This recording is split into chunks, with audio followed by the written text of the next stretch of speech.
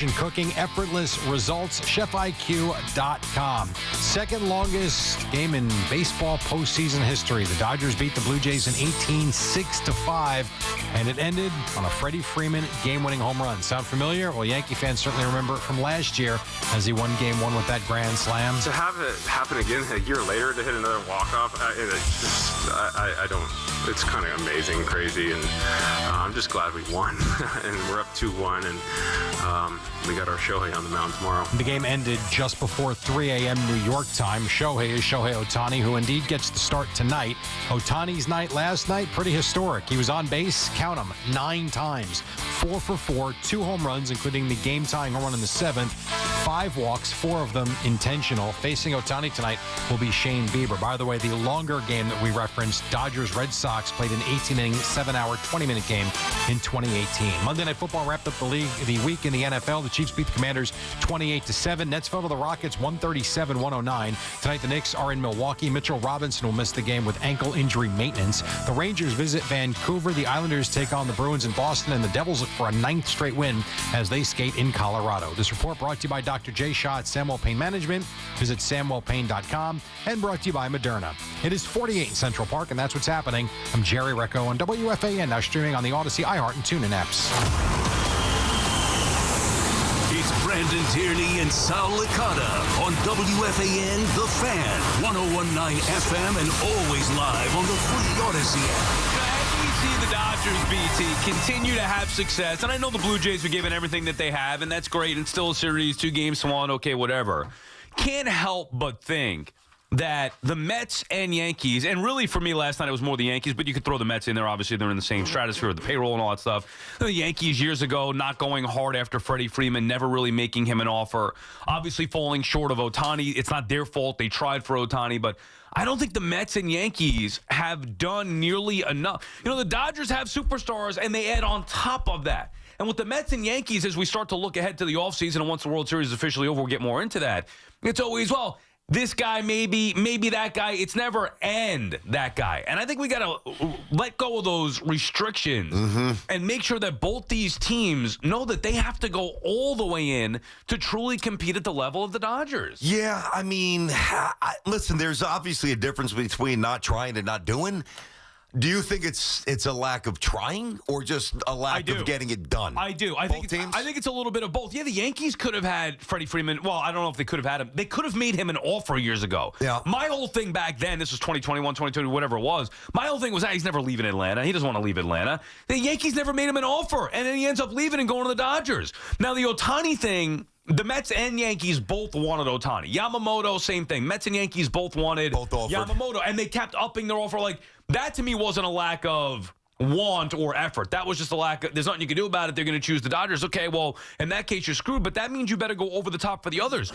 Soto last year, the Yankees drew their line. It could have, like, instead of us saying, well, plan B was great, it could have been Soto plus the other guys to make the team better. Same thing with the Mets as it pertains whether it's last year or this year. Like, I kind of took off the gas because I just wanted Soto and they got Soto. But why couldn't it have been Soto and Fried and a top pitcher? You know what I'm saying? Like, I do. Same thing this year. It seems like, well, it could be Bregman or Alonso. Or if they bring back Diaz, maybe they can't do...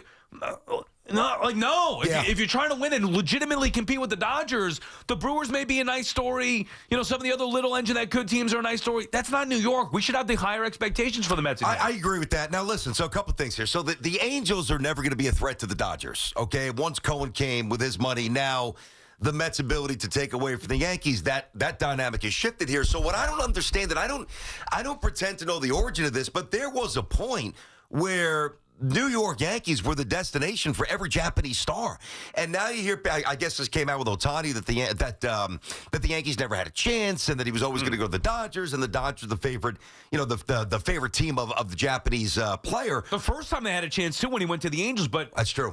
Remember, the Yankees were involved in that. I know they were. I just don't know why it's changed here. So.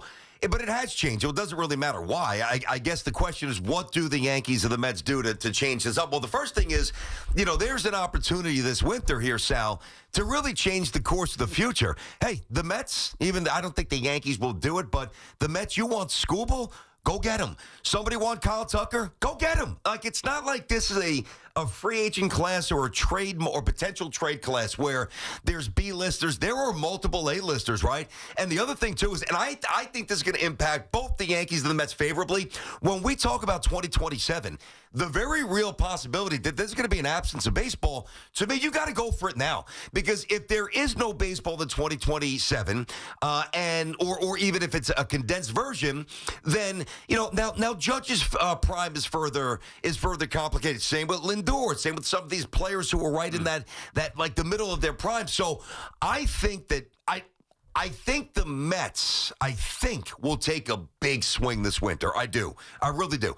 I'm less convinced on the Yankees, but with your ultimate point, I'm with you. Like, there's no reason why there should be the Dodgers and, like, the Yankees and the Mets at the altar bowing to the Dodgers. Go and do the same damn thing.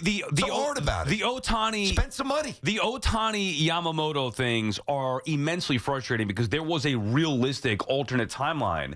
Had Ohtani signed with the Yankees years ago, we could have been talking about Shohei Ohtani for the last 5 years as a Yankee, and think about what he's done with the Dodgers. Imagine him doing that with the Yankees. Unfortunately, it wasn't the Yankees' fault. He didn't want them. Okay, he didn't want them when he chose the Angels, and he didn't want them again when he chose the Dodgers. Now, the second time around, the Mets would have been involved as well with Cohen's money, but he didn't want New York. He wanted them. Yamamoto, same thing. As for the other parts, that's where, to me, it gets interesting. You mentioned Skubal, or you mentioned Kyle Tucker. Yep.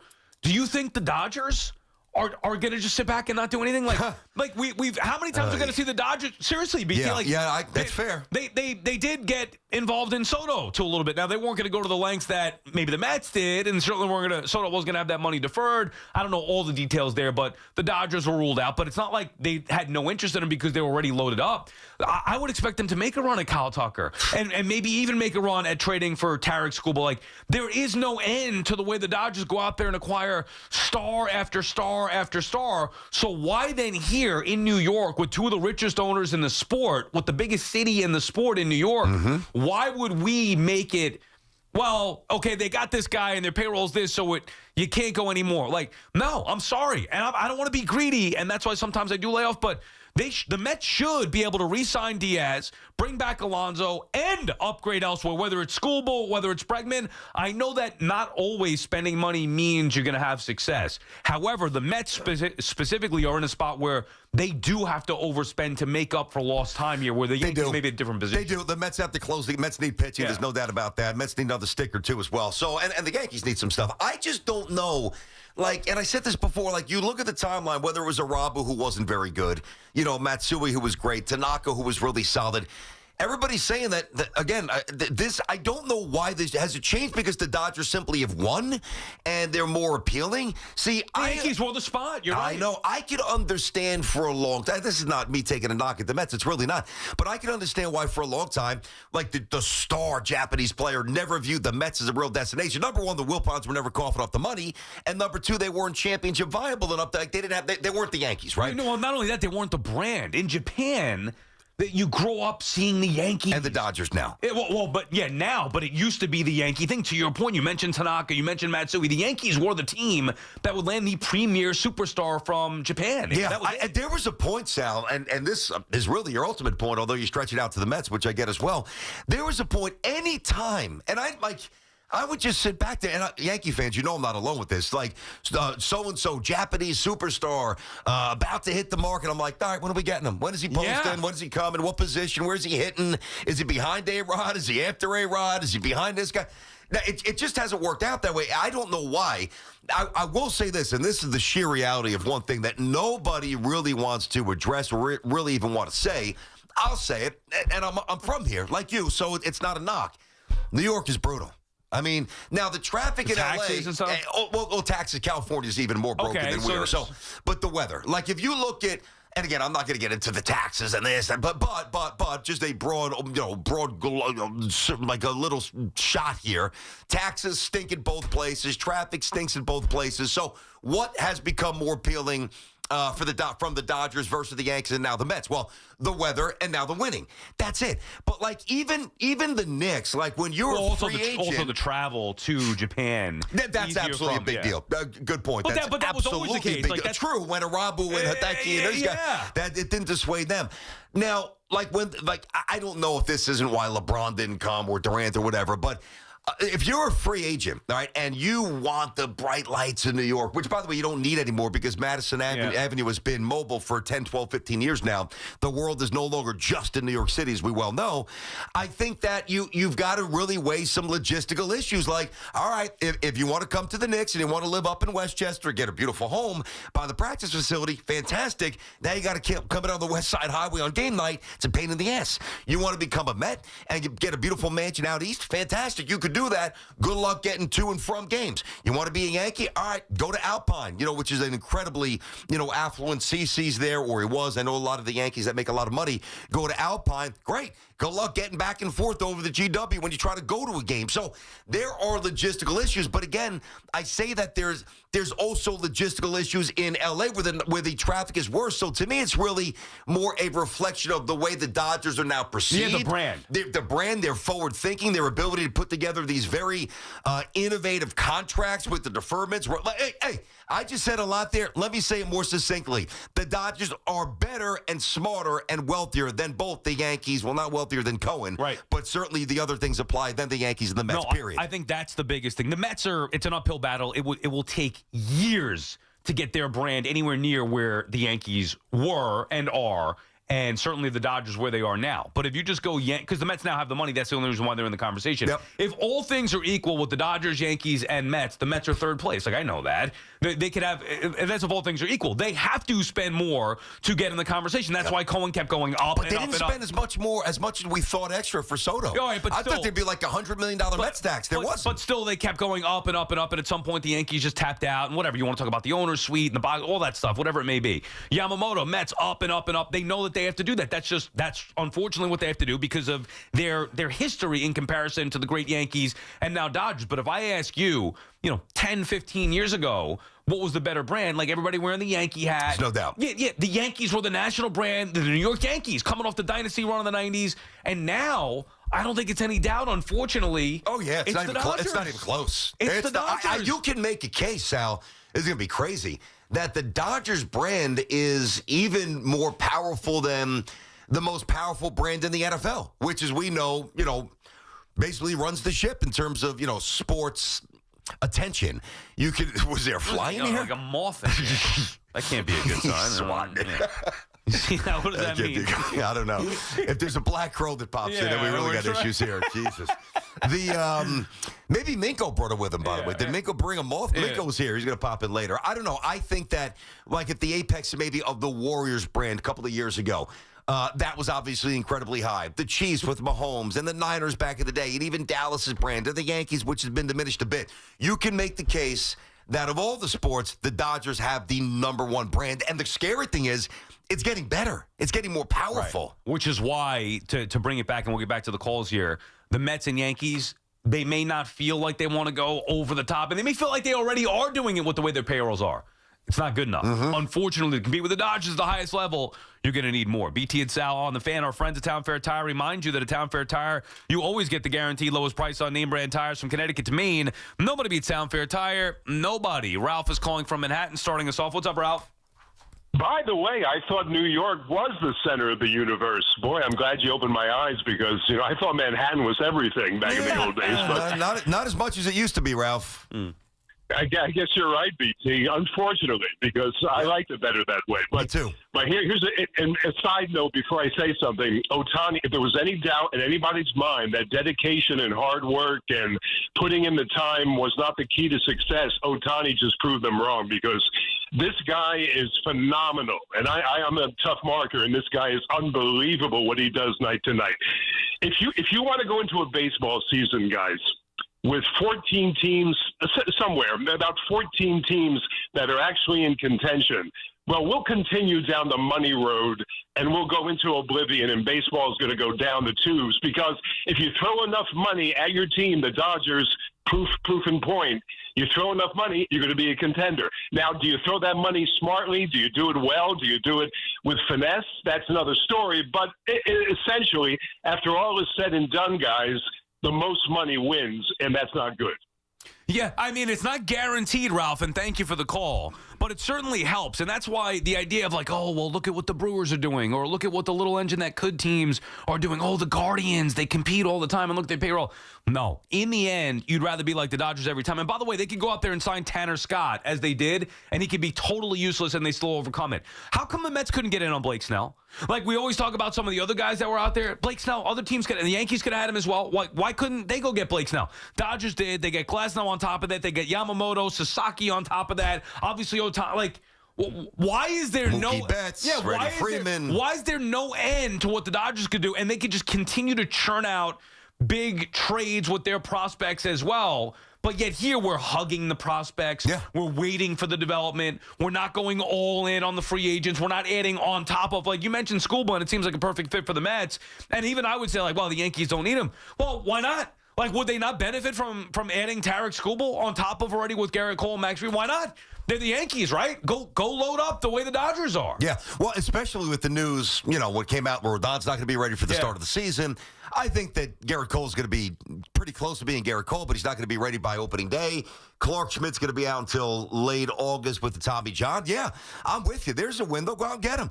Flex here. This is the time to flex, guys. He's available. Everybody knows that the Tigers aren't going to give him $500 million, whatever. There might be more, whatever the number is. And I'm not even imploring the Yankees to necessarily do that, but get rid of some of these prospects and bring him in for next year. And then from the Mets' point of view, I really do think McClain could be special. And I understand, and I mean special, not good, I mean special. And I understand the pushback like, you don't want to give up McClain for a possible rental. And I do, from just baseball sensibility, I do understand that. But I even would disregard that and say, no, there's no way you can enter the year next year with Manaea. But think about it this way. And hoping that all these guys are back to form and healthy and the McClain. And I'd give up anybody for him. Would you give up Schlittler? No. Okay, but then, hold on. I know. It sounds like it's a contradiction. Well, it is. Because it's not, though, because the Yankees don't need Skubal as desperately as the Mets do. But the point is, those guys, Schlittler and McClain, are the most valuable commodities in the sport. That's the most valuable asset that you could possibly have. A young pitcher with star potential that is under control for years to come. I know. I'm with you. And by the way, if Skubal, if it were Skeens, different story. Skubal's under control for 1 year. Yep. So that's the only, I'm not a prospect hugger. You can take literally anybody else. You want Alvarez, you want Mauricio, you want Benj, you want Jet Williams, like from a Met perspective for Skubal. Literally, it's Sproat, Entong, like multiple others. You could have anybody else. McClain's the one thing. Same with Schlittler for me. Like, you could have Dominguez, you could have Spencer Jones, you could have Lombard if you want. Like, to get Skubal, you could have, those are the guys we're talking about here.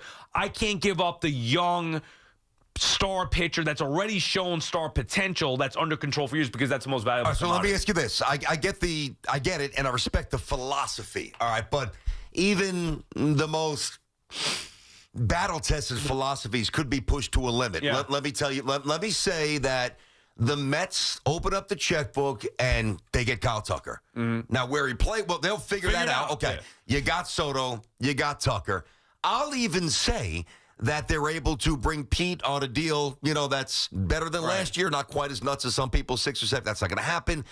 Basically, what I'm saying is the Mets load up for 2026. You're still not giving up those guys. You're not giving up McClain for that one push for the World Series. Because to me, he's a number 2. So, and also you could just say that you would just go sign him next year. Like, I know what you're saying, and maybe there is a world where you can convince me if it were McClain straight up for Skubal.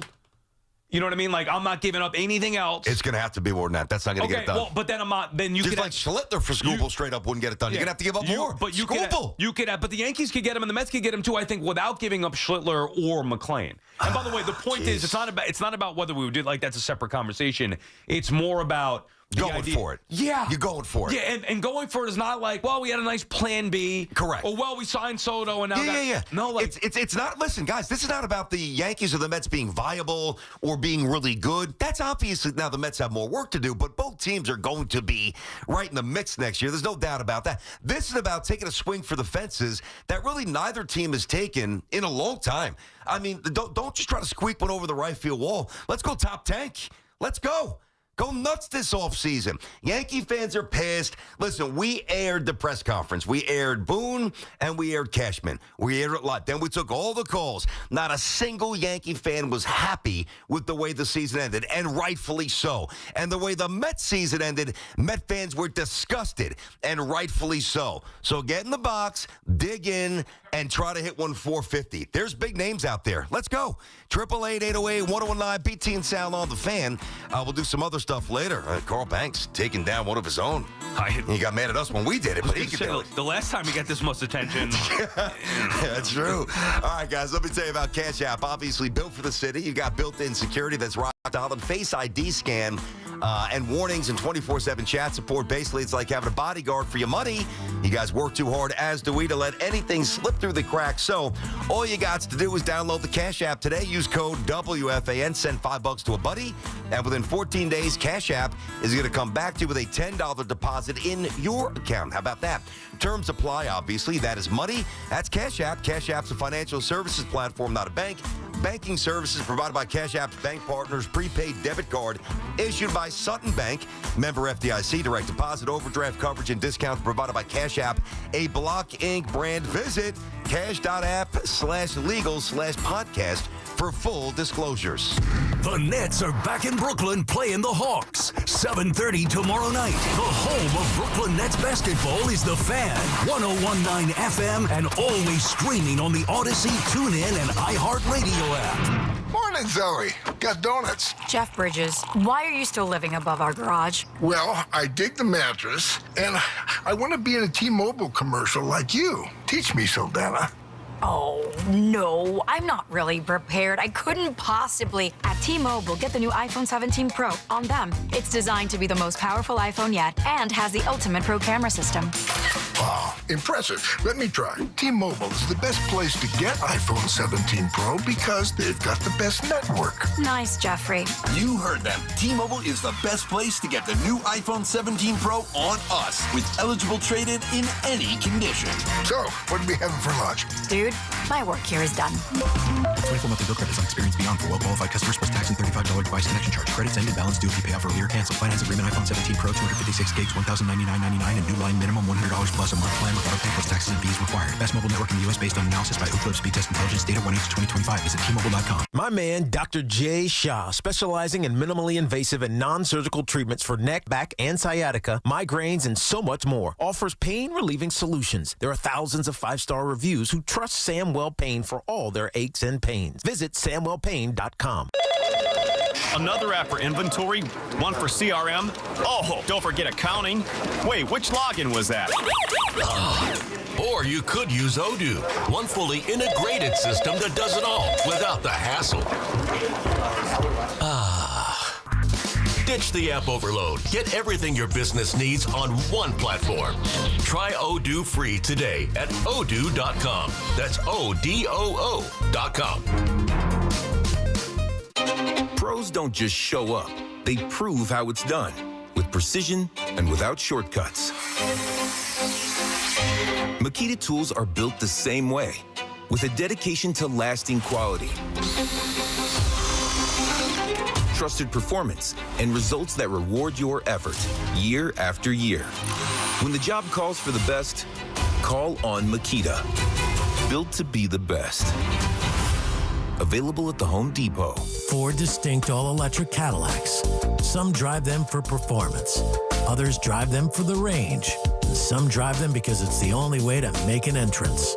3 different ways to turn every drive into an occasion. Whatever your reason, there's never been a better time to say, let's take the Cadillac. The all-electric Cadillac family of vehicles.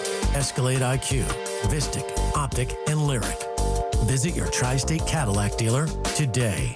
We're always talking New York sports on The Fan. Stars rise, legends are made, and one player rules them all. DraftKings Sportsbook, an official sports betting partner of the NBA, brings you King of the Court every Tuesday. Here's the deal. DraftKings puts up $1 million in bonus bets each week. Opt in, apply your token, and place a $5 pregame bet on the NBA star you think will dominate each Tuesday. If they finish the night leading the league in points, rebounds, and assists, they're crowned King of the Court. And you win your share. Download DraftKings Sportsbook and use code WFAN for your shot at a share of $1 million in bonus bets with code WFAN. In partnership with DraftKings, the crown is yours. Gambling problem? Call 877-8-HOPE-NY or text HOPE-NY 467-369. 21 and over. New York only. Eligibility restrictions apply. One token per customer that expires at the start of the final NBA game when offered. Winning shared as $1 million in non-withdrawable bonus bets that expire in 7 days. Restrictions apply. Terms at sportsbook.draftkings.com/promos. Mnexspike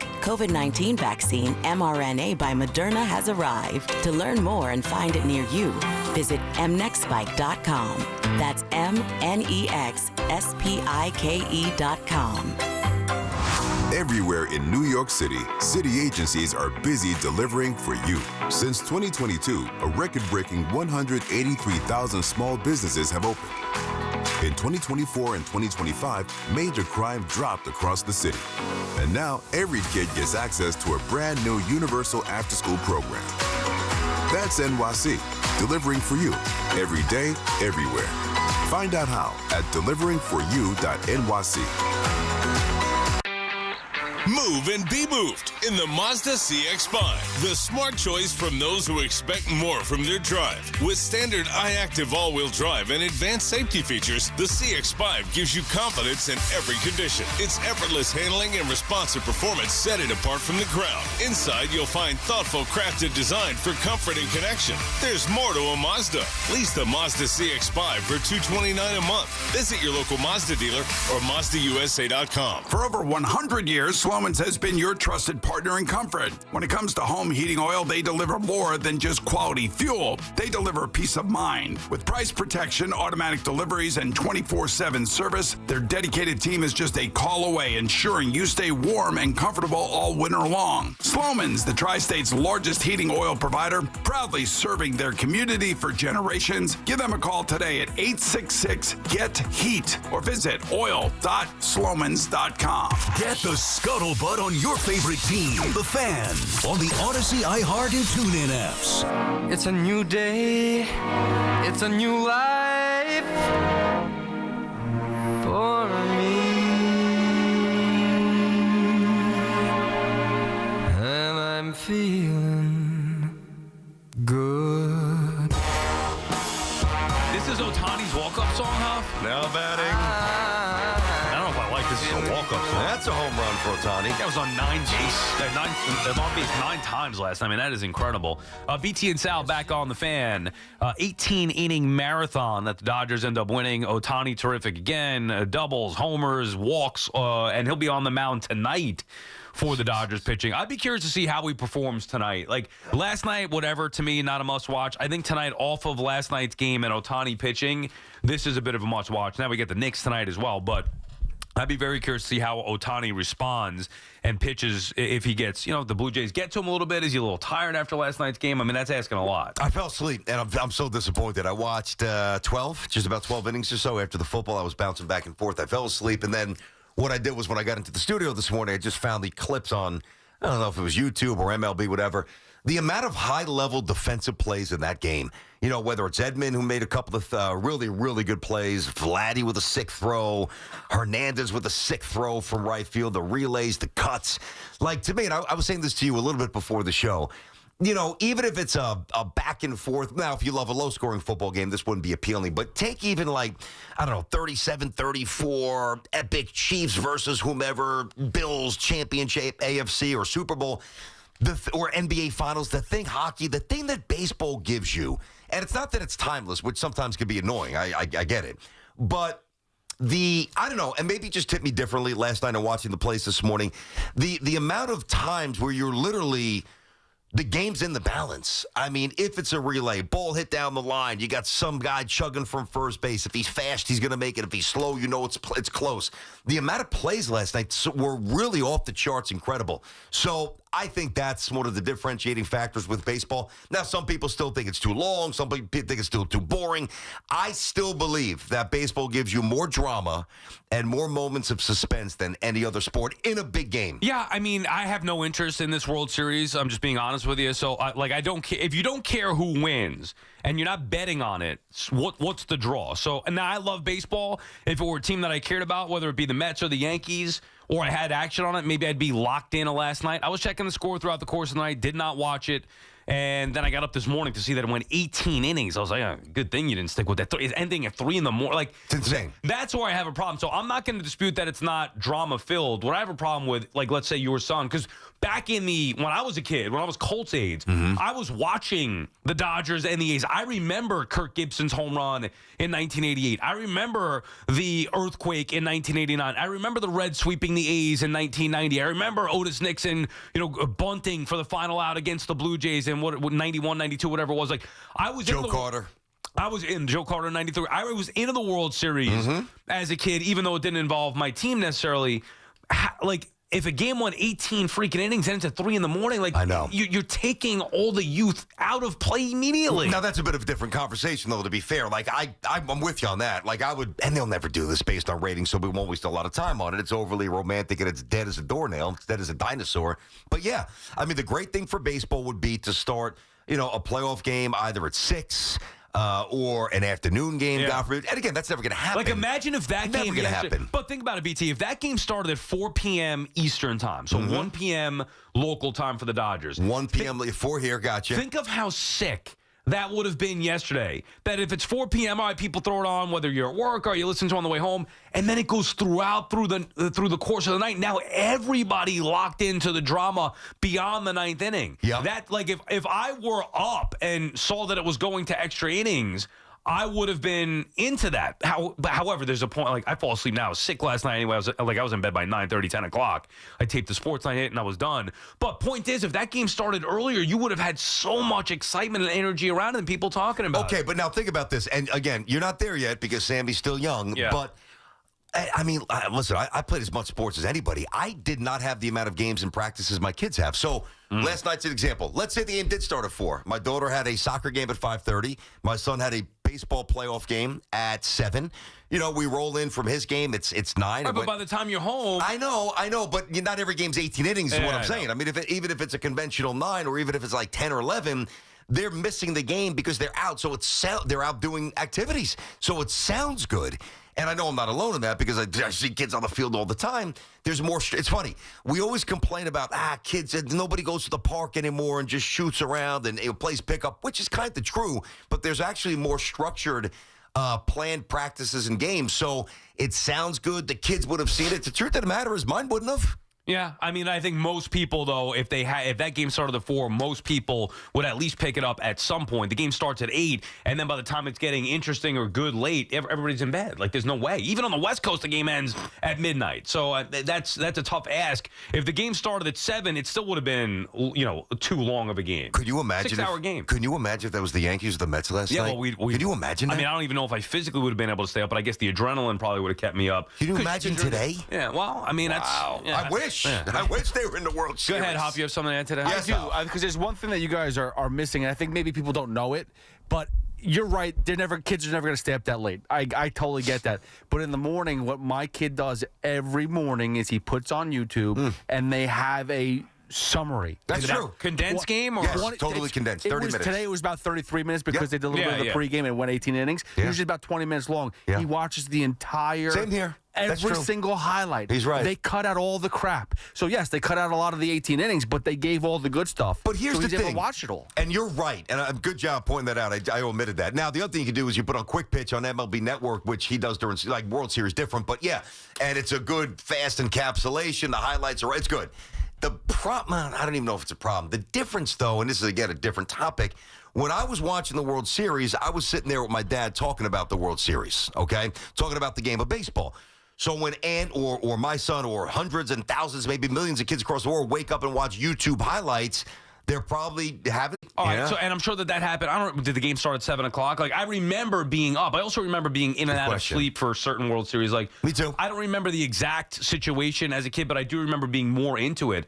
And also, just like do you really care who wins this World Series? Are you rooting for Mattingly? Or you know, I told you I am. I came around. I want to see Dodger get the ring, and I want to see the Dodgers lose. I'm tired. I can't stand the Dodgers anymore. I'm sick of it. So then maybe you have more. I just don't care. I get it. Yeah. I mean, if the Mets aren't there, or the Yankees, for most people, they're not watching, and I'm not watching it the way I would be watching our teams. Clearly, I was watching Mahomes last night. Yeah, I'll be watching the Knicks a little bit tonight, doing the dance. Yeah. But I'd love to see Mattingly win for him, and I'd love to see the Dodgers lose. I'm tired of them. Sports Talk on WFAN, presented by Paramount Plus. You can't count on much, but you could always count on Sundays with the NFL on CBS and Paramount Plus. Watch your local NFL game live every Sunday all season long. Visit ParamountPlus.com/NFL to get started today. John is in Philly. What's up, John? Hey, guys. Thanks for taking the call. Hey, before I go into my Yankee point, one thing that the Dodgers do, and you guys just mentioned it before, they have a unbelievable ability of identifying prospects and unloading key prospects. That's how they got Mookie Betts, and going out and signing guys like Freddie Freeman. That changes the entire dynamic of that team. But I think the Mets are actually in better position than the Yankees because they have the farm system and the money, so they can replicate this in the years to come. But here's my Yankee point. Because the Yankees, I think, have to operate a little bit differently. I say this with a lot of respect to Stanton. The guy's been a team player, a leader. Key moments he's come up, and he's owned up to his shortcomings, which I respect. I think the Yankees absolutely have to release Stanton this offseason. He's got 2 years, $34 million total in his contract. Go out there and get a first baseman. Or, and this is hopefully this doesn't happen, but we don't really know yet what Judge's elbow is going to be. We hope that he rehabs it during the offseason. He has no issues. But if he has a situation next year where he re-aggravates that elbow, he then goes immediately at DH spot. So I think the Yankees have to be much more proactive as they have not been in the past. Go out there and make some roster moves. They can't roll out the same team to next year. John, let me tell you this, and the Stanton, here we are with the Stanton stuff. I think I've been talking about Stanton for 10 years, wanting him gone, and it is all about respect. I got you, but he definitely complicates what they could do. I mean, it's easy for me to say this, but I really think that I would do this if I was Hal. I would buy out Stanton. I would make him disappear. I'm sure you could trade him at this point for something. Yeah, maybe 60, 70 cents on the dollar. That's probably pretty true at this point. There's got to be some value from somebody in Stan that even if you paid a portion of it down and didn't get anything back. Like, I think that there's ways to work with it if they wanted to move on from it. And I think there was a point where maybe that wasn't the case with him, where he just wasn't physically viable enough. Yeah, I'm probably with you on that. Oh, yeah, by the way, the Marlins are paying $10 million of the money as well, so they're going to help defray that. So get rid of Stanton. I say that with respect. Bring back Bellinger, put him at first base, go get Kyle Tucker.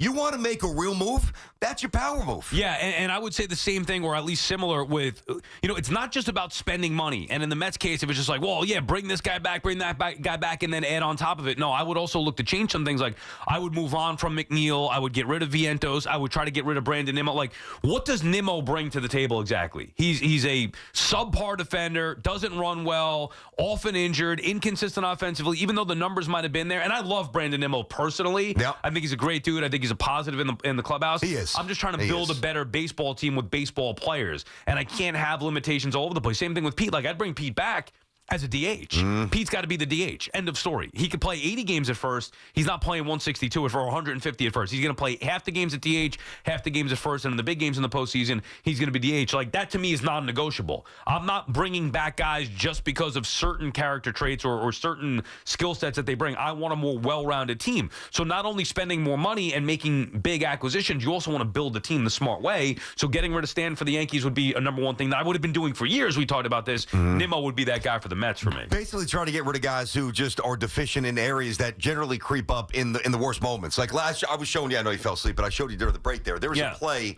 and I'm not saying he's Mattingly or Keith Hernandez or even Freddie Freeman.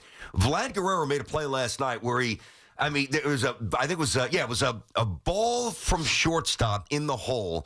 And it was like it was thrown. It was short, right? And there was obviously a runner who's trying to get to third base. So he comes firing off the bag. It's a vicious short hop. Like, it had some heat on it. Short out, one motion, throws the dart to third, bang, out. There is no way Pete Alonso could do that. Yeah. There is no Now, I know Pete picks the ball. Everybody, he picks the ball amazingly. Okay. Then he's got to basically look at the seams and throw a knuckleball before he unleashes one. So, Yeah. we shoot can a free throw. Exactly. We could sit here and say, well, he's worked hard on his defense. Again, I'm not trying to denigrate him. I'm just pointing out the obvious that people need to understand this now. When you are trying to win a World Series, that stuff matters. It's going to rear its ugly head. If you got an outfielder like Nimmo, who's got a rag arm, and there's a play at the plate, and he throws a lollipop to the shortstop, and guess what? The base runner scores from first base on a double down the line by a half a foot. Well, if you actually had an arm, you're out. And if Stanton could run and Stanton could actually play defense, well, that enables Boone to do some things. So this is not knocking players that have done a lot for these teams, and that's not about being disrespectful. Right. It's pointing out the obvious. It's time to get to work for the Yanks and Mets. Let's go. 888-808-1019, BT and Sound on the Fan. All right, guys, Who's Hot in Football brought to you by Petro Home Services. Now, I am pretty confident in all the years I've read this, I've never read anything about a Jet. Breece Hall, watch her get traded today.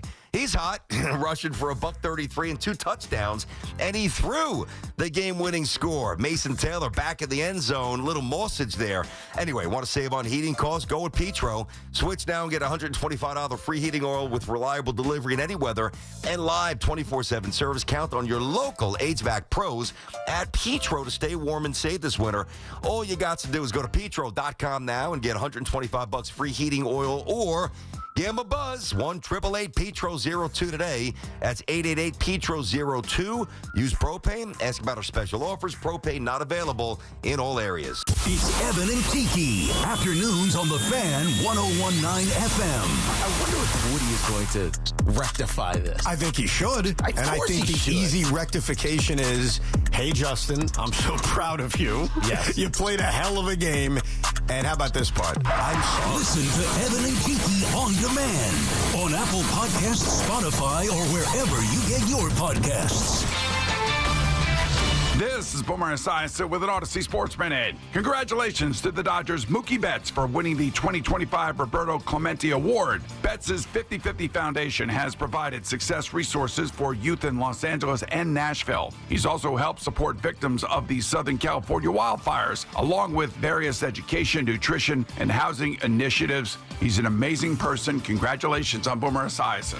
This is an important notice to all U.S. taxpayers. The IRS is giving away billions of dollars in tax savings through a federal program called the Fresh Start Initiative to aid delinquent taxpayers. This initiative was established for anyone facing financial hardship and unable to pay their back taxes. Qualifying and enrolling in this program will stop all collections, settle your delinquent tax problem, and even reduce what you owe by thousands of dollars. Call the hotline at People's Tax Relief to see if you qualify and get this free information by dialing 800-922-1284. If you have unfiled tax returns or cannot afford to pay your personal or business back taxes, you can now get the help you need. One simple phone call can resolve your tax problem and save you thousands of dollars. To see if you qualify and to get this important free information, call 800-922-1284. 800-922-1284. 800-922-1284. Let's qualify for enrollment. Results vary. Consult with your tax professional prior to enrollment. Hey, football fans, tune in this week to kick off with Boomer and Valenti, where the guys break down the biggest headlines and storylines from across the NFL. Kickoff with Boomer and Valenti is brought to you by the Home Depot. When the job calls for the best, call on Makita. Available at the Home Depot. How pros get more done. It's NBA tip-off week, and FanDuel is your home for live betting. So even if you miss the start of the game or want to ride the hot hand, FanDuel has live bets on everything from who will score next to fourth quarter comebacks. Plus, you can even combine your live bets into a same-game parlay for a shot at a bigger payout.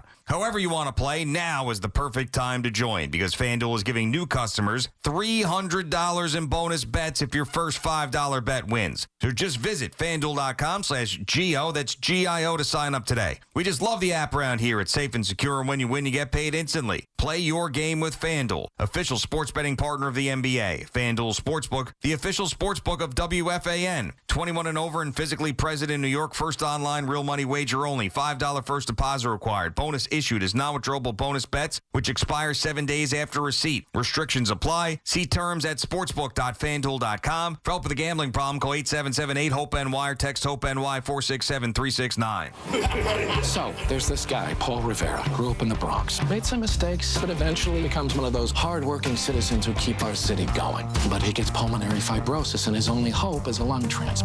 When one hospital, Montefiore Einstein, get him a new lung, and they give him a new life. Right. Everyone in his neighborhood is like, they give that guy a new lung or a new motor. The story, Mr. Giamatti. Well, you ought to know, Mr. Rivera, you lived it. Everyone loves a comeback. Montefiore Einstein, national leader in transplant. Get ready for more BT and Sal on The Fan. Wouldn't you know if you made $7 million? DC politician Mikey Sherrill is so out of touch, she can't even remember. It said she made millions on the stock market, tripling her net worth while in Congress, and was then fined for unreported trades. Is that true or false? So, I think we made money. Come on. Who wouldn't know if they made $7 million? I'm Jack Chittarelli, born and raised right here in New Jersey, where it's never been harder for the middle class. That's why I'm running for governor, to fix our state. In Congress, the only thing Mikey Sherrill fixed was her bank account. And she voted for higher taxes on your tips and overtime. Mikey even voted for higher taxes on your Social Security. Who does that? Let's be clear. I'm the only candidate with a plan to make New Jersey affordable. I'll reduce property taxes and lower energy bills, because you should keep more of what you earn. New Jersey, Jack Chittarelli is the change we need. Mikey Sherrill is just more of the same. Paid for by Chittarelli for Governor Inc., P.O. Box 225, Annandale, New Jersey. Go to WFAN.com/contest to enter for a chance to win tickets to see Iron Maiden at Sports Illustrated Stadium on September 5th from our friends at Live Nation. Tickets go on sale this Friday at 10 a.m. at livenation.com. House stealing.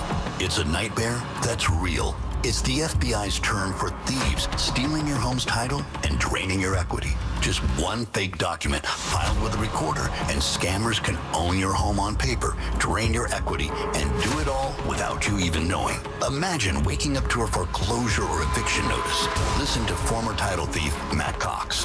What people don't realize is the ease in which this crime can happen. I can take the deed to your house and I can transfer that deed into my name. It's a great crime, and it's happening all the time. So how can you stop the nightmare and protect yourself? Find out if you're already a victim now at HomeTitleLock.com. Use promo code RADIO and get a 30-day free trial of their $1 million triple lock protection, a title scan, and access to a title specialist, a $250 value. Don't wait. Go to HomeTitleLock.com now. Promo code RADIO. In St. Pete, Clearwater, you can chill by the crystal clear Gulf. And stroll downtown St. Pete's galleries and murals. And hang with the locals at a fishing pier. And escape to secluded white sand beaches. Secluded, huh? Yeah, and they're spectacular. And then grab a sandwich at the grouper capital of the world. And maybe a nightcap at a rooftop bar with sunset views. Okay, in St. Pete, Clearwater, you'll find just what you're looking for. And then some.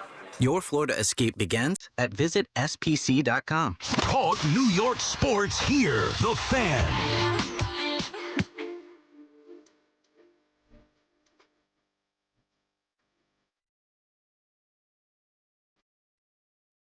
BT and Sal back on The Fan, 888-808-119. You know what's funny? Hoff will get us Sydney Sweeney on the air, and yet we asked for, like, Don Mattingly, and that can't happen for some reason. How was that, Hoff? Interesting. You know how many texts I got yesterday, by the way? Oh, my God, how'd you get Sydney Sweeney on? I can't believe it. I'm so jealous. I'm like, dude, it's not that big of a deal. Like, it is a big deal to get her on, but there's nothing to be jealous about. We talked to her about her movie. She wasn't in studio, put it that way. That's a different story. Excellent point. If she was in studio and we got a picture with her. That's a little different. Yeah, this was a little bit. But Huff, I mean, you know what I'm saying? You get Sydney Sweeney, that's great. Where's Donnie Baseball? I mean, he's in the world. He's in L.A. in the World Series right now, dude. He's busy. He was on with Francesa's podcast the other day. Did you see that? I told you he was on. We've been trying to get it because I just looked at my notes here before we came back from break, and I had, we talked about maybe getting, well, I'm not going to name it because I don't want other people stealing the ideas, but whatever. It's a couple of different guests that we had talked about possibly having on, and Mattingly was one that we were trying to get on since we were doing the baseball card game like a year and a half ago. Can you do me a favor? Can you not be like my wife and break my balls over everything? He does break them, dude. He calls do me you a favor, out. like say, hey, thank you so much for Sydney Sweeney. Well, That's I did. what I'm looking for. What I was going to say was it was kind of a backhanded compliment. I was bringing up the fact that you got Sydney Sweeney again. We were just waiting to get to the compliment But part. Backhanded that's the swipe. compliment. You got Sydney Sweeney. Everything else is, all right, where's Donnie Baseball? Dude, people loved it, man. Yeah. And one thing I got like, oh, how'd you not ask her about this? And why did you? Dude, you actually think I'm going to be a 52-year-old? Just like, risque stuff. Do you think I'm going to be, let me answer no. You think I'm going to be a 52-year-old horn dog on the air with a 28-year-old when I have a wife and a 9-year-old daughter, a 10-year-old son? Now, younger me. Yes. All for it. Stop. No, I was very conscious of not turning that into a perv spot. There's no way we were going to do that. Yeah, we're way above that. Or political. Like, if We're somebody's way above asking me, the perv oh, did stuff. you? Yeah. No, I mean, like you said, with a 28-year-old, like, we're not going down that road. I'm sorry. No. So there were a couple What if she was 30? Nah, I'm still like I don't think that. I think that there are ways you could have fun with it and be flirty or whatever in certain spots. She was awesome. Harder to do that on the phone, but I didn't want to make that a pervy thing. And if you start asking about her bath soap, then it could go down a different, or even like mean, maybe you could. Well, then that becomes a political thing. Yeah, I don't think it's as charged as some. Yeah, I trust me. I hear you. I'm well aware of what happened and what's happened, but I don't know that that's quite. I guess for some, anything could be, and it was politically charged. I think that's dissipated, but I hear you. I got you. So that was it, but it was fun talking to her. It was. She was cool. Okay, now we await Donnie Baseball. BT and Sal on the Fan, 888. By the way, my wife, I texted her, whatever, how it is throughout the course of the day. Hey, how's everything going? And then she writes back, oh, well, I'm busy working. Sammy's not feeling great, but she's feeling better, but she's not eating a lot, whatever. And then later in the day, hours go by, and we had Sydney Sweeney on. Yeah. Who transcends sports talk. Like, I'm not going to tell my wife, we had Brian Baldinger on today. Yeah. Breaking down the Wham Gap 22 HUD on 3. But So what say about Sydney? I texted her, and I kind of thought that this would be the reaction, but I just wanted to see. I texted her. I talked to Sydney Sweeney on the phone today. Mm-hmm. Now, what do you think she responded back to that? Well, I've been around you two. Right. I don't think it bothered her at all. What would you think would be a response? Hoff, if you care to chime in here. Like maybe a one-word great. Was she cool? Okay. Very, very benign. Nothing. No. Now, Hoff might get a different Hoff, answer. what do you think there? Different question, I should say. Well, I think she would have been like, I don't care. Yeah, that's kind of what I'm getting after. Good for you. It was even worse than that. She thumbed up. Gave me the thumbs up on what I said to her. Wow. Now, hold on. Question. Not even sent the thumb emoji. That's what I was asking. Just tag the text. Ooh, not even like the personalization of going to her emojis that she uses quite a bit and getting the thumb, just actually hitting like on what you wrote? Correct. Don't care would have been fair enough, bad enough. When you said like good, nice, like those would have been bad. This was even lower than that. Wow. Just tagged my text with the thumbs up. I'm like... Exactly. I'm like, do you know who she is? She has to know who she is. Yeah, she definitely does. Well, then it started to come in a little bit. You send her a picture of her? No, then she the knew who different she emojis was. come in. She knew who she was. And I was obviously playing the game of like course. joking around. Sure. And then she gets into it like, let me give you the exact. I go, you know who she is? She goes, yes, hot lady with old men salivating. I was like, young men too. Yes, that is correct. And your husband? I mean, hot old men. What's your old men with old men salivating? Yes. With all the men salivating. Oh, I think you said all the men. All the men. All True. the men. That's a all good, the men that's a good salivating. scout report. You nailed it. And she wasn't impressed at all. Oh, wow. I don't even think Jen knows we had her on. I don't think she does. Shoot her a text in real time. See what's. Hey, by the way, talked to Sydney Sweeney yesterday. We were just so busy. I guess it was one of those days. Come in, come home, run here, run there, run here, run there. What do you think she'd say? Would you be like, "Oh wow, that's cool"? Or she'd be like, I think she'd be. Yeah, I think so. BT and Sal on the Fan. Hoff, did you tell your wife about it? I did. She asked me how my day went. I said, I booked Sydney Sweeney, and she was actually very excited. Then she asked what we talked about, and I told her, she's like, you guys screwed that up. Well, what would you want us to talk about? She wanted us to get more controversial. Bra size? No, she wanted to get more controversial. She wanted to get what do you mean controversial? What, the ad, the commercial? Yeah. She's like, why don't you talk about the jeans? I was like, well, we were talking about fighting and gaining weight.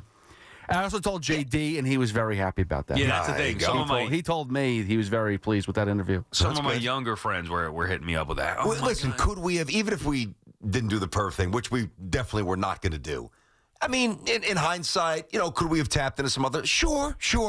But really, it was about the movie, and she was pretty engaged, and I thought for what we talked about, it was good. Right. Were there other areas? Sure. There's always going to be that happens with me all the time with interviews, especially one like that. Yeah. Where there's not going to be we had 11 minutes.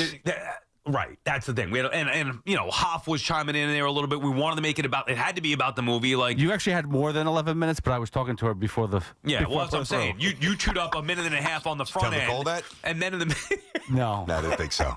There's always regrets with interviews. Yeah, but especially one like that is such a short time frame that it's never going to happen again. Challenge for you, because I don't think I had any. Now you've also known him a lot longer. I don't think we had any regrets about having Schmooze on. I think we pretty much hit everything. He was here for now. We also had him for over an hour. No, even with that, there were some. I was like, man, I forget what they were off the top of my head, but I wanted to get to the Russ stuff. We got to most of the things we got to with him, but there were certain things maybe I think about, like, that happens, I think, with any interview. We could have Boone on. It's like, oh, man, could have asked him that, or whoever it may be. Yeah, I think if you don't self-reflect on the interview, you're probably not very good at your job. So I do that as well. I try to. But, the key is to be ready. And quite frankly, we had no chance to be ready because we find out 3 minutes before she's coming on. That's the other thing. We knew she's coming on. We knew a half hour in advance. And also there wasn't a natural sports tie-in there. Anyway, not to make excuses about it. Check it out on all of, Odyssey and all that stuff. Free app. Joey is calling from Rye about his Yanks. What's up, Joey? Hey, Joe. Hey, how are you? First time, long time. All right, Joey. About her. So, just want to go back a sec to what you guys were talking about. I'm a Yankees fan, and I, too, have been watching the Dodgers, wondering why the hell we can't get any good Japanese players. And I just wanted to post something to you guys. There's a guy, George Rose, who unfortunately passed away 2 years ago, who was a really pivotal part of the Yankees organization. Mm-hmm. He was their first director of Pacific Rim operations. I felt I had to call in because I went to business school at George. Okay. And he left in 98, took a leave of absence to go translate for Irabu. And he translated for Irabu in the 99 and 98 season.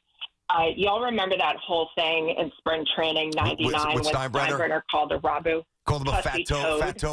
Fat toad. Yeah, exactly. I remember. Exactly. So George was right in the middle of that. Yeah.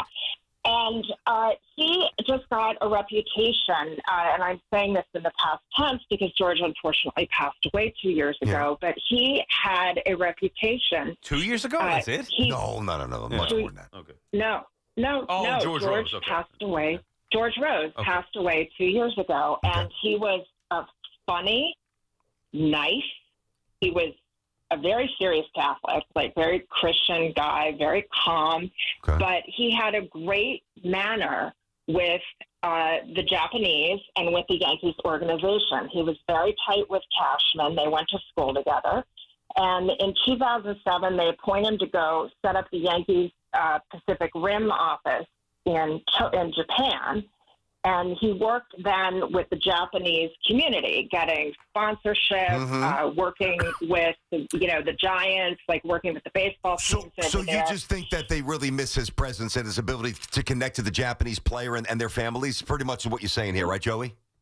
Well, yeah, I don't know. Even when George came back, he was involved in the whole when Tanaka came to the Yankees, and I realized that was almost 10 years ago. Yeah. But he's been involved up until he unfortunately passed away at the age of 57 2 years ago. And I just don't know that the Yankees have had that type of presence. Yeah, you could be right. I mean, that liaison. I don't know. Okay, interesting. Yeah. I mean, maybe. Oh, I think she dropped we lost her there. It's an interesting thought. I did not know much about Mr. Rose. Sounds incredibly believable. I believe her. Business school with him. And I would think the personalization, because the money's going to be the money, and the geography is going to be the geography. But if there's a less than personal touch or a level of comfort with somebody that was the liaison from the Yankees to the Japanese baseball player and their families, that's an interesting way to look. I don't know if that's the whole thing, but that could be possible. Yeah, I mean, I was learning right there as she was speaking. I didn't really know about that. I think it's more that the Yankees are not the same brand that they used to be, plus the proximity with the Dodgers. Hey, look, it could even just be as simple as the Ohtani effect. Ohtani's the one guy who didn't want the East Coast, maybe for travel, maybe for whatever reason, but he's the one. Pre-Ohtani, the Yankees are still in play for the big free agents from Japan. Ohtani was in the mix to be with the Yankees. He wanted the Angels instead. And then Ohtani chooses the Dodgers, and then that opened the floodgates to everybody else going with the Dodgers. That's interesting as well. I mean, think about LeBron. Say if LeBron would have gone to the Clippers back in the day, maybe Chris Bosh goes to the Clippers. Right. You always need a Pied Piper, right? So it's probably not just one thing. The Yankees brand, which is still obviously really good, but it's been diminished. The Dodgers spending power, Cohen's checkbook, the flight from Japan, from LA to Japan. The Dodgers, they just keep winning here. So right now it's undeniable. There's more appeal for the Dodgers than the Yanks to the Mets. And our mission, that's what we started the show with. Let's have a change this offseason. Dig deep, spend some money, get a Tucker, get a Skubal. I'm talking both Yanks and Mets. Just go all in. BT and Sal on the Fan. We're talking about interviews and second-guessing stuff and having regret. Well, when we come back, we'll talk about Carl Banks and all the stuff that he had to say about Dexter Lawrence yesterday, and we'll get into your calls with the baseball stuff as well. 888-808-1019 right now. Let's get you updated. Here's Jerry Recco.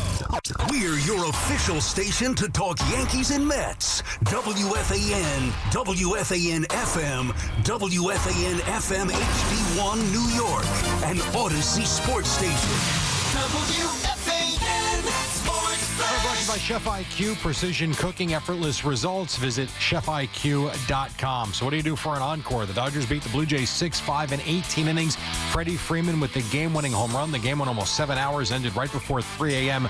New York time. Well, for John Schneider's team, quick turnaround. He says they'll be rested and focused for Game 4. This group is going to be ready to play tomorrow. You know what I mean? It's longest game in World Series history, whatever it is, tied for it. I mean, these guys are enjoying it. They were in the right mindset and the right headspace the entire time. You know what I mean? It sucks that it's late right now. We got to come back and do it again tomorrow, but these guys are going to be more than ready. And they will give the ball to Shane Bieber, who will oppose Shohei Ohtani, who last night, all he did was go 4 for 4 with 2 home runs, including the game-tying home run in the 7th, and he was walked 5 times, 4 times intentionally on base, 9 times on the night. The Chiefs beat the Commanders 28-7. Patrick Mahomes, 299 yards passing, 3 touchdowns, 6 catches for Travis Kelce and a touchdown. He tied Priest Holmes' most touchdowns in Chiefs franchise history. The Rockets beat the Nets in Houston 137-109. The Knicks are in Milwaukee tonight. And on the ice, the Devils look for a 9th straight win as they skate in Colorado. The Islanders will be in Boston, and the Rangers visit Vancouver. This report brought to you by Ray Cattina Lexus of Freehold and Ray Cattina Lexus of Monmouth. One legendary name, 2 exceptional Lexus destinations. Ray Cattina Lexus of Freehold and Ray Cattina Lexus of Monmouth, where they proudly sell more Lexus vehicles than any other Lexus dealership in New Jersey. Experience the best selection and expert service only at Ray Cattina Lexus. Also brought to you by Flushing Bank. It's 50 in Central Park, and that's what's happening. I'm Jerry Recco on WFAN, now streaming our podcasts on Apple Podcasts, Spotify, and wherever you get your podcasts. Who will stay? Who will go? Big questions loom for the Yankees and Mets this offseason. Get the latest here. The Fan, 101.9 FM, and always streaming on the Odyssey, TuneIn, and iHeartRadio app. Life's rewarding, especially with Flushing Bank's Complete Cash Rewards program. Just open a personal or business complete checking account to get started. With 29 New York Metro locations, there's nothing easier or more rewarding. Visit flushingbank.com today. Member FDIC. Calling all Hoops fans, get off the bench and onto the court for another exciting basketball season with BetMGM, an authorized gaming partner of the NBA. From same-game parlays to live bets, you can call your shot during any play. Rooting for your favorite players? You'll find all sorts of markets for betting on any star's performance on any given night. Don't miss a single highlight or buzzer-beating shot by getting all your picks in with BetMGM. Ready to shoot your shot? Download the app today and make your bets. BetMGM, make it legendary. BetMGM and GameSense remind you to play responsibly. See BetMGM.com for terms. 21 years of age or older to wager and physically present in New York only. Subject to eligibility requirements. Rewards vary and expire in 7 days. Gambling problem? Call 877-8-HOPE-NY or text HOPE-NY 467-369.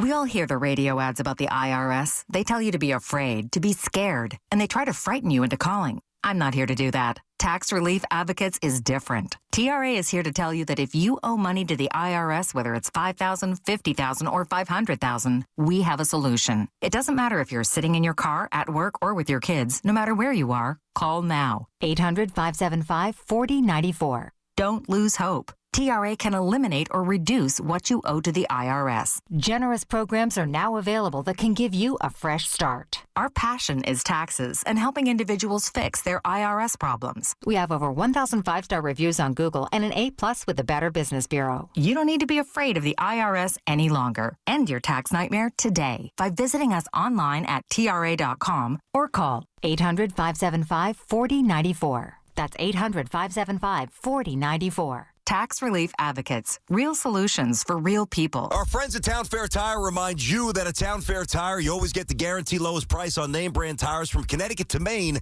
Nobody beats Town Fair Tire. Nobody. Get connected with WFAN to talk about your favorite teams. The Fan on the Odyssey, iHeart, and TuneIn apps. This is a tight circle, and you ain't getting it. The Big Apple going all in. New York City stands so and never The BT and Sal Show on the Fan is presented by your Tri-State Cadillac dealers. Cadillac, the official luxury vehicle of the New York Football Giants. Speaking of those Giants, Carl Banks, former friend of the program, had some scathing things to say about Dexter Lawrence. Instead of us paraphrasing, why don't we just let you listen to what Carl Banks had to say on the Believe Network on his podcast with Bob Papa. Dexter Lawrence, nobody respects you anymore. Nobody. Your opponents do not. The pre-injury Dexter is not there in their heads. They don't respect you. And there's a difference. You're on the field. They're blocking you with a 9-year backup center. You're not making a difference. The old Dexter would. Okay? There are a lot of things that go into your performance. Only you know what that is, whether you're still recovering or not. I'm just telling you now, I'm looking at enough tape to know that your opponents don't respect you. Not like they used to. And here's the thing. When Darius Alexander gets in the game, when Roy Robinson gets in the game and they substitute for you, those guys are making plays. DJ Davidson. Those guys are making plays against the same guys that are blocking you. I'm going to just say this. Again, I don't know the circumstances. It's time for you to start expecting more of yourself. I don't know if you're injured. I don't know if you've fully recovered. But it's time to start asking more of yourself because they don't respect you. Wow. I mean, that's as critical as it gets. And my only issue with that, and obviously we have great respect for Carl's opinion on these things. He's as locked in on the Giants as anybody else. My only issue with that is why would he say that he doesn't know if he's injured? Isn't Carl Banks with the team all the time? Like, can't he just walk up to him and be like, hey, Dex, are you injured? Like, he should know. That's the advantage that Carl Banks would have being around the team. So, just go find out. If we said that, Carl would be like, whoa, you guys don't know what you're talking about. You're not around the team. Well, Carl, you're around the team. Why don't you ask Dexter Lawrence if he's in fact injured? And then maybe that would eliminate you being so critical of him. But either way, a Giants great questioning Dexter Lawrence play this season. I mean, that is about as big a hit down as you're going to get. I mean, that's hard, man. And it's accurate because Dexter Lawrence has been terrible. I've been saying now for he's been stealing money. I'm happy somebody else said it that actually played because I'm just going to carry more weight than what I say. It's Carl Banks. So this guy got $60 million guaranteed a couple of years. I think that was May of 2023 when he extended up for 4 years, $87 million. I know they restructured a little bit there, but you're talking a lot of money coming his way, and he looks disengaged, he looks out of shape, and he's getting pushed around. Now, to answer your question, it's just a guess on my part. Like, why doesn't he go up and ask him on the team plane? Well, he's saying he doesn't know. I know. Right. I'm with you. It's a good question. Now, Hoff's on the team plane. Hoff travels. He's there. So I know how this goes. I would do it with the Knicks. You have access to Dexter Lawrence. Go and ask him. I actually think that's Carl's, because at his core, Carl is he's not a hit piece kind of guy. That's not how he operates, as we know. That's why we had the issue with him a little bit, even though we were just being honest, not a hit piece. I think that he said that to offset a little bit of his messaging. This is a guess. I think that Carl knows that he's not hurt, but he's leaving the door slightly ajar so it's not 1,000% disrespect. Well, remember, after week 1, it was either week 1 or week 2, but I'm pretty sure it was week 1, we had Baldy on, and Baldy was the first to say it about Dexter Lawrence, and I was like, whoa. And then from there, I started to hear some rumblings that maybe he wasn't 100% healthy. Now, since then, you've been getting on him pretty good. People have been questioning him, and now Carl Banks comes out and just rips him to shreds. I'm still not. Now, I'm not breaking down the film the way that those guys are. Actually, we'll ask Baldy. We have him coming on today. We could ask him again about what he thinks of Dexter Lawrence and those flat out Carl's comments about Dexter Lawrence. I don't look at Dexter Lawrence saying he's a problem. I'll disagree with you. I'm not saying he's been great. I don't look at him saying, well, he's the weak link. I mean, we don't know about the double teams and things like that that's been thrown at him. Now, Carl Wood, he should. So does Baldy. Well, we'll find out again from Baldy himself, and you heard it from Carl right there. If that's the case, I mean, something's got to be going on because a player that good should not be playing that, should not be underperforming to the level where he's starting to get ripped to shreds by guys. Yeah, no, I'm with you there. Okay, so it's a couple of things. It's got to be one of the following. Number one, and I'm just throwing it out there, he got paid, he got lazy, and we've seen it before, and he's checked out a little bit, and now he's getting pushed around. Possibility number one. Possibility number two, he is banged up, okay? Possibility number three, and I discount this immediately, like if the Giants didn't have a Burns or a Thibodeau and obviously Abdul Carter, not with the sacks, but doing some other good things getting to the quarterback in terms of pressures, like if there was nobody else on the defense and they could just constantly double team, Dexter Lawrence, because when you're the opposing coordinator, you're like, all right, they've got one guy that could blow up our offense. Let's make sure we take care of the big boy in the middle with double teams and we could just destroy everybody else. That's not the case because the Giants do have other good players. So it's not an extra devotion of resources to stop the great, unstoppable Dexter Lawrence. So I put that aside. So it's either he's hurt or he got paid and got lazy. That's it. Yeah, one of the guys I trust with this stuff, we talk about him all the time, Bobby Skinner, who breaks down the Giants film. I mean, he's a sicko. As a matter of fact, if I were the Giants, and I say this with sincerity, I would actually hire Bobby Skinner. I think he could be an asset to their organization in some way, shape, or form. Anyway, he breaks down the film. He does the podcast, all this stuff with Giants Nation podcast. And he was saying today, I saw him send something out there that it wasn't Bowen's schemes that were the problem in this particular game, that it was more on the defensive players. Now, he didn't get into specifics of it, but for me, even somebody who doesn't need to break down the film, I don't like Bowen's schemes in specific cases with the prevent defense in the final minute of the game when you have a lead. Like that, to me, is just so blatantly obvious. Even a rando like me can decipher that. However, I also know enough to know that I don't care what scheme it is. When you got players like Abdul Carter, Kayvon Thibodeau, Brian Burns, Dexter Lawrence, your defense should be more impactful than it's been. We've been saying that since week 1. Here we are now going into week 9, and that defense has just not been that impactful. And according to Bobby, and I would say this myself, like it's more on the players to figure it out. The scheme is one thing. Playing guys out of position early on with Carter, that's another thing. Yeah. Being aggressive, okay, that's another thing. But the players themselves also got to make some plays. They're undermanned in the secondary where it's weak. The linebacking core, not that great. And obviously up front, if you can't stop the run with Dexter Lawrence, and if whether he's getting doubled, whether he's banged up, whatever it may be, then you need the linebackers to step up, and those guys aren't doing the job. And not only that, PT, on top of that, they're supposed to be an elite pass rushing team, and that hasn't been there. I mean, he's not Lawrence Taylor coming off the edge, looking to get Randall Cunningham. He is a big, strong man who is very hard to move, and his ability to penetrate and get in the backfield and stop the run and disrupt things at the first point, that's why he got $60 million guaranteed. So the inability for the Giants as a group collectively to stop the run, I'm sorry. I think it starts with him. I mean, they got sliced up for 273 the other day. They're third worst in the NFL in terms of, yards per game on the season. They averaged eight. Now, again, when you have 165-yard run by Saquon, it's going to distort the numbers, to be fair. But they allowed over 8 yards a pop against Philly, man. 8 yards. So that's not necessarily Burns or Abdul Carter, who's been out of position early in the year, or even Kayvon or some of the safeties. I think it starts with him. I really do. And I don't think – I'm going to go back to this. I know we'll get back to the calls here. I really, knowing how Carl is buttoned up and very, very reticent to forget about destroy, to even throw remote shade at players. Like, he doesn't really do that much. And that was an attack. So, to me, I've got to believe for Carl to go out of his boundaries, if you will, he's got to know that Dexter Lawrence is not hurt. Because if it was up for interpretation, he will not say it the way he just said it. That's my opinion. But he did question the injured thing. So whether he was softening it or not, to me I think he was softening it. That made him sound worse because he should know definitively. And if you're going to do it, just do it. And you wonder how that's going to go over in the locker room there. I mean, Carl's been a guy who's been supportive of the players. He has been.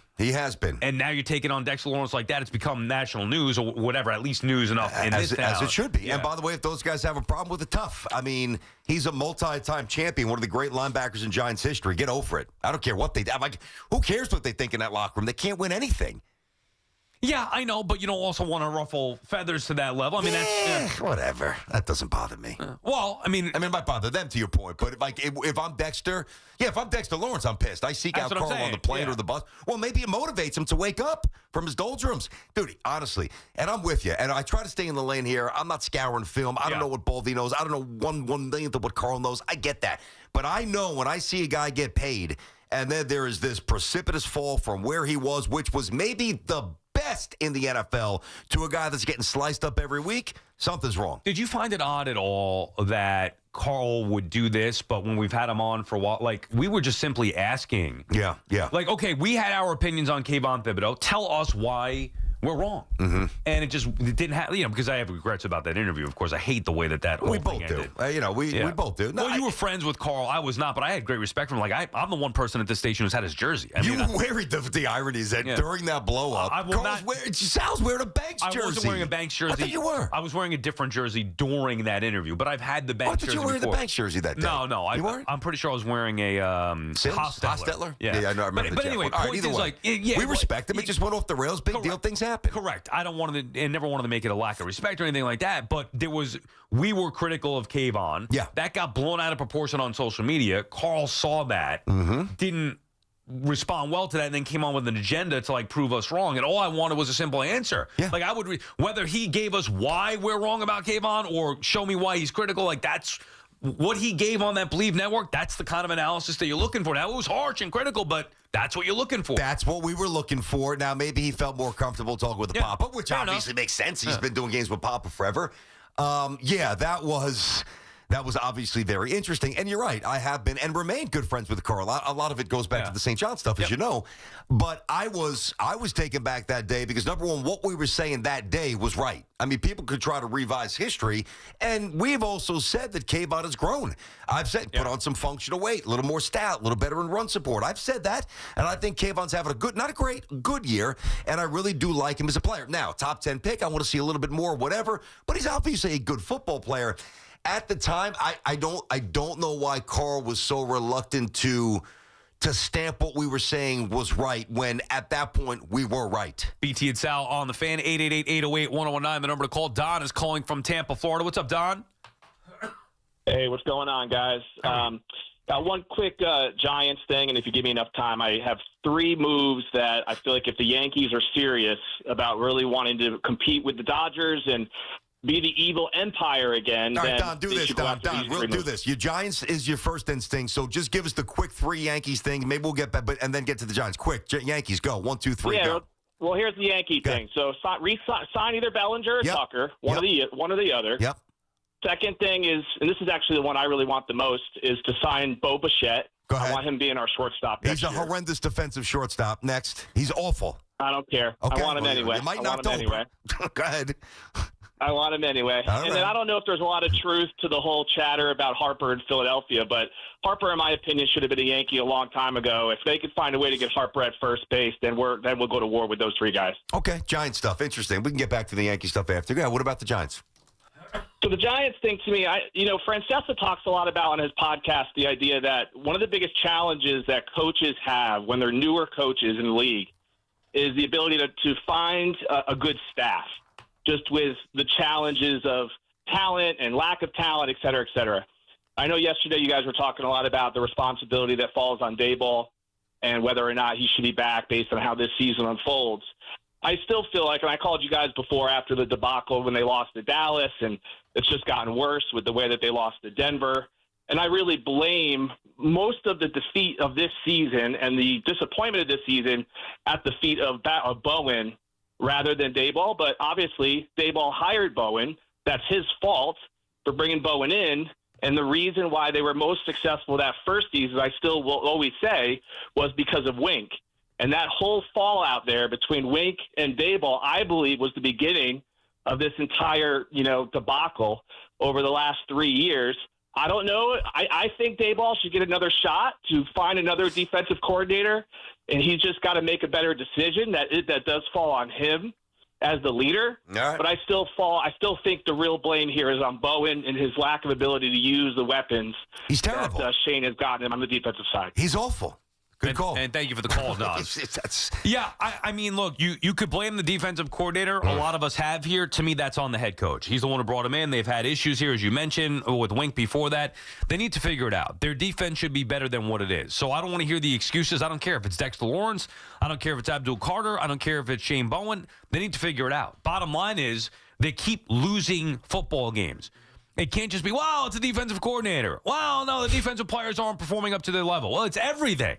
It's the head coach who's in charge. It's his record that is on the line. And if he doesn't figure it out over the final 9 games, he might be looking for a job again as a coordinator. So Daboll is the head coach. He's the one in charge. He's the one responsible for the defensive calls, for the offensive calls, for how the players play.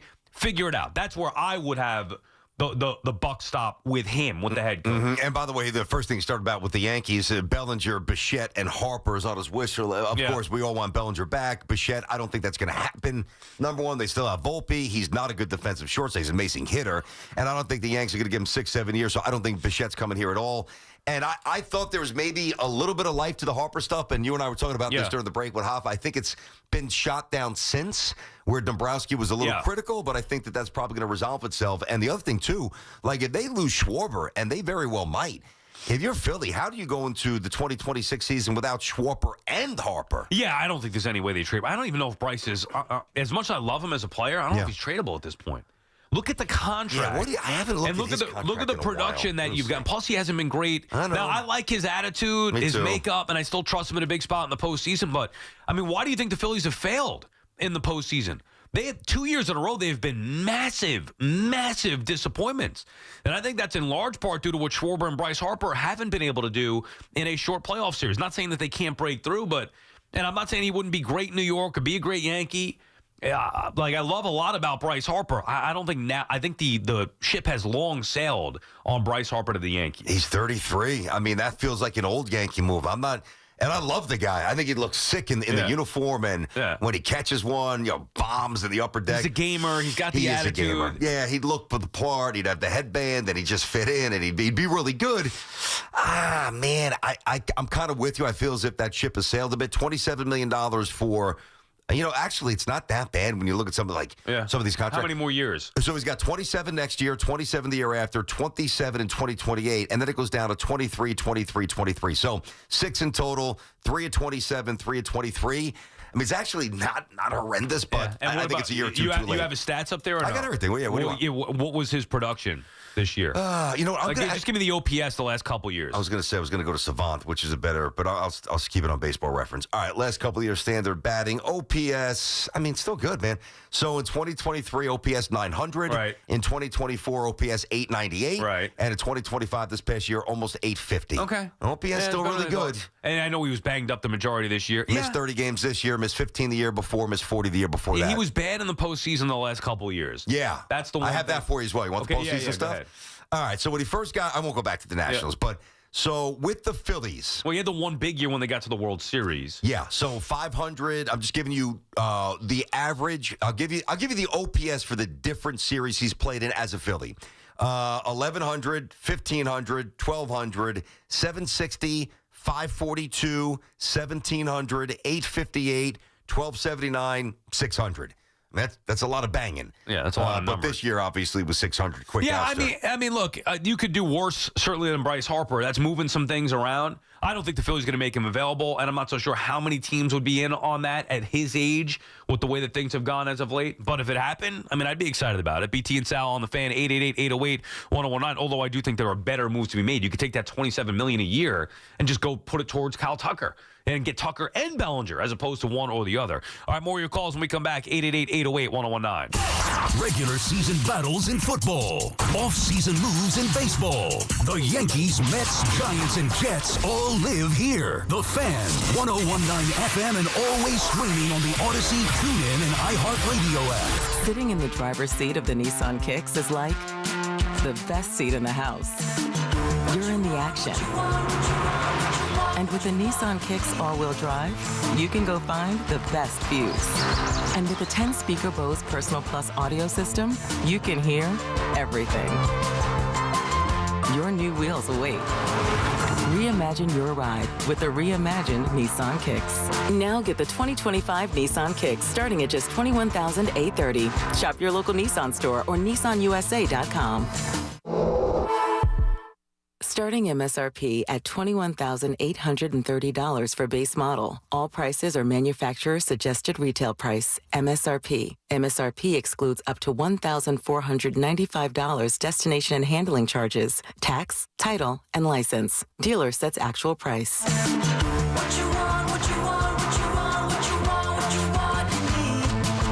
We all must do our part to keep our roadways safe. When driving, look out for pedestrians. Slow down and keep a 4-foot distance while passing. Let's look out for each other. Safety is a shared responsibility. Brought to you by the New Jersey Division of Highway Traffic Safety. Every morning, we rise and shine, make breakfast, and brush away the night's rest. These routines help us start the day off right. Nature-Made vitamins are a simple step in that daily care regimen. Multivitamins with daily essentials, clinically studied probiotics for gut health support, magnesium to help relax the body. Nature-Made is made to care for you every day. These statements have not been evaluated by the Food and Drug Administration. These products are not intended to diagnose, treat, cure, or prevent any disease. Too many tools, too much stress, and way too many bills. Odoo replaces it all. One connected platform for every part of your business, so you can work faster, smarter, and for less. Odoo, the only software you'll ever need. Try it free today at odoo.com. That's ODOO.com.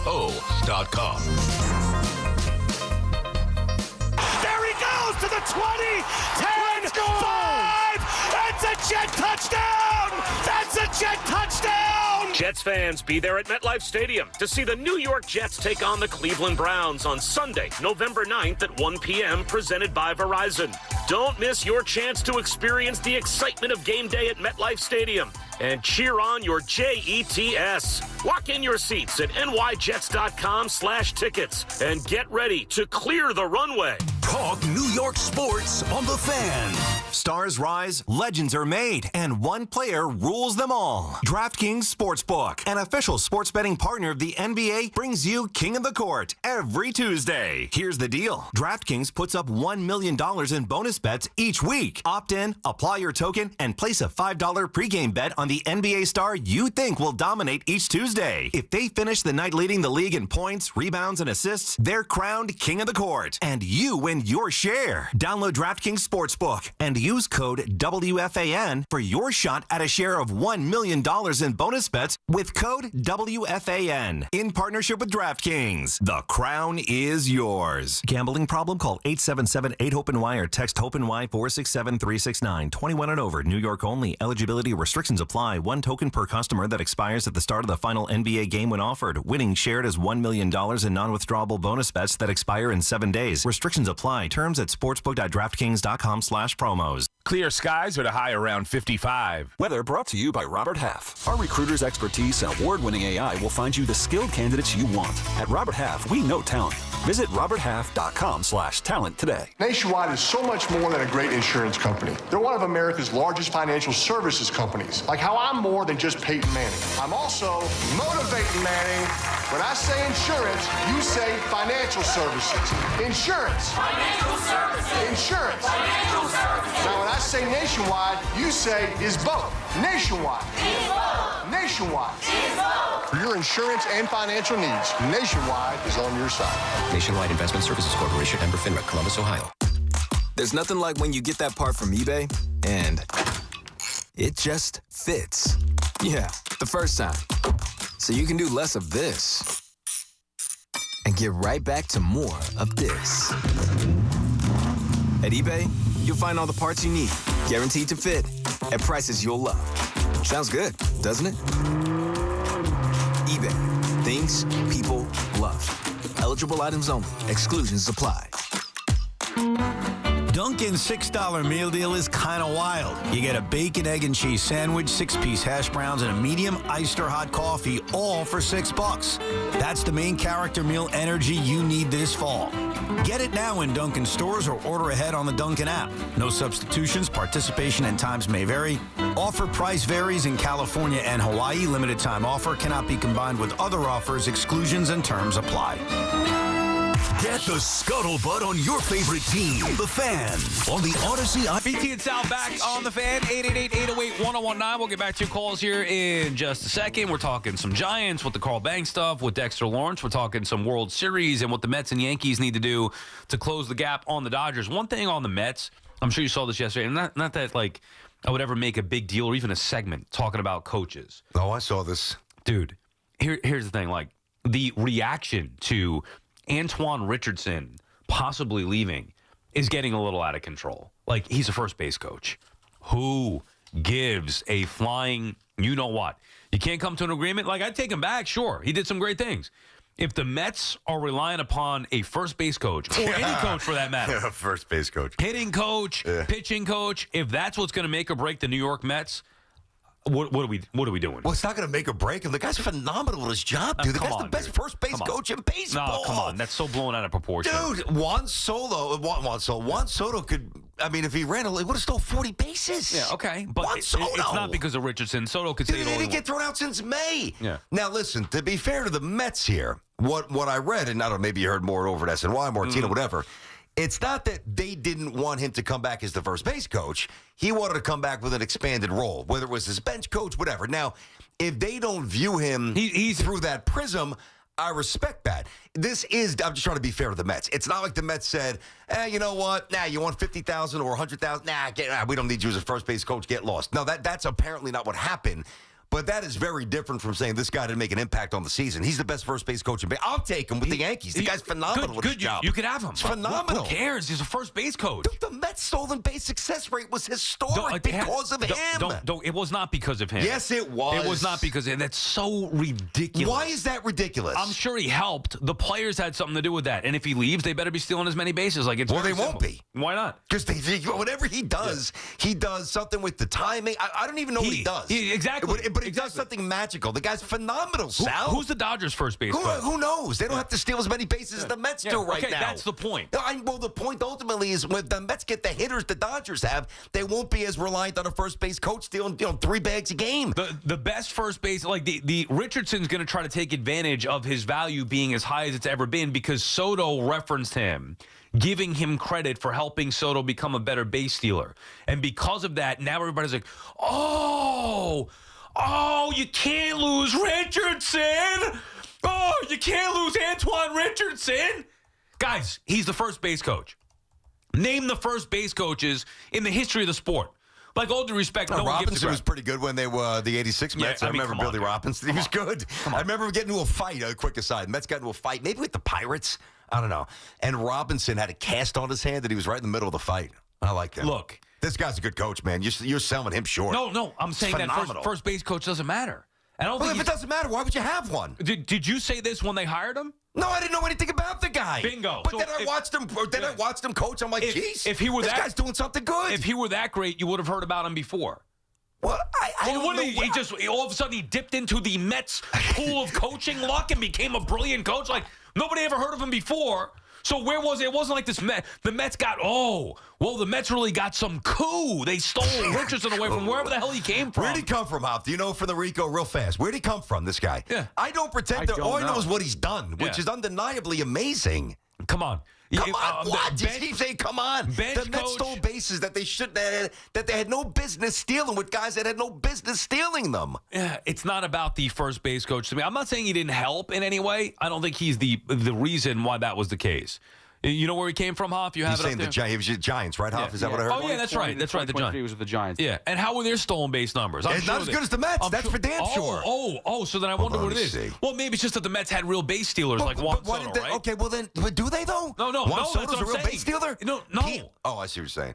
I just think the guy's an asset. Listen, now if he's get a little bit too big for his britches, well, then that's his problem. And that's the Mets' right to say, no, we don't view you as a bench coach. Now you got to move. That's fine. If they said to him, that's why I used it to like $50,000 or $100,000. Right. If this guy was looking to cash in on some success, I don't begrudge you. I mean, the impact is tangible. You got an impact on the team. So that's different from saying he should be ready for a different role. But as a first base coach, the guy's the best in baseball. I'll take him. And you can have him. I would bet, maybe they will take him. They took Desi Drusel back, the Yankees did. I would bet my you-know-what that without Richardson, the Mets win more games than they won this past year. Well, how can they do that? Oh, it's a first base coach. He's impactful. He's instrumental. How can they possibly win more games without him? I'm going to tell you how. Because they're going to go to town this season and get some real players that have a better roster. So they're going to win more games. You know that. But that's the point. That's a ridiculous. Well, no. It doesn't matter, the first base coach. He's irrelevant. It's not. Do you have any stolen base numbers? I'm just curious. I don't have time to look it up. I have the Giants stolen base numbers from 2023. Yeah. Tyro Estrada stole or attempted 30. He stole 23 out of 30. Okay. Yep. The next, you want to take a guess? No. Blake Sable tried 6 attempts. Blake Sable? Yes. Oh, yeah. He went 6. He attempted 6, stole 4 to 6. Conforto stole 4 bases. I mean, that's what we're talking about. So their leader was Tyro Estrada? With 23. And that was the year that he was there. Now, what did he do this year is the question. Was he even with the Giants? Oh, I don't know. Okay. So I got something for you. The Giants as a team, so we just kind of cut through the weeds here. We're 29th in baseball. They stole a paltry 68 bases, right? With Richardson as the first base No, coach? without him. This year, without him. So the numbers have dropped here. And the Mets stole 150. Right. What I'm looking at now isn't giving me their success conversion rate, which is what's really most impressive. And the Rays stole a few more bases, so did the Brewers, so did the Mariners, but I don't know the exact stat, but all I heard was the Mets haven't been thrown out since like May. Right. They never got thrown out. Right. So, guy's doing something well. Yeah, he was fine. I don't think it's as impactful. The guy was phenomenal. The day I worry about a coach pitch, I heard the same thing about Hefner. I heard the same thing about Jeremy Hefner for years. How'd that go? You need some real pitchers, though. Come on. Oh, okay. So maybe if you want to steal more bases, how about this? Just an idea. Call me crazy. Get Ricky? Get people who actually can run and steal bases.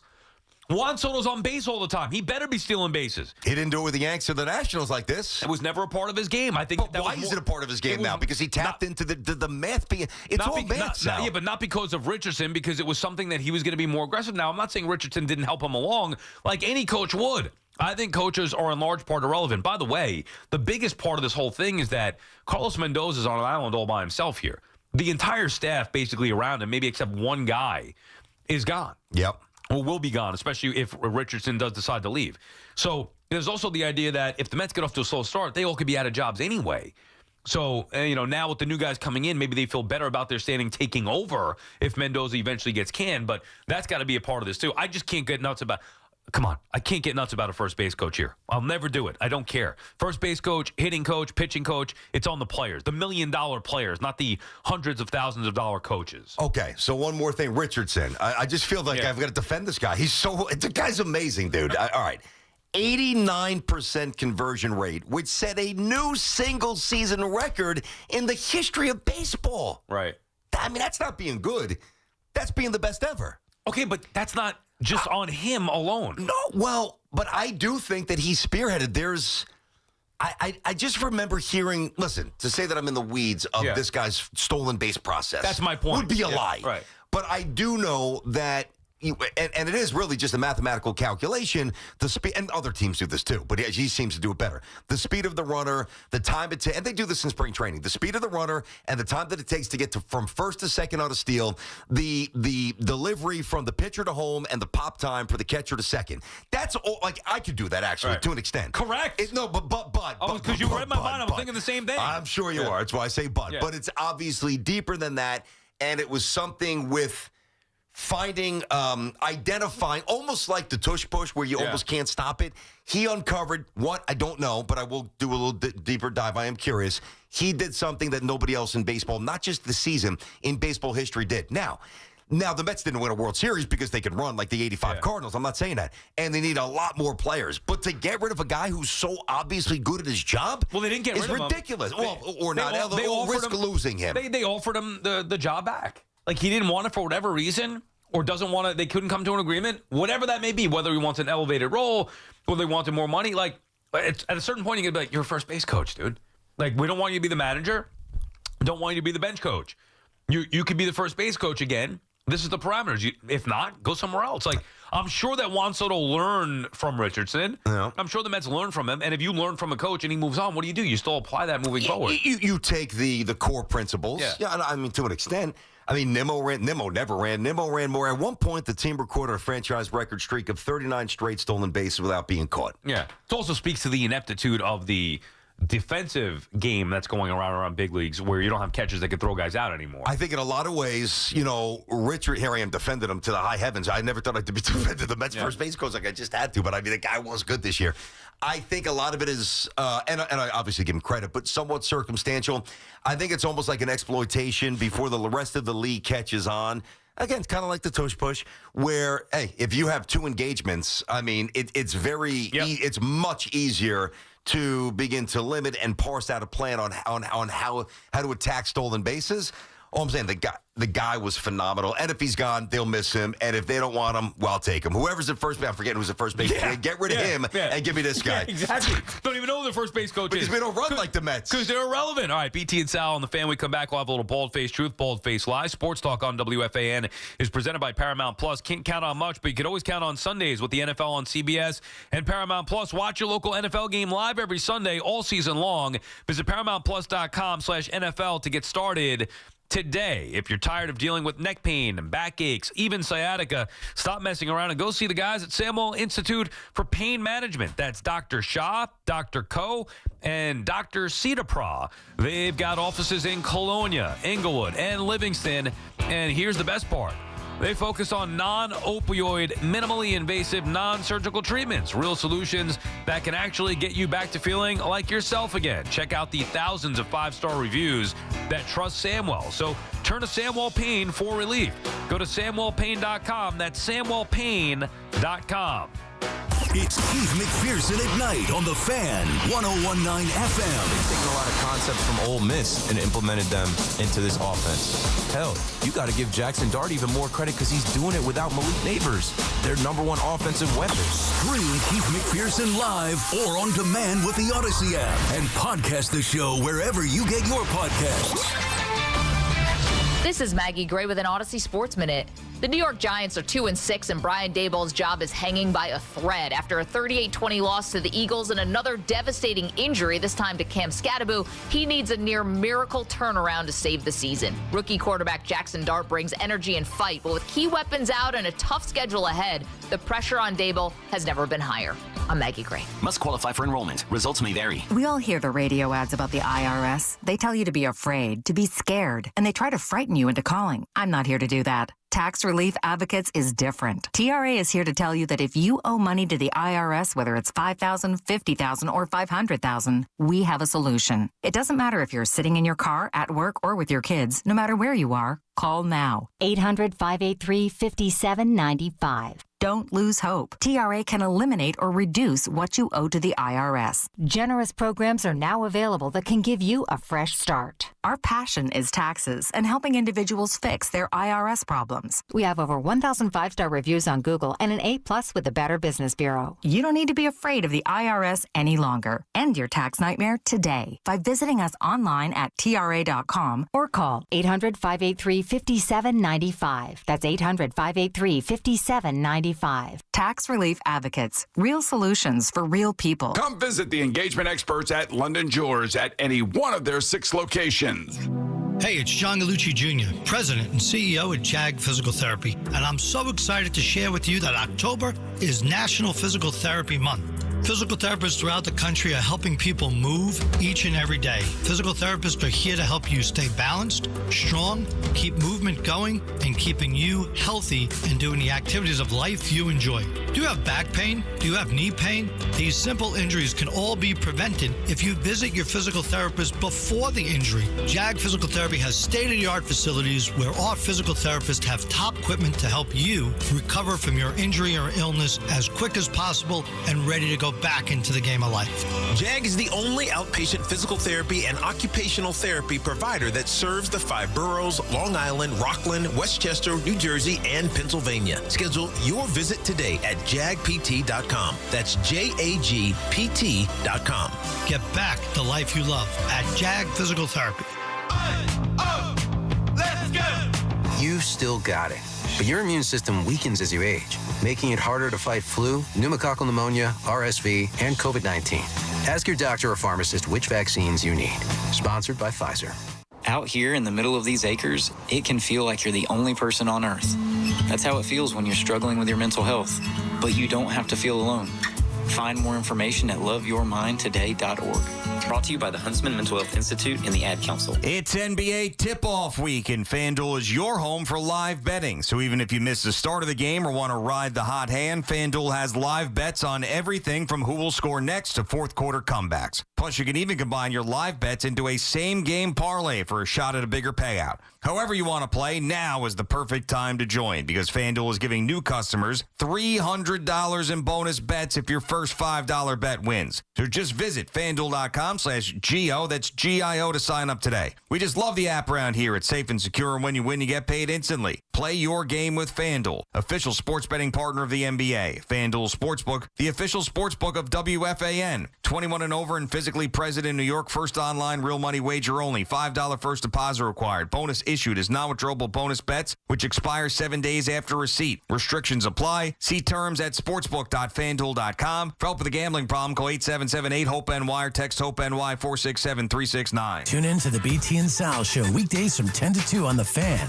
presented by your Tri-State Cadillac dealers. Cadillac is the official luxury vehicle of the New York Mets. Hey, Tiki here. Imagine a world where all your smart devices work together seamlessly in one simple ecosystem. Introducing the Sloman's Shield Link. With Sloman's Shield Link, transform your home into a truly intelligent smart home experience. Control your lights, heating and cooling, door locks, cameras, TVs, just about anything in your home. Life is busy and daily stresses add up. But with Sloman's Shield Link, your home tech works in harmony, making life more convenient, safe, and enjoyable. Now imagine pulling into your driveway, and with one tap, your home welcomes you. Lights on, doors unlocked, only to hear your favorite music. A true smart home isn't just about gadgets. It's about comfort and security. With Sloman's Shield, enjoy a full integration of home security and automation, all at your fingertips. Make your life easier and your home a safer haven. Learn more at slomanshieldlink.com or call 1-800-ALARM-ME. Embrace the future of home living with Sloman's Shield Link. Now, time for Bald Face Lie, Bald Face Truth with Brenton Tierney and Sal Licata. Wait for it, baby. Oh, yeah. All right, a little bald face truth, bald face lie, as we do every Tuesday at 11:40 or so. Hoff, what do you got for us this week? All right, let's start with BT here. Bald face lie, bald face truth. Just like last year, the Knicks will have 5 guys finish in the top 20 with minutes played. Bald face lie. No, that's not going to happen this year. No, They might get Kolek in the top 5 of minutes. Kolek looks good. I told you he could play a little bit here. I'm good on defense, but stop. Come on, he's going to play 15 minutes. He'll look good in Miami. That bench got exposed in Miami. All right, it's one game, dude. Let's see what they do tonight. They're playing pretty well. I did not love the fact that they shot 51 threes the other night against Miami. That's a little bit much, but no, bald face lie. There's obviously been an adjustment here.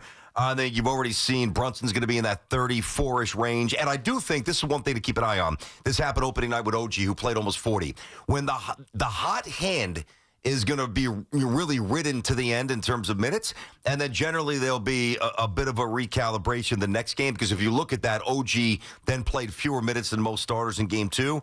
So I think he's got a plan. I like it, but no, they're not going to be running to the ground like a year ago. Bald-faced lie. Do you have, Hoff, the minutes leaders right now, or no? No, I just have the Knicks total minutes. And it's what? I'm just comparing it to last year, and Bridges has 35.7. Brunson 34.7, OG 34.3, Carl Anthony Towns 33.3. That's so far. So you're saying the question was what again? Boldface? Will they have 5 players be in the top 20 like they did last year? Yeah, I think they'll have 5 in the top 20. I'm going to say it's a bald-faced truth. You know why? Because ultimately, their best players are far better than the bench. Now, I think Yabusele will be fine. I remember, this is just to calm Knicks fans down about Yabusele for a second. Last year, when the Knicks played the Sixers, I want to say, was it Game 3 of the year? It was early on they played the Sixers. I remember watching Yabusele thinking, this guy sucks. Who is this guy? He doesn't look like he belongs on a basketball floor. Out of shape, couldn't hit a shot. And then he went on to have a very good, impactful year for the Sixers. So I would think that that's going to be the same with Yabusele. Just trying to find his way early on in the season here. It hasn't been pretty. Him, Clarkson. Yeah, Kolek was okay early on. He's eventually Tyler Kolek. Like, there's a reason why these guys are bench players. I think Brown will be forced to clean it up at some point, and ultimately their best players are going to play a lot of minutes because those are guys that can play a lot of minutes. So I would say in the top 20, I'll say it's a bald-faced truth. I'll go with that again. All right, sounds good. I mean, they're close to it right now anyway, at least compared to last year. All right, bald-faced lie, bald-faced truth, Sal. Yeah. Bryce Harper and Kyle Schwarber will both be returning to the Phillies next season. That's a great question. I'm going to say it's a bald-faced truth. I don't think Philadelphia lets Kyle Schwarber walk. I don't think they're trading. They've come out and said that. Dombrowski said they're not trading Bryce Harper, so he's not going anywhere. Could they lose Schwarber? I guess. Where's he going? Is he going back to Boston? I don't think he's going to either New York team. Not going to get locked into a DH. He's older, coming off a rough postseason, going to probably want a lot of money. I think for him, I'd like to see him go anywhere but Philadelphia, stay out of the NL East. Yeah, I hate him and watch it going against him with the Mets from a Mets perspective, but I still think Philly's got to do the right thing here, and I'd run it back if I'm them and take another chance with Schwarber and Harper. I wouldn't. I think they've got to get younger. I think it's going to bull-faced truth. One of them will be gone. I think it's going to be Schwarber. I think that Bryce will be back. So I've got some projected numbers in terms of people who do the contract stuff. Yeah. Tell me if you think that this is too much for Schwarber. So, again, just a projection. Right now, 4 to 5 years, between 100 and 160, and most of those predictions center around the $120 million. A 5-year 160 is the highest prediction. Now, that's a little rich for a guy who... You can't do anything but hit. Yeah. No, I'm not doing it. Now, I know he hits at a high level, but he's also how old? 34? How old? 33, 34. He's getting up there, yeah. There was also 2 years ago where he batted 197. Yeah. He had 48 home runs, but 197. I mean, if you did that in New York, you'd get destroyed. When he signed, what did he sign, a 4-year deal with Philly this time to leave Boston? The Mets missed the boat on that one big time. Imagine Kyle Schwarber being their DH for the last 4 years. Not only would you have him, and the Mets have not had a DH, period. Like, the Mets, even with the implement of the DH in the National League, they have not been able to find it. They just can't find a DH. Remember when we used to say that the Mets, oh my goodness, when the DH comes around, they'll have their DH, no They can't problem. find one. They can't find one. Years later, for some reason, the New York Mets can't find a DH. They can't find somebody that can hit. Schwarber would have been a perfect fit for them.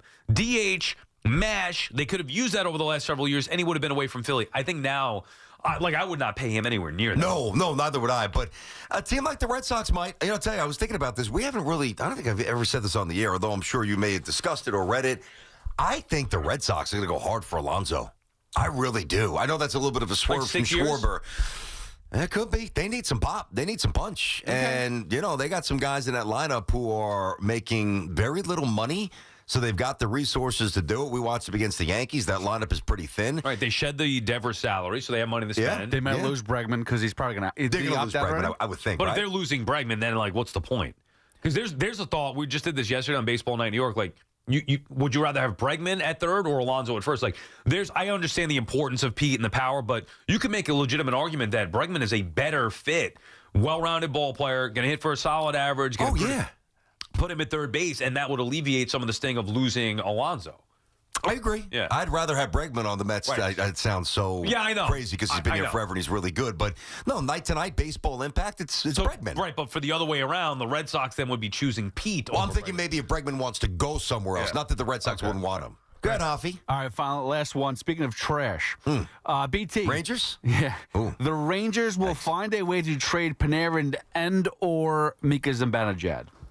I mean, weren't they kind of looking down the barrel of doing that a year ago? Like they had to really determine. Well, they have no trade clauses. How are they going to trade those guys? Well, you could just bench their ass for 3 or 4 games straight and say, you guys suck. Well, you're not going to do that. Why? They're not winning with them. They're not scoring goals. They're not doing anything. I'm legitimately asking. Yeah, they're not. They're terrible right now. They're that bad, those two guys? Were you going to bench them? They look slow. They're not creative with their shots. Yeah. I mean, it's just kind of all basic nonsense. They can't score more in a power play. I know they're the top wingers on this team, but that's not saying much. Well, let me ask you another question here. I'm going to say boldface. I'm going to say boldface truth to one of them, not both. Because you're going to have to shake this up at some point. It just doesn't look right. And I haven't watched every game. I've watched a couple. I know they can't score at home. I know they lost to some teams they could. They've played 10 games. They've won 3. That's disgusting. I mean, that's gross. I also know that people were giving me crap last week for saying that the Islanders and Devils are far superior to the Rangers. It's not even close. Guys, Devils run circles around them. I mean, come on. Yeah.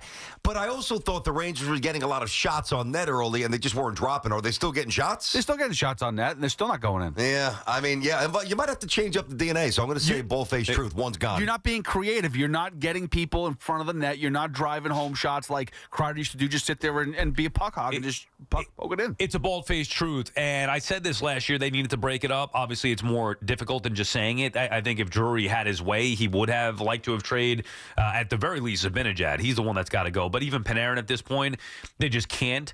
One thought that I had, and you could call me a conspiracy theorist if you will, about bringing Sullivan in, was that Sullivan is a no-nonsense type guy and can ride these guys potentially to a point where maybe they wouldn't want to be here anymore. Like Panarin loves being in New York. Zibanejad comfortable. They love being in New York. Well, maybe if Sullivan is riding them every day, kicking them in the ass a little bit, and they're not getting into it, maybe they're miserable. Maybe they would be like, you know what? I'm not. This is not for me. And a part of me believed that a part of that hire was due to that reason. Like maybe guys are too comfortable here. They don't want to leave. Bring in this hard ass, who's not only a good coach, but also going to make things uncomfortable. Yeah, that's interesting. I mean, and even if it's not where they would want to kind of get traded, it maybe kind of snap them and they start conforming and they start playing better or more. Well, that obviously hasn't happened. Well, Can I ask a question? Yeah. You think you could do it quicker so we can move this along? I mean, come on already. This has been you're disgusting. Rangers look this bad, is disgusting. Man. Yeah. They look bad. Yeah, they're unwatchable. And you wasted. I mean, there's been one performance by Shesterkin which was terrible. He gave up 5 goals against the Flames, which was bad. They won their second game of the season versus this year. But they won 6-5 that game? Yeah, no, that was 5-1. The Sharks won 6-5. Good news that's right. Good news is we should be able to go to some games soon. The tickets will be easy. People are giving those things away. BT and Sal. Thank God he gave Shesterkin all that money too. Highest paid goalie, right? 90-something mil. Yeah. I'm not saying it's all his fault, but no. Well, that was you wasted the performances. He's actually playing really good up until the Flames and the Sharks. I know, but that may be part of the problem, investing all that money in him, and then you can't build it out the right way. And the guys that you do or have invested in aren't coming anywhere close to doing the job that they need to be. Yeah, Blow exactly. BT and Sal on the Fan. We'll reset down with the King topic of the day. Also, something I just saw. It might have been from the Post. I don't know. I saw it on social media here. Yeah. That involves the Giants and a possible trade. We'll okay. discuss that when we come back. 888-808-1019. Every Saturday at 8 a.m., it's Kickoff with Boomer and Mike Valenti, where the guys break down the biggest headlines and storylines from across the NFL. I think what's happening in New England is legit. I think now they can win the AFC East. Kickoff with Boomer and Valenti is brought to you by Nationwide. For your insurance and financial needs, Nationwide is on your side. The Fan, 101.9 FM, and always streaming on Odyssey, TuneIn, and the iHeartRadio app. Hear that? That's the beginning of a journey powered by the confidence that comes from driving a vehicle so reliable, it's backed by a 10-year, 100,000-mile limited powertrain warranty. Where your journey ends? Well, that's up to you. Visit your local Kia dealer today. Kia, movement that inspires. See retailer for warranty details. Always drive safely. Limited inventory available. Calling all Hoops fans, get off the bench and onto the court for another exciting basketball season with BetMGM, an authorized gaming partner of the NBA. From same-game parlays to live bets, you can call your shot during any play. Rooting for your favorite players? You'll find all sorts of markets for betting on any star's performance on any given night. Don't miss a single highlight or buzzer-beating shot by getting all your picks in with BetMGM. Ready to shoot your shot? Download the app today and make your bets. BetMGM, make it legendary. BetMGM and GameSense remind you to play responsibly. See BetMGM.com for terms. 21 years of age or older to wager and physically present in New York only. Subject to eligibility requirements. Rewards vary and expire in 7 days. Gambling problem? Call 877-8-HOPE-NY or text HOPE-NY 467-369. Go to WFAN.com/contest to enter for a chance to win tickets to see Iron Maiden at Sports Illustrated Stadium on September 5th from our friends at Live Nation. Tickets go on sale this Friday at 10 a.m. at livenation.com. Wouldn't you know if you made $7 million? DC politician Mikey Sherrill is so out of touch, she can't even remember. It said she made millions on the stock market, tripling her net worth while in Congress, and was then fined for unreported trades. Is that true or false? So, I think we made money. Come on. Who wouldn't know if they made $7 million? I'm Jack Chittarelli, born and raised right here in New Jersey, where it's never been harder for the middle class. That's why I'm running for governor, to fix our state. In Congress, the only thing Mikey Sherrill fixed was her bank account. And she voted for higher taxes on your tips and overtime. Mikey even voted for higher taxes on your Social Security. Who does that? Let's be clear. I'm the only candidate with a plan to make New Jersey affordable. I'll reduce property taxes and lower energy bills, because you should keep more of what you earn. New Jersey, Jack Chittarelli is the change we need. Mikey Sherrill is just more of the same. Paid for by Chittarelli for Governor Inc., P.O. Box 225, Annandale, New Jersey. Mnexspike, COVID-19 vaccine mRNA by Moderna is now available and easy to find near you. To learn more, visit mnexspike.com. That's MNEXSPIKE.com. Talk sports with Evan and Tiki. Afternoons from 2 to 7. WFAN, WFAN FM, WFAN FM HD1, New York, and Odyssey Sports Station. WFAN Sports Flash. Good afternoon. At 12 o'clock, I'm Andrew Bogish. Your Sports Flash is sponsored by Chef IQ, precision cooking, effortless results, chefiq.com, and by Volkswagen Manhattan, where sophistication meets performance. At Volkswagen Manhattan, experience premium service in the heart of New York. Visit their flagship showroom on 56th and 11th. Not only did the Blue Jays lose Game 3 of the World Series after 18 innings in nearly 7 hours, they may be without DH George Springer. He hurt his right side on a swing in the 7th inning and left the game immediately. Manager John Schneider had this update post-game. He's already went for an MRI. We'll see how it comes back and see how he wakes up tomorrow. But it sucks. You know, he's obviously a huge part of our lineup. Glad I got him out when I did, and hopefully, didn't make anything worse. If Springer can't play Game 4 tonight, the Jays could put Bo Bichette at DH, which might help his troublesome knee. Shohei Ohtani scheduled to start tonight for the Dodgers a few hours after 2 homers, 2 doubles, and 5 walks. First pitch at Dodger Stadium is shortly after 8, and they're calling it Frozen Frenzy. All 32 NHL teams in action tonight. The Islanders in Boston at 7:15, the Devils in Colorado at 9, the Rangers in Vancouver at 10. Fan weather sponsored by Moderna. It's 50 degrees, a little sun in Central Park, and that's what's happening. Sports flashes top of every hour. I'm Andrew Bogish. Talk New York sports here.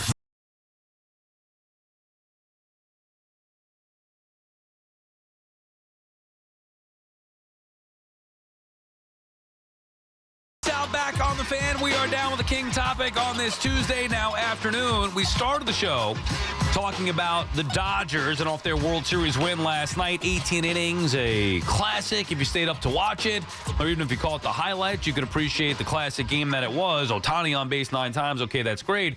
But more from the New York perspective, BT, how the Mets and Yankees need to get to the level of the Dodgers. Like, the Dodgers is not some team that just develops and puts their players in the big leagues and go have success. The Dodgers trade a lot of their prospects and go after star after star after star and sign guys on top of guys on top of guys again.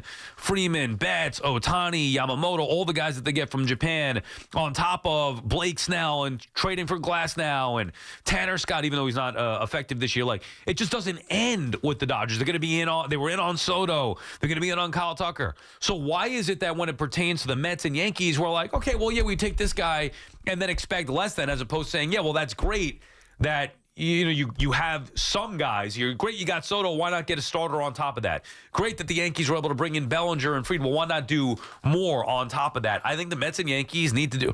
Sadly, I mean, I know it's asking a lot, but hey, you want to compete with the Dodgers, they need to do more. You want to be good or do you want to be great? And listen, there's some off seasons where there's just not a real runway to be great. Sometimes the free agents are, it's a little thin and maybe overpay. You want to do something, but you know the player that that you're offered a contract to is really not necessarily worth what you're offering. I think it's very different this offseason, whether it's a trade for Skubal, Bichette from a hitting perspective, Tucker all around, Bregman all around. There are a lot of guys that are going to be available that can absolutely impact October, not to mention regular season success. So, what's happened here, Sal, is that the Dodgers have been more aggressive. And then it's one thing to be more aggressive. For years, the Yankees were more aggressive.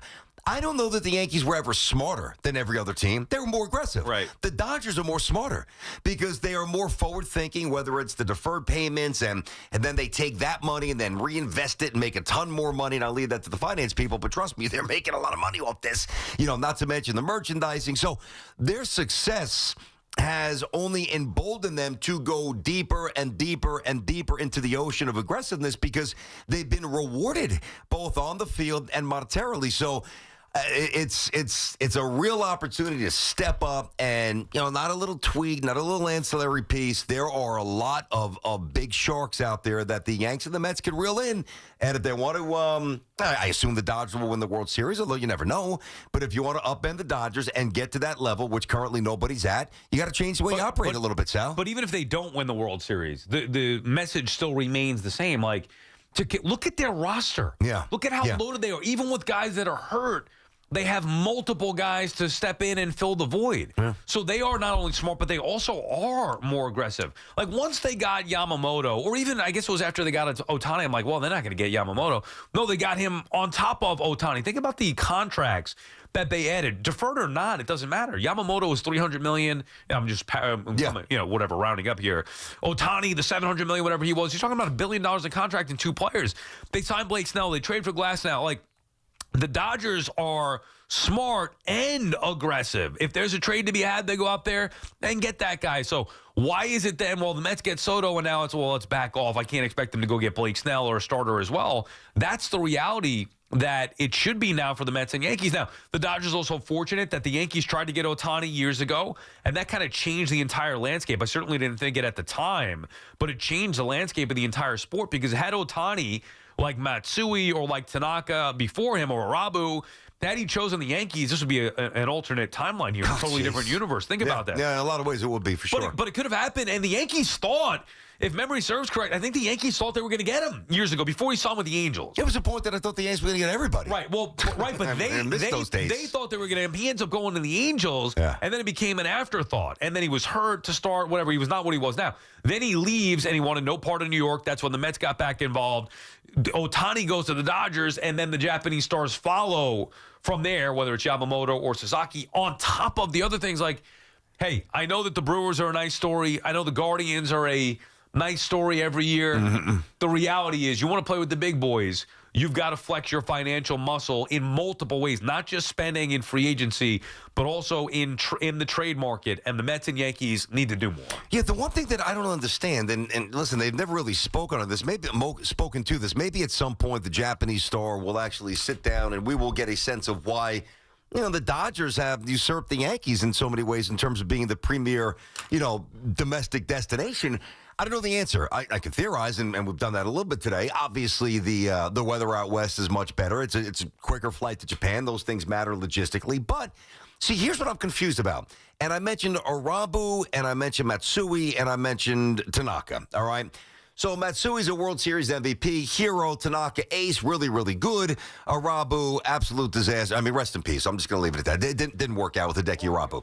I forgot he died. He did die. So what was it? You remember? I don't. Maybe a heart attack or an aneurysm. I think it was something. You think that because of the shape, the physical condition is what made me think heart attack too. I don't know that. But. I think it was definitely. It wasn't like cancer. It wasn't like a slow death. Arabu. Yeah. I mean, he died. It was kind of a long time ago at this point. Right. Yeah, I know. Real quick, I come back from the Hamptons one year, right? And he's pitching. God, it wasn't against I believe, I'll have to double check this. I believe his first start was against the Tigers in Detroit. I could be off on that. And I remember I'm at a bar in Queens, somewhere near WFAN's old studio, and with shoes in, and what's the other guy who does hockey who was at FAN for a long time? Joe Tollison? Joe Tolly was there, yeah. and we're having a couple of pints. I was playing on the softball team, right?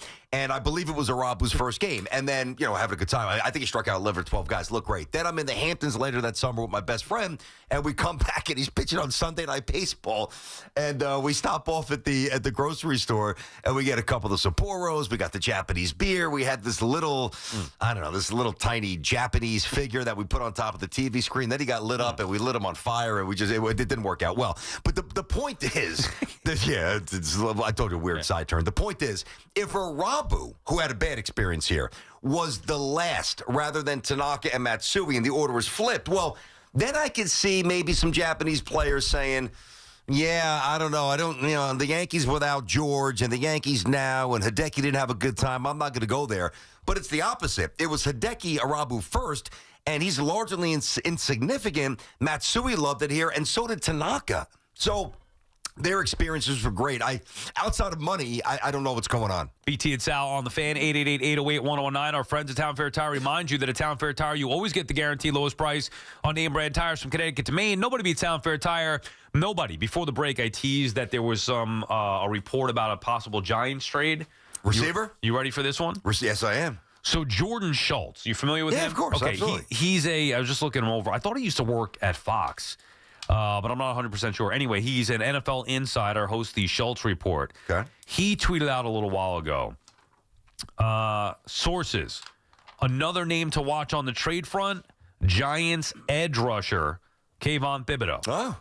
He's under contract for another year. Some around the league have wondered whether he's part of New York's long-term plans and if he could become available with the Giants sitting at 2-6. Teams are actively exploring the pass rush trade market, but movement has been slow in part because there are so many available options. So that's an interesting thought that Kayvon could be on the move going the other way. Now, I'm all for bringing in another receiver, and that may seem unlikely now, and I think Paul Schwartz may have had that in the post. Somebody had it that it might seem unlikely now the Giants will upgrade. I still would do that. We talked about this weeks ago. I don't care about the record now. I care about helping Jackson Dart any way that I could. I also would be looking to benefit the team long term, and even though Kayvon's here for one more year, if the defense isn't playing like an elite defense and you're not winning, you're not going to commit to him long term when he's one of the guys that's, getting up there as far as I know Burns old as well, but at least Burns is producing. He's great. You got Abdul Carter. It's kind of redundant. Paid Dexter. It's kind of that's what I'm saying. So it's kind of redundant with Thibodeau. It seems to me that on the surface it would make some sense for maybe the Giants to move on from Kayvon Thibodeau. I wouldn't have an issue with it at all. I really wouldn't myself. Because of the circumstances, not because so much the player. Now, if they hadn't devoted, the money with Burns and the draft equity with Burns and the trade before they got him, if they didn't give $60 million, I know there was a slight restructure, but if they didn't give $60 million to Dexter Lawrence, if they didn't just take Abdul Carter with the third overall pick, well, then there's really nothing to talk about, because then you would say, all right, we would imagine that Kayvon Thibodeau is going to be a piece of the puzzle moving forward, and we could easily justify giving him bigger money because we have it already, Abdul's going to be up in a couple of years, Lawrence, and everything else I said about Burns. So based on the circumstances, I think that's entirely plausible. Remember, there was a conversation last year. Didn't they pick up Was it? It was picking up his option. Right. There was a thought that they weren't sure 100% if they were going to pick up the option. There was at least a little conversation around that. So I don't know the depth and the accuracy of that report. I'll believe it at face value. And from my opinion, I think that's something the Giants should be open to if somebody calls with a good deal. Yeah, says they picked it up in April. By the way, before we get back to the calls, and I hate to do this because it's not a good note here, but Arabu, somebody texted me, reminding me, and then I just looked it up. He killed himself? Yes. Ah. He was found. Okay, I wasn't sure. That's I forgot even about worse. that. Jeez. Yeah, wow. That's brutal. Poor Arabu. Anyway, I don't know how you transition from that, but I wanted to just give the accurate thought there. All right, BT and Sal on the Fan 80. But to your point, it wasn't like that was the end of the road for the Yankees as far as getting Japanese stars. It got better. They all enjoyed it after that. Correct. BT and Sal on the Fan. Ray is calling from Waterbury, Connecticut. What's up, Ray? Hi, guys. Great show as usual. You guys are right about the Mets and Yankees. You know what? I understand Ohtani backloaded that tremendous amount of money, and which shouldn't have been right. But you know what? It is what it is. The Mets got to upgrade, whether it's spending money, trades. If they can get Skubal, fine. But I won't give up McLean. If it's going to be McLean, because you want to get better. You want both of them. So the bottom line Well, is, now, that's hold the on, case, Ray. Can I ask you? I got you. And Sal's really reluctant to give up McClain as well. And by the way, I get it because I think he's going to be terrific. I've said that since day one. He looks different. He looks like a guy, like the guy, not a guy. So I'm with you. But if you could trade him for Skubal and then go get, say, Valdez in free agency, you don't think that's worth it, at least exploring? Not with McClain. To me, he's off the. But he's never going to be Skubal. He's never going to be Skubal. No. You get Skubal if you get Skubal, you want McClain with him. If it's going to take McClain, then I go in another direction. Okay, but here's the thing, though. All right, but Ray, and thank you for the call. But now this is where I at least will philosophically push back and disagree to an extent because I love him. I've established that a long time ago about McClain. The problem is there's no guarantee. I can sit there and say I think McClain's going to be Tom Seaver Jr., and he might be. But he might not be. We already know that Skubal is the real deal. So to not be open, at least open on the most basic level, to have a conversation about involving McClain for Skubal, if that's the demands, the drop-dead demands of the Tigers, to me is the wrong move. Think about this, too. Now, I wouldn't do it, and I gave you the reasons why. But think about this. If you go back 2 months ago, Sproat was looked at as probably the number one guy. And if I were to tell you 2 months ago you could get Skubal, you just have to trade McClain. Most people would have done that. Now, I know that McClain had the season that brought him up to the level where he was going to be the guy, but maybe 3 months ago, Sproat, like going into the year, Sproat was the top guy that people were talking about maybe having an impact this year. So those things change. However, I would look at McClain and saying the same way as Schlittler, like they're the most valuable asset in the entire sport. Young, top-end pitching that's under team control. It's hard to justify giving them up for a 1-year rental. For Paul Skeens, different story. Now, Ray could say, well, if not, I go in a different direction. The problem is there is no direction that brings you anywhere to an ace outside of Skubal. That's what I'm saying. Right, but you could just wait a year and then sign him in the offseason. I'm just saying, like, I mean, that's wait a year. Soto he's still young, but I mean, Lindor getting older, and BT, I'm not waiting a year at all on the Mets. I'm going for it. I'm jumping face first into the pool. I'm going nuts if I'm going. Then here's the way to do it, and I still. I would do everything I could. The Mets, by a lot of accounts, have the number one farm system in the sport. So, you can get him.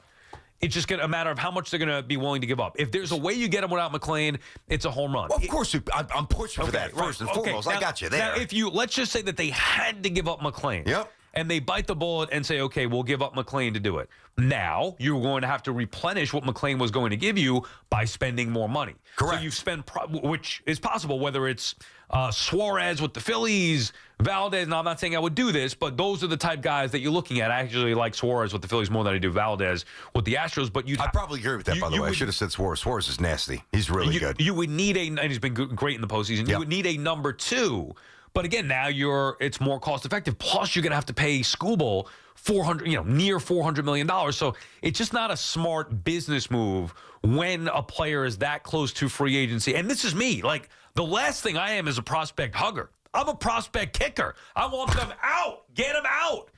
Trade them all. I don't like any of the prospects. I do understand the importance of it, especially the young pitcher with star potential that's shown to have star potential at the big league level that's going to be under control for years to come. Hey, and by the way, if the Yankees didn't have Garrett Cole coming back and Max Fried on the contract, I'd be saying that I would be willing to trade Schlittler. Right. I would. To me, it's not so much. It's not a philosophy. It's a philosophy that I can tweak based on what I have, or maybe in the Mets case, what I don't have.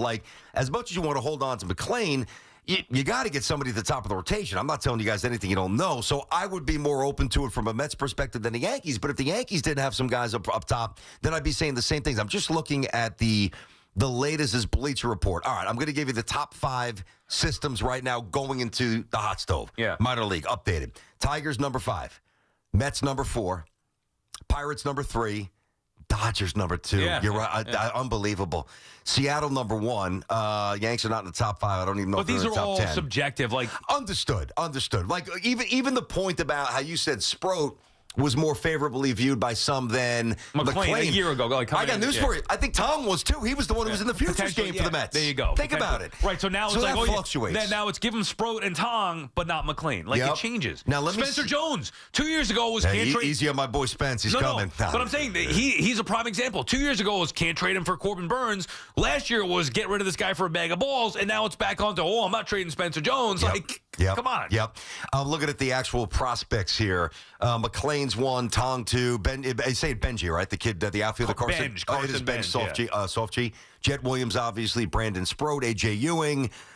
Jacob Reimer or Reimer, he's a third baseman. Pena, obviously. Clifford, first base. We talked about him. And then Wenninger. So McLean can't be considered a prospect at this point, though, because he's going to be on the big league. He's going to be in the rotation. They give you some criteria like tier 1, 2, 3, 4. I think tier 1, I just buzzed through it fast. I think tier 1 is if you played in the bigs a little bit versus some other projections. But yeah, I mean, he's not a prospect. He's their ace at this point. Yeah, well, right. At this point, he's their ace, and he can't be. And by the way, shout out to Joe Fish. He's texting me. You know Joe Fish? I don't know if I know Joe. Jamie, a Cadillac? Yeah, of course. Her father. Oh, yeah. Die hard Yankee fan. That's why he runs Caddies, the man. He's one of the first ones to text me after the Mets got eliminated. Right after your uncle. Yeah, exactly. He beat my Uncle John. Joe Fish was the first one up. Beat my Uncle John. Okay. Texting me, tweaking me, how Soto, playoffs, all this stuff. So Joe Fish, and then he's the one who told me about Arabu. And then I mentioned the Arabu. I don't think he wants credit for that. And then I'm getting a text. He goes, how about a shout out? I'm like, make up your mind there, buddy. Well, no. If you want it or not. No. I was saying that I don't think he wanted to be, like, hey, by the way, Joe Fish was the one who reminded me that Arabu. But then he texted you and said, give him some love? Yeah.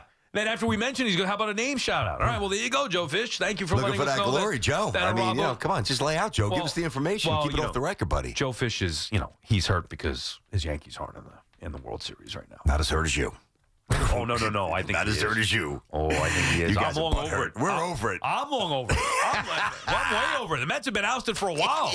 I gave up on the Mets months ago. The last 2 weeks of the season, I knew they were toast. Truth of the matter is, honestly, even though the World Series is still going on, at this point, I'm over it as well. BT and Sal on the Fan, 888-808-1019 is the number to call. All right, guys, let me tell you about my friends over at FanDuel. Of course, it's NBA tip-off weekend. FanDuel's your home for live betting. So, even if you guys missed the start of the game or maybe you want to ride a hot hand as the game develops, well, FanDuel's got all those live betting options for you on everything, who's going to score the next bucket or a little fourth quarter comeback. Whatever you want, they've got it. You can also combine your live bets into a same-game parlay for a shot at a bigger payout.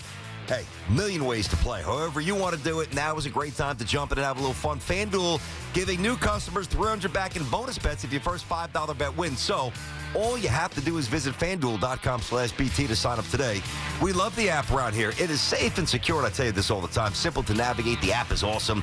But most importantly, guys, when you hit a bet, it's not easy. I mean, come on. We've all had rough days and chase it into a Monday Night Football. But when you do win, you get paid right away. It's in the account. No chasing your money. So play your game with FanDuel, the official sports betting partner of the NBA, and also the official sports book of us here at WFAN. 21 plus and physically present in New York. Opt-in, of course, is required. Bonus issued is non-withdrawable bonus bet that expires 7 days after receipt.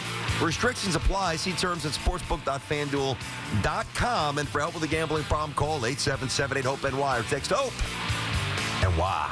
Who will stay? Who will go? Big questions loom for the Yankees and Mets this offseason. Get the latest here. The Fan, 101.9 FM, and always streaming on the Odyssey, TuneIn, and iHeartRadio app. Sitting in the driver's seat of the Nissan Kicks is like the best seat in the house. You're in the action. And with the Nissan Kicks all-wheel drive, you can go find the best views. And with the 10-speaker Bose Personal Plus audio system, you can hear everything. Your new wheels await. Reimagine your ride with the reimagined Nissan Kicks. Now get the 2025 Nissan Kicks starting at just $21,830. Shop your local Nissan store or nissanusa.com. Starting MSRP at $21,830 for base model. All prices are manufacturer suggested retail price. MSRP. MSRP excludes up to $1,495 destination and handling charges, tax, title, and license. Dealer sets actual price.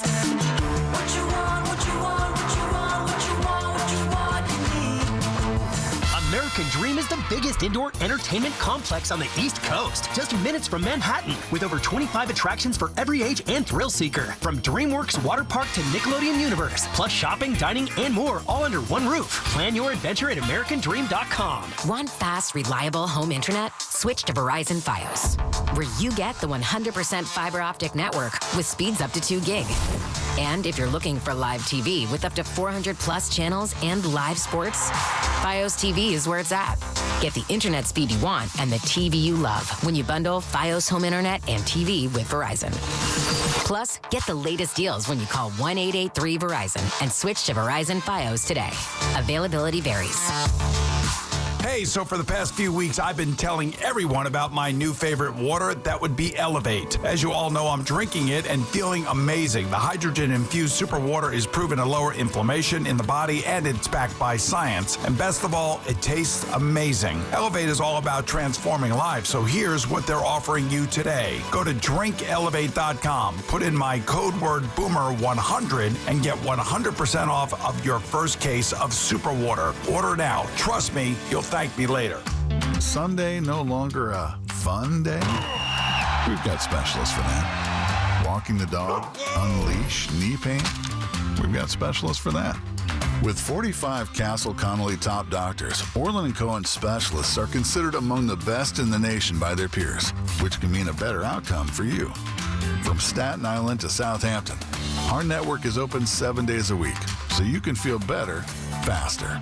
Visit OrlandCohen.com. We've got more sports talk coming up on The Fan. We all hear the radio ads about the IRS. They tell you to be afraid, to be scared, and they try to frighten you into calling. I'm not here to do that. Tax Relief Advocates is different. TRA is here to tell you that if you owe money to the IRS, whether it's $5,000, $50,000, or $500,000, we have a solution. It doesn't matter if you're sitting in your car, at work, or with your kids. No matter where you are, call now. 800-575-4094. Don't lose hope. TRA can eliminate or reduce what you owe to the IRS. Generous programs are now available that can give you a fresh start. Our passion is taxes and helping individuals fix their IRS problems. We have over 1,000 5-star reviews on Google and an A+ with the Better Business Bureau. You don't need to be afraid of the IRS any longer. End your tax nightmare today by visiting us online at TRA.com or call 800-575-4094. That's 800-575-4094. Tax Relief Advocates. Real solutions for real people. Listen to You Better You Bet with Nick Costa Sunday morning at 8 right here on The Fan. Nick will preview all the football action and get you ready for kickoff. Presented by BetMGM. Make it legendary. Please gamble responsibly. Gambling problem? Call 1-800-GAMBLER. In St. Pete, Clearwater, you can chill by the crystal clear Gulf. And stroll downtown St. Pete's galleries and murals. And hang with the locals at a fishing pier. And escape to secluded white sand beaches. Secluded, huh? Yeah.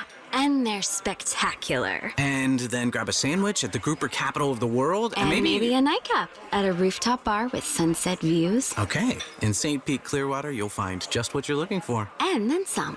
Your Florida escape begins at visitspc.com. When businesses thrive, communities score. That's why Bank of America is the official bank of FIFA World Cup here in New York, New Jersey. And our more than 280 local business specialists are ready to help your business win. What would you like the power to do? Learn more at bankofamerica.com/local business. Bank of America, official bank of FIFA World Cup 2026. Bank of America Corporation, all rights reserved. Dunkin's $6 meal deal is kind of wild. You get a bacon, egg, and cheese sandwich, 6-piece hash browns, and a medium hot or iced coffee, all for $6.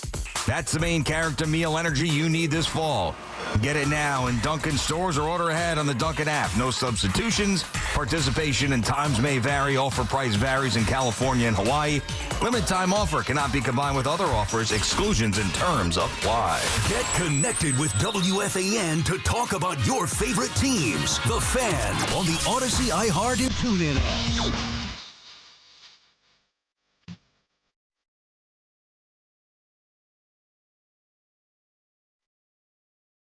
BT, it's out back on The Fan. 888-808-1019 is the number to call. Halloween is this Friday. Oh, yeah, well aware. Are you dressing up as anything? No, but I have in the past. I've done, when they were young, we did a family theme. So my son was born first. I was Darth Vader. My wife was Princess Leia, and he was little Yoda. Okay. And then the next year, now my daughter's there, and I think they were both like Elmo and... No. I was the Tin Man from Wizard of Oz. Right. Jen was Scarecrow, and they were figures there from there as well. And then like I was Batman and he was Robin. So we do a family theme that obviously ended after they were like 4 or 5. So you're still in the family theme though. Yeah, but family theme is separate than dressing up for work. Because I have an idea for a costume. Dress up for work? Yeah. Well, like why don't you come up with something and we'll be in studio and we could people watch on YouTube. Yeah. What do you want to do? Well, I have something that I'll unveil it Friday. But why don't you think of something creative and you could wait. So you want to do like? Is it a theme where we do the two totally different genres, or could be like I'm Han and you're Luke, or no, you're totally Rocky different. and I'm Drago. Totally different. Like how you're allowed to play this game too. Like I wasn't gonna do it because normally I don't. Like you said, my daughter's gonna be Lilo and I'm gonna be Stitch. Oh, my daughter loves Lilo. She and Stitch. picked. Yeah, so Sammy picked. So okay, Daddy's gonna be Stitch again, walking around in the costume with the head thing on. Hey, who's that mean Stitch, Mommy? But I just thought Sal, our neighbor. I thought of something for myself. I was like, you know what? I'm gonna come in Friday dressed as something. It has something to do with sports. But I have an idea. I went and got the costume, and I'm going to be that Friday. Hoff, do you want to dress up Friday and come up with something sports themed? I dress up every day as like a loser. No, what?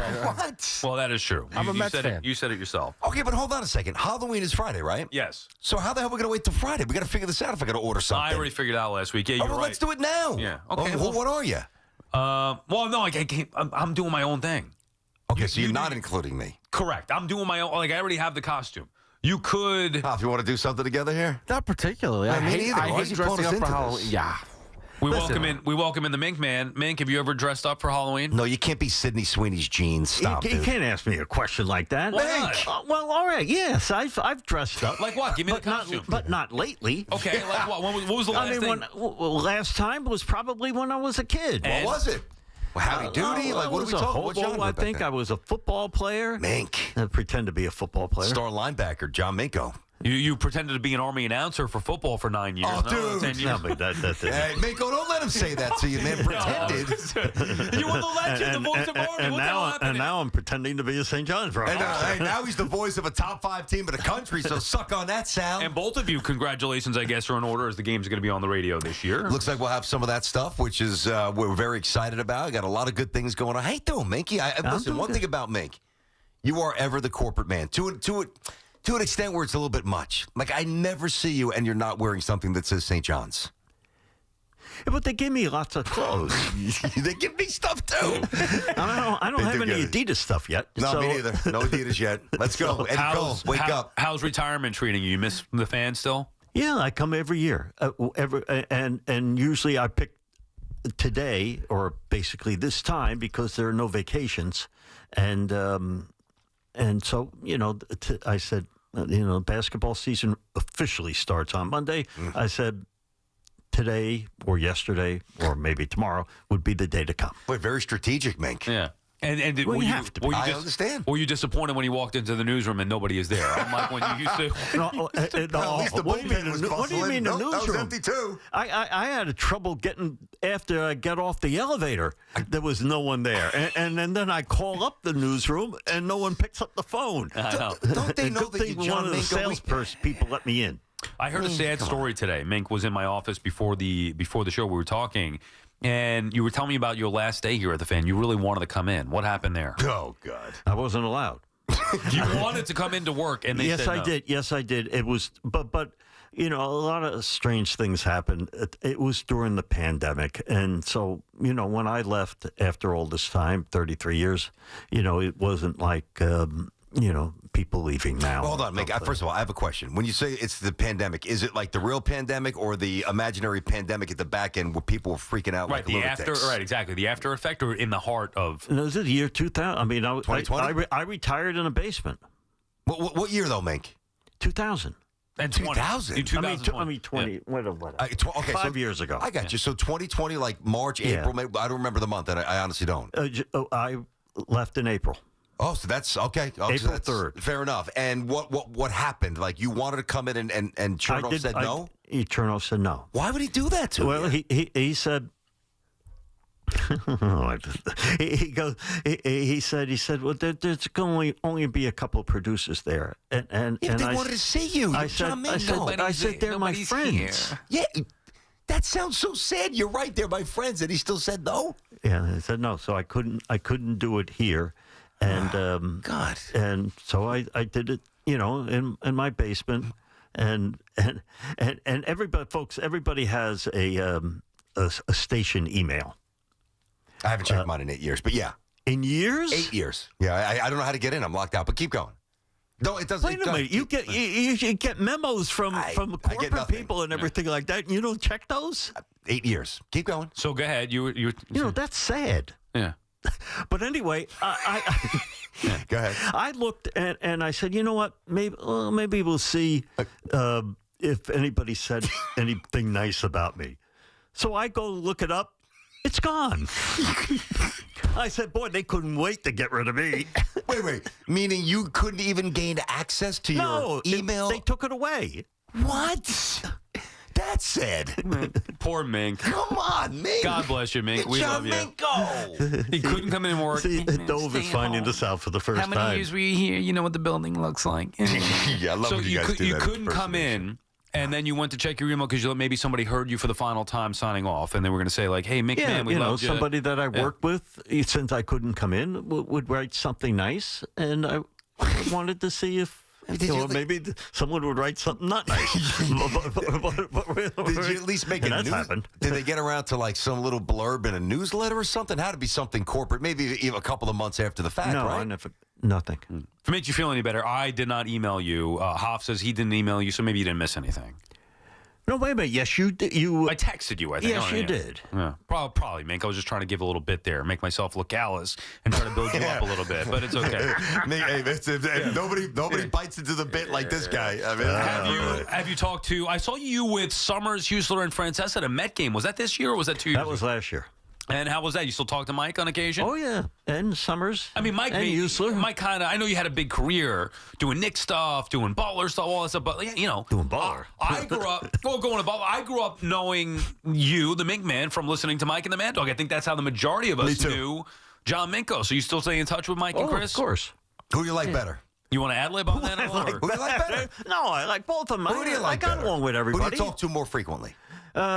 Actually, I talk to Mike more frequently. Okay, here you go. All right. So, what like about what? Have you been on his podcast? You talking about golf? You talking about the Johnnies? What are you talking about? About the old days? No, we have talked about the Johnnies. Well, Francesca cares about them because they're good now. No golf, okay. No, because I tell him, I said the only golf I play is putt-putt. Oh, okay. He invited you out to play golf and you said no? No, I don't think he invited somebody actually did. Yeah? I was invited to a St. John's golf outing. The big outing out east. And I told Steve Dombrowski, who invited me, I said, Steve, I don't play golf. You don't want to see me playing golf, and the course doesn't want to see me playing golf. Hold on. Now listen, you're very, very humble, and we'll be there for 2 days on 18 holes if I play. Understood, but I think this is where you sell yourself short, and I appreciate it because it's born out of humility, but. Even if you took 17 shots, which you probably would take more, to finish a hole,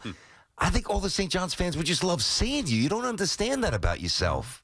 You got to lean into that, buddy. I played golf at a real course in Indianapolis, Harbor Trees, and I shot a 90. What? That's good. Yeah, for 9 holes. No. Come on, man. Not bad, man. There you go. Not bad. This guy, Mink, right. You are one of a kind, buddy. You are. Hey, answer this. How much has having Patino around revitalized you as a broadcaster in a lot of ways, right? Oh, yeah. He's revitalized every single aspect of the program. Yeah. And of the university, not just the program. And the university. Yeah. And I think one of the factors was what we saw Saturday night. An exhibition game at Madison Square Garden. 14,000 people. With 14,000 people. Exhibition game against Michigan. I know. And that just goes, it's true. That gives you St. John's is used to playing Division II, and most teams are used to playing Division II and Division III teams, couple of exhibition games. Like St. Thomas Aquinas, they lost to them a couple of years. Like those kind of games. That was Chris Mullen's first game. I remember. They lost by 20, 30 points. Oh, jeez. Should have told us what was happening. Will you read Steve Summers' new book? It comes out November 18th. Yes, I have it. They gave me, Giannotti gave me a free copy. Okay, and what do you think? Well, why Gio get? You didn't get one from Steve? I guess they must have had him laying around. But anyway, you'll read that book? Yes. Yeah, and it'll be interesting to see how much of that book I lived. Right. I think you're going to learn something from that. Because even I worked with him. Obviously, you worked with him a lot longer, but I produced for him for a while. There were things in that I learned. Are you going to write your own book one day? I don't think so. Why not? I don't think any publisher is going to come up to me and say, "You want to write a book?" Yeah, you got the dirt on the fan. Again with him. He's still minimizing what you've done. But I would say this. If a publisher came and whatever, and I wrote a book, the book would be on the first year of this radio station, probably not much else. Well, why? I want the dirt behind the scenes. What happened with Mike and Chris with the breakup? What about what I missed? Like, you got to get into all that. I could start with the first year. That's the first chapter. Yeah. But then keep going. Right. No, the first chapter is the first year. Yeah. You know, the history, and even the Icon can vouch for this. The history of this radio station revolves around 1987. It does. Okay, you want to enlighten us to it, or no? We'd be here until the end of this year, saying what all that meant. You're a trip. You know, you really are. You know, I'd like to. Maybe I should do the book and interview. I'll say this. Here we go.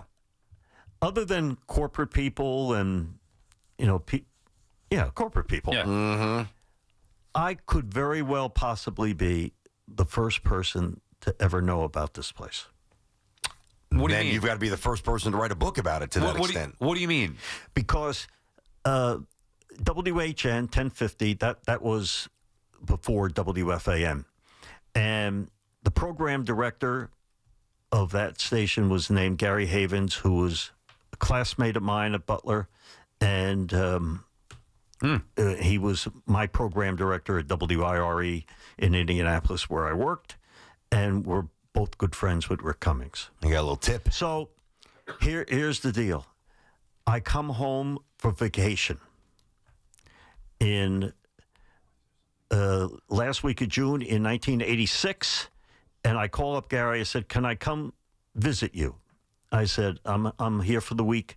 Can I come to New York and visit you?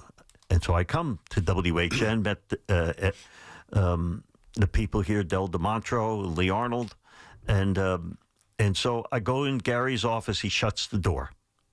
And I said, "Gary, I haven't done anything." He says, "I'm going to tell you something you can't tell anybody else." I said, "Who am I going to tell?" And he goes, "You're going to get a call from Rick next week. They're thinking of changing this station to all sports."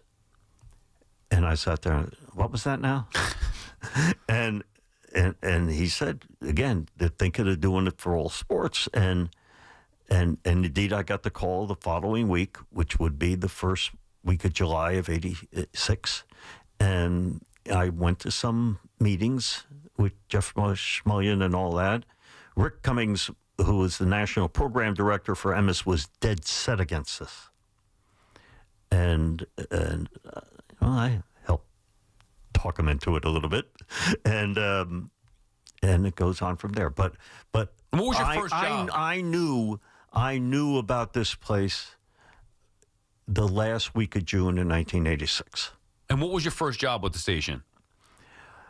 Well, the station was very uncomfortable having me here, and just like we are now. Right. That's exactly right. Why? Imus was uncomfortable having me here. I was fired 5 times from Imus. Sorry, man. You know he's kidding, but that was hysterical. I mean, John Channon was the general manager. John Channon, this is all in my book, folks.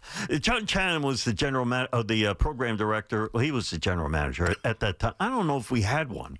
But anyway, I go in his office after the first staff meeting, which was on a Monday, and I was the first one, and he says, "Well, I appreciate your efforts in helping here, but I got to tell you, we're very uncomfortable with having you here." Okay, why though? We're trying to get to why. They thought I was a corporate spy. Okay, Wow. now we're getting to it. Okay, Were there you you go. all those years? You might have been, now that I think about it, out in the newsroom. Did you get me fired? And he said, and your shifts will reflect this.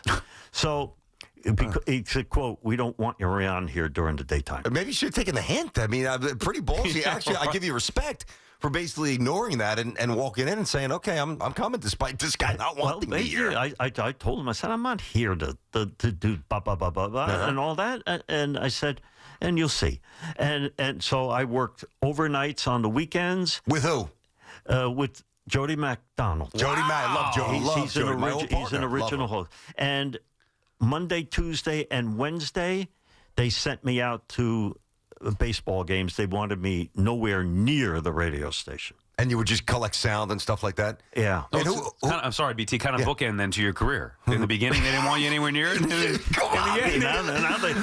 end, they didn't. Stop knocking our guy around here, man. I mean, they didn't want you at the beginning and they didn't want you at the end. That's what he's saying. But you know what, though? The middle was pretty good. Who was the Mets? So was that who was the Mets manager? Was that Dallas Green? Yeah. Who? When you first Davey Johnson. I'm saying for the Yankees. So and the Yankees was 80. Was that Dallas Green or Bucky Dent? That was a couple of years before Stump Merrill. If you don't remember, it's not a big deal. But it was one of those guys, right? And obviously, Davey. But I remember away. David Johnson because Howie Rose's Mets extra interviews with Davey Johnson.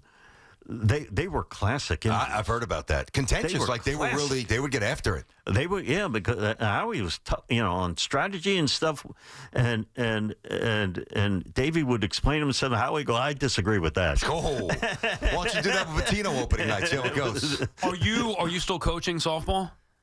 No. You ever get tossed from a game?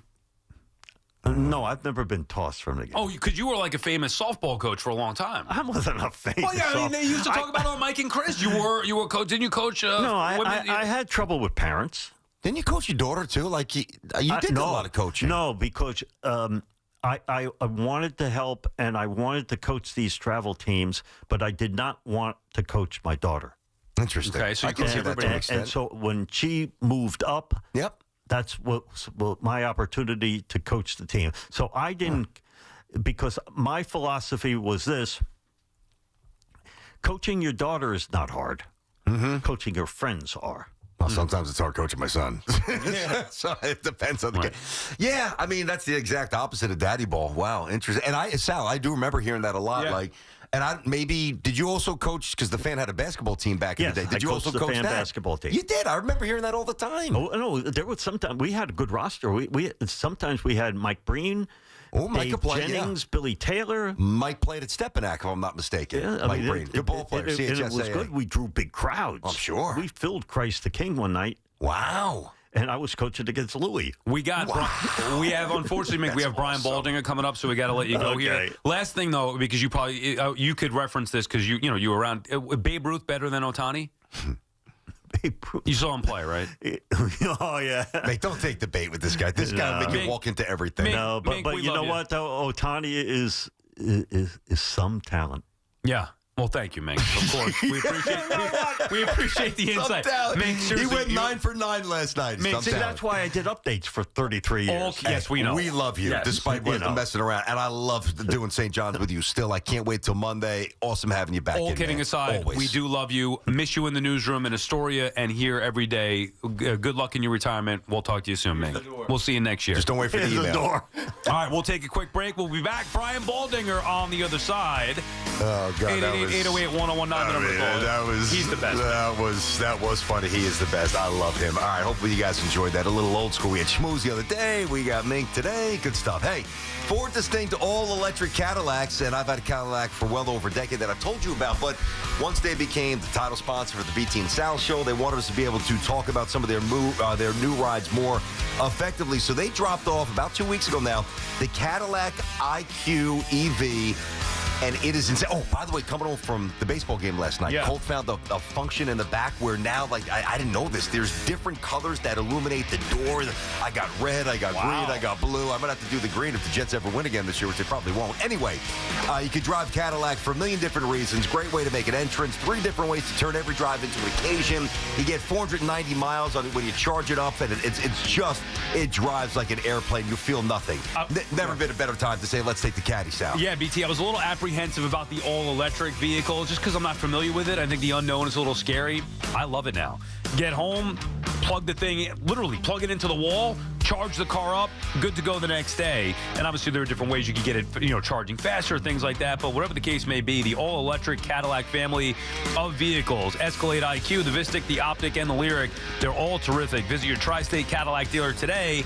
The BT and South Show is presented by your Tri-State Cadillac dealers. Cadillac, the official luxury vehicle of the New York Giants. It's Boomer and Gio, mornings on the Fan, 101.9 FM. That was some shady stuff that went on with Lamar Jackson. He went from full participant on Friday with a 6.5-point spread the entire week as he was expected to play. Then all of a sudden changed on the injury report after it comes out to limited on Friday, then out on Saturday. Listen to Boomer and Gio on demand on Apple Podcasts, Spotify, or wherever you get your podcasts. This is Maggie Gray with an Odyssey Sports Minute sponsored by Old Trapper Beef Jerky. Old Trapper, what's your beef? Browns owner Jimmy Haslam is talking a big game, backing coach Kevin Stefanski and GM Andrew Barry. But after getting blown out by the Patriots in Week 8, the tough breaks are piling up. The defense struggled, the offense didn't show up, and while Haslam insists he's all in on his leaders, his history of hiring and firing coaches makes that confidence feel shaky at best. I'm Maggie Gray. Your favorite neighborhood spots run unsquare. You know the ones. Maybe it's the popular shop that just opened a new location by you, or the big sports bar that's always packed on game day. These places make the neighborhood, and the money spent there stays in your community. Square powers more than 4 million neighborhood businesses worldwide. To learn more, go to square.com, or just stop by your favorite local business. See you in the neighborhood. Square. Lowe's knows that free makes everything better. That's why our rewards members get free standard shipping on the things they want and need to get the job done every day. Savings for rewards members add up fast, so why wait? Join for free today. Lowe's, we help, you save. Not available in Alaska and Hawaii. Exclusions and more terms apply. Loyalty program subject to terms and conditions. Details at Lowe's.com/shipping terms. Subject to change. You can always count on Sundays with the NFL on CBS and Paramount Plus. Stream your local NFL game live every Sunday. And this week, it's the next chapter in the epic rivalry as the Chiefs visit the Bills in an AFC Championship rematch. Visit ParamountPlus.com/NFL and get started today. Stars rise, legends are made, and one player rules them all. DraftKings Sportsbook, an official sports betting partner of the NBA, brings you King of the Court every Tuesday. Here's the deal. DraftKings puts up $1 million in bonus bets each week. Opt in, apply your token, and place a $5 pregame bet on the NBA star you think will dominate each Tuesday. If they finish the night leading the league in points, rebounds, and assists, they're crowned King of the Court, and you win your share. Download DraftKings Sportsbook and use code WFAN for your shot at a share of $1 million in bonus bets with code WFAN. In partnership with DraftKings, the crown is yours. Gambling problem? Call 877-8-HOPE-NY or text HOPE-NY 467-369. 21 and over. New York only. Eligibility restrictions apply. One token per customer that expires at the start of the final NBA game when offered. Winning shared as $1 million in non-withdrawable bonus bets that expire in 7 days. Restrictions apply. Terms at sportsbook.draftkings.com/promos. Wellness isn't just what you do. It's what you absorb, hydrate, and fuel with. At Terra Origin, we combine ancient Ayurvedic wisdom with modern science to support your whole body from the inside out. Gut health for balance, healthy hydration for performance, healthy greens for clean energy and recovery. Because when your body's in sync, everything else flows. Find your formula today at TerraOrigin.com and use code RADIO to save 25% off your first order. Terra Origin, rooted in tradition, built for now. Get ready for more BT and Sal on the Fan. If you're 55 or older and into that whole saving money thing, T-Mobile has an exclusive phone and internet bundle just for you. Right now, get 2 unlimited phone lines plus 5G home internet for just $30 each per month with AutoPay, plus taxes and fees.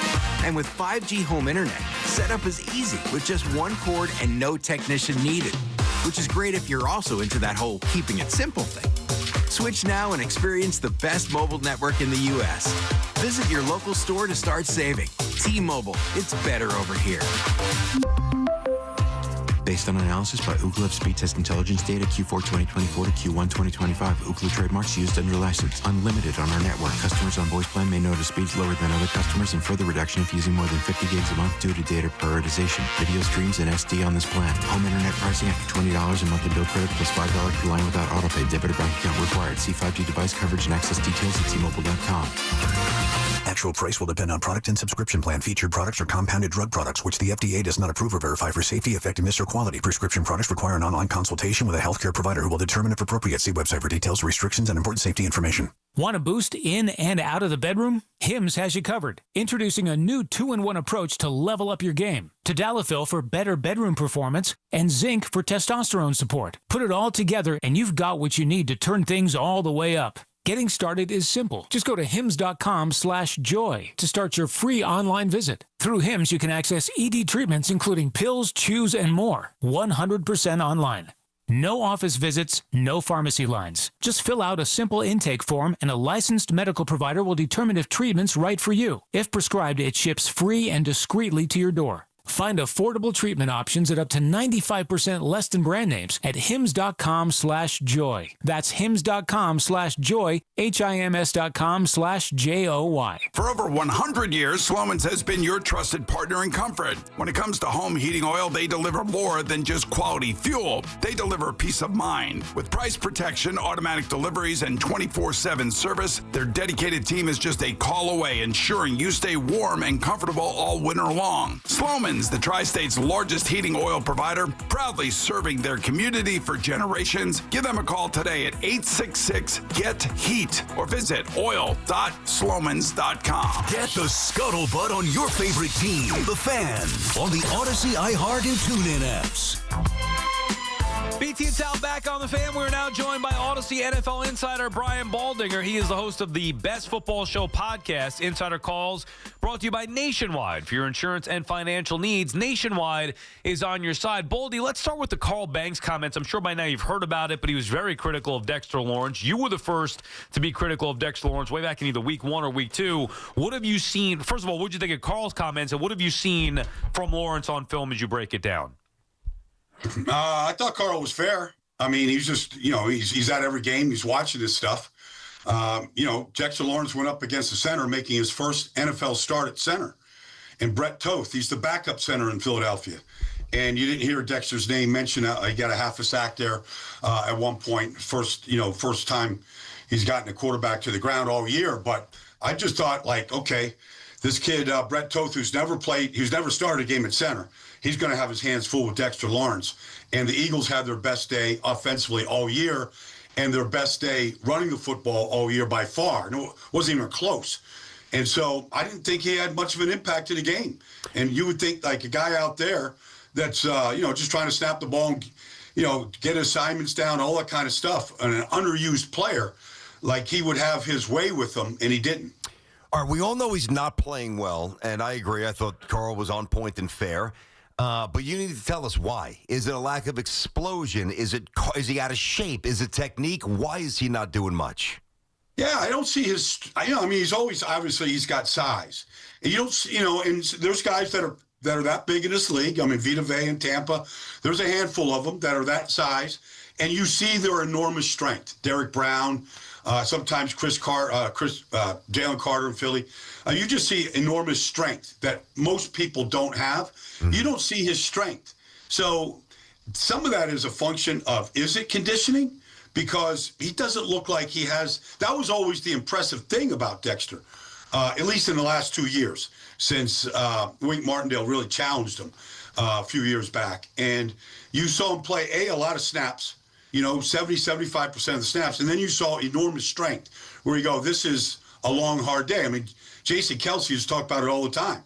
That was his toughest assignment is dealing with his size and strength, and you just don't see that on display right now. You think that's a coaching thing, Baldy? No. But players at this point, I mean, year 7, whatever it is now, you know how to play. You know how to play the game. Coaching isn't going to say, Shane Bowen isn't saying, don't toss this guy across the field here. Players have to play, and I don't believe that has anything to do with scheme or coaching or anything else. Okay. Hey, Baldy, we're both of the opinion here that the Giants should go get a receiver for Jackson Dart, not even for a playoff push, just to help accelerate his development and, go through reads and, win some one-on-one matchups, blah, blah, blah. You agree with that? Yes, I do. Because, Jalen Hyatt didn't play the other day. I know that Slayton got the touchdown pass. I don't understand the call. Like he did, break loose. That was a terrible call on him, I thought. But terrible. I do think, this guy is – I think this kid is going to be special. But you gotta give him some help. Wandale has had moments this year, but he's a slot guy. Every once in a while they'll put him outside. But I believe that if you want to get the best out of Jackson, getting ready for next year, go get him some help. And there's going to be some receivers out there, but I think they should be aggressive about it. I don't care how many games they've won. This is all about his development right now. And so you lose Scatterboo, which is obviously just crushing. But I think that they need help at that position right now. And I'm a subscriber to what you're saying here. Go get him some help. Give him a chance. BT and Sal on the Fan. We're talking with Brian Baldinger. Insider calls are brought to you by Nationwide for your insurance and financial needs. Nationwide is on your side. What about the other horrific call in that game, Baldy? What'd you think of the tush push? Could have been fumble that was not overturned or was not able to be reviewed. So I didn't really understand the whole trend. I saw the play, and honestly, Jalen is reaching the ball out for the first down when Kayvon takes it out of his hands and has possession of it. Now, I don't know stretch. And if the quarterback puts the ball out there in harm's way, and we see this all the time, whether quarterback sneak going over the top, guys punching the ball out, we see it all the time in this league. I feel like that's a legitimate play by Kayvon that I thought it's difficult to officiate. I get it. But I don't know. I was kind of on Kayvon's side on that one. No, there's no doubt. The refs were horrendous. That's not the only calls they messed up. They were bad. All right, so listen, nice to see Aaron Glenn get a win. It's good. We haven't really talked about Muji very often because, the season's here, and why would you?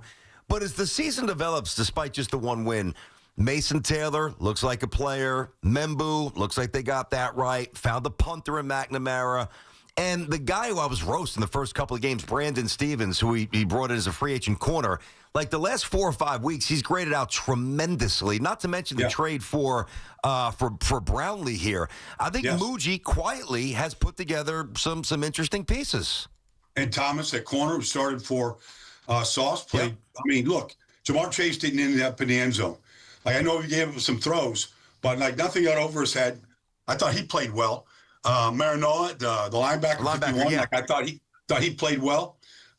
You can see contributions from the rookie class to help them win that game. And, when you win a game like that, you're like, okay, Kansas City was close, Tampa was close. You start giving them a little bit more leeway, after they win a game. Mm-hmm. But I would say all those young kids all showed up. And so even the rookie Aaron Smith, he made a 22-yard comeback. You don't see anybody run this league. Yeah, he could run. He could run. Yeah, he can run. But the comeback throw on the timing from Justin, that was an impressive. That kind of opened your eyes a little bit, because he ran that corner all the way down the field off, and then came back to the ball nicely. Yeah, that looked pretty good. Okay, so back to Mason Taylor for a sec. So it's funny, Jet fans, and I'm one of them, always fixate on the absence of a quarterback, obviously, but the Jets rarely have a tight end that can win matchups.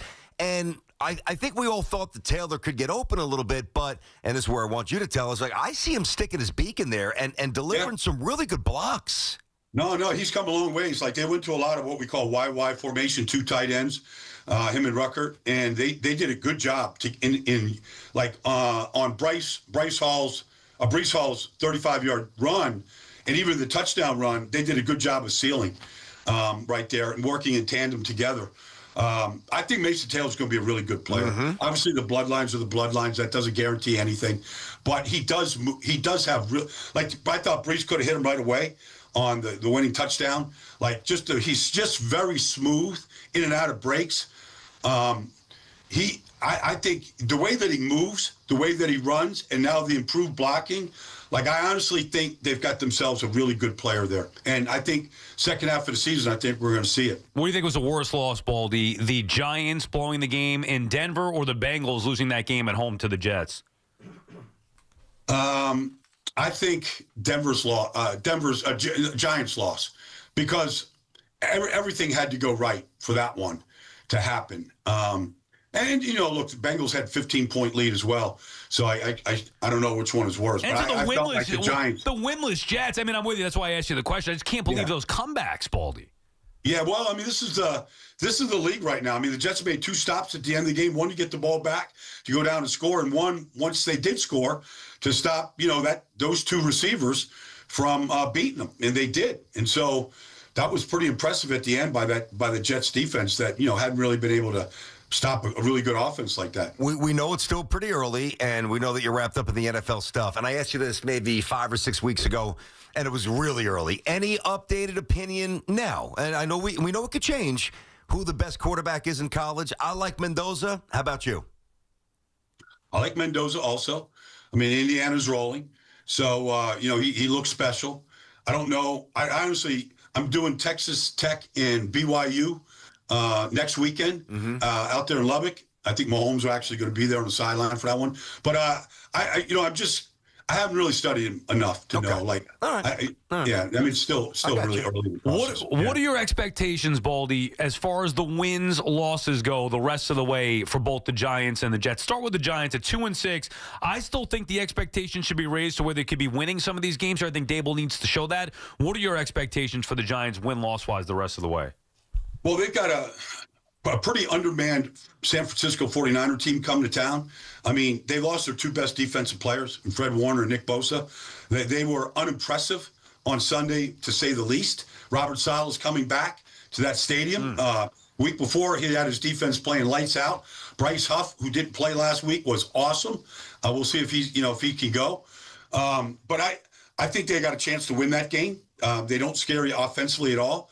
McCaffrey got completely shut down by Houston. So, that's that. And I think, when the Jets come back from this bye week, they play Cleveland at home. I mean, Cleveland they're very similar. They got all rookies playing everywhere. Rookie tight end, rookie quarterback, rookie running backs, rookies all over the defense. I mean, go win that game. And it's a Darren Muji game. Go show us your young guys can have a chance to develop and be a part of the future. By the way, Giants minus San Francisco minus 2.5, obviously coming across the country. Real quick, final thing from me. The way Aaron Glenn has handled the media this year, you're from here, but you've been all around the country, stabilized it with a win. Do you like the feistiness? Is it too much? How do you process what Aaron's been doing so far? More the verbal jousting back and forth. Yeah, I mean, it's, I don't think I think by trying to be friends or funny, glib, I don't know that wins anybody over. 0-7 is 0-7. You get the win, you get the win. I mean, I just think stonewalling and not really saying anything is not a bad approach at this point, because everybody's going to have their own opinions about who the Jets are when the record says what they are, and maybe he made a mistake with the quarterback, all these kind of things. Like, he has to kind of... Yes, Sunday showed us some things that, yes, maybe they are getting some work done. We don't see the penalties that we saw last year, that we saw in the first 5 weeks. We saw a real cut down in that. And so let's just see it kind of grow a little bit here with them. I don't have any problem with this approach at this point. I know it's not New York media friendly at this point, but I don't think by going the other direction, he does them any favors. Last one from me, Baldy. The record is what it is, but maybe even more of an indictment is what Daniel Jones has done in the first year away from Brian Dable and the Giants. What do you think is the reason that Daniel Jones has been able to have so much success right away with Steichen in Indianapolis when he couldn't get it going here? I hate to say stability, because that has not been a great, stable franchise. They've been terrible. They haven't found a quarterback. And they've gone through them all. Carson Wentz, Phillip Rivers. I mean, we went through a bunch of Matt Ryan. They went through quarterbacks like crazy trying to find it. But Shane Steichen went to a Super Bowl with the Eagles, won a Super Bowl with the Eagles. You know, I mean, he didn't win one, but he went to the Super Bowl with the Eagles. He's a great play caller. Their talent around Daniel Jones is elite, but his playing, he's as good as anybody in this league right now. I mean, Drake May is playing really good, and, you know, Jordan Love is playing good. But, I mean, honestly, he's as good as anybody right now. And it's every throw. Like, I just think the offense and the talent around him is elite. And he just can just do his job right now. All right, here's the open receiver. Let's throw it to him. But it's crazy to see how good he is right now. So that's not a coaching thing, in your opinion? Oh, I think it's a big deal. It's a big part of it is coaching. I think with Shane Steichen and the offensive line coach is really, really good. The line is really stable. They got the leading rusher in the league. Like, I think a lot of, but the way that they designed the offense, it looks like it looks like it's number one offense football, but it looks almost unstoppable at this point, and Daniel Jones is making it go. Well, Boldy, the bottom line is this: when you've got 3, 4, 5 holes on the offense every year, like he did with the Giants, not to mention some bad coaching, you're asking Daniel Jones to be something that he's not capable of being, and that's an elevator of substandard talent. You plug in real players around him and a real coach, he's certainly good enough to win. That's for sure. Yeah, well, I mean, look, the year that they went to the playoffs, he ran for 800 yards that year, including the win against Minnesota. He ran for 800 yards, and it was a big part of the offense, was him and Saquon running. Like, they're not asking him to do that. They've got Jonathan Taylor. Like, they've got an all-pro, all-world left guard. They've rebuilt the interior of their offense line. Their tight end looks like Mark Bavaro. Like, it's just, they've got a slot receiver. They've got 2 outside receivers. And honestly, I haven't seen anybody defend that offense yet properly. Thank you, Baldy. It's a function of the talent and the coaching. Thank you, Baldy. We appreciate your time as always. Good job, man. My pleasure, guys. All right, it was Odyssey NFL insider Brian Baldinger, host of the Best Football Show podcast. Insider calls are brought to you by Nationwide. For your insurance and financial needs, Nationwide is on your side. We'll be back with your calls on the other side, 888-808-1019. Right now, let's get you updated. Here's Andrew Bogish. Get breaking sports news here. WFAN, WFAN FM, WFAN FM HD1 New York, and Odyssey Sports Station. WFAN Sports Flash. Good afternoon at 109. I'm Andrew Bogish. Your Sports Flash sponsored by Chef IQ. Precision cooking, effortless results. ChefIQ.com. And by the United Healthcare Medicare store in Jackson Heights. The Knicks and Bucks remain linked for now because of Giannis's uncertain future in Milwaukee. The two teams play actual basketball tonight. Tip-off shortly after 8 in Milwaukee. Both teams are 2-1 with the Knicks coming off Sunday's loss in Miami. The Dodgers beat the Blue Jays just before 3 o'clock this morning. They're back at Dodger Stadium again soon for Game 4 of the World Series. Shohei Ohtani scheduled to throw the first pitch shortly after 8. And NYCFC begins its best-of-3 playoff series at Charlotte at 6:45 tonight. Fan weather sponsored by Dr. Jay Shaw at Samwell Pain Management. Visit SamwellPain.com. It's 51 and cloudy in Central Park, and that's what's happening. Sports flashes top of every hour. I'm Andrew Bogish. The Nets are back in Brooklyn playing the Hawks. 7:30 tomorrow night. The home of Brooklyn Nets basketball is The Fan. 101.9 FM and always streaming on the Odyssey, TuneIn, and iHeartRadio app. At the United Healthcare Medicare store, right here in Jackson Heights, you can chat face-to-face with a licensed sales agent who understands the community and get clear answers to your questions. We're located at 3752 82nd Street between Roosevelt and 37th Ave. We're ready to help. It's NBA tip-off week, and FanDuel is your home for live betting. So if you've missed the start of your game and you want to ride the hot hand, FanDuel has live bets on everything from who will score next to fourth quarter comebacks. Plus, you could even combine your live bets into a same-game parlay for a shot at an even bigger payout. However you want to play, now is the perfect time to join because FanDuel is giving new customers $300 in bonus bets if your first $5 bet does win. So just visit FanDuel.com/Boomer to sign up today. We all love the app around here. It is safe, secure, and when you get paid instantly. So play your game with FanDuel, official sports betting partner of the NBA. FanDuel Sportsbook is also the official sportsbook of WFAN. 21 and over and physically present in New York. First online real money wager only. $5 first deposit required. Bonus issued is non-withdrawable bonus bets, which expires 7 days after receipt. Restrictions apply. See terms at sportsbook.fanduel.com. For help with a gambling problem, call 877-8-HOPE-NY or text HOPE-NY 467-369.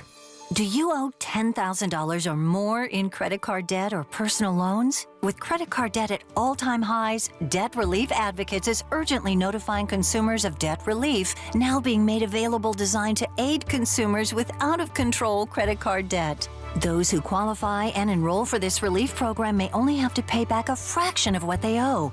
This is not bankruptcy or a debt consolidation loan. This is a relief program that credit card companies would rather you not know about, as it could end your debt nightmare and save you lots of money. Consumers owing at least $10,000 in credit card debt or personal loans can now take advantage of this debt relief as the cost of living skyrockets. For free information and to learn what debt reduction you may qualify for, simply go online and visit DRA.com or call 800-455-9311. 800-455-9311. Again, that's 800-455-9311. My man, Dr. Jay Shah, specializing in minimally invasive and non-surgical treatments for neck, back, and sciatica, migraines, and so much more, offers pain-relieving solutions. There are thousands of 5-star reviews who trust Samwell Pain for all their aches and pains. Visit SamwellPain.com. Talk New York sports here. The Fan.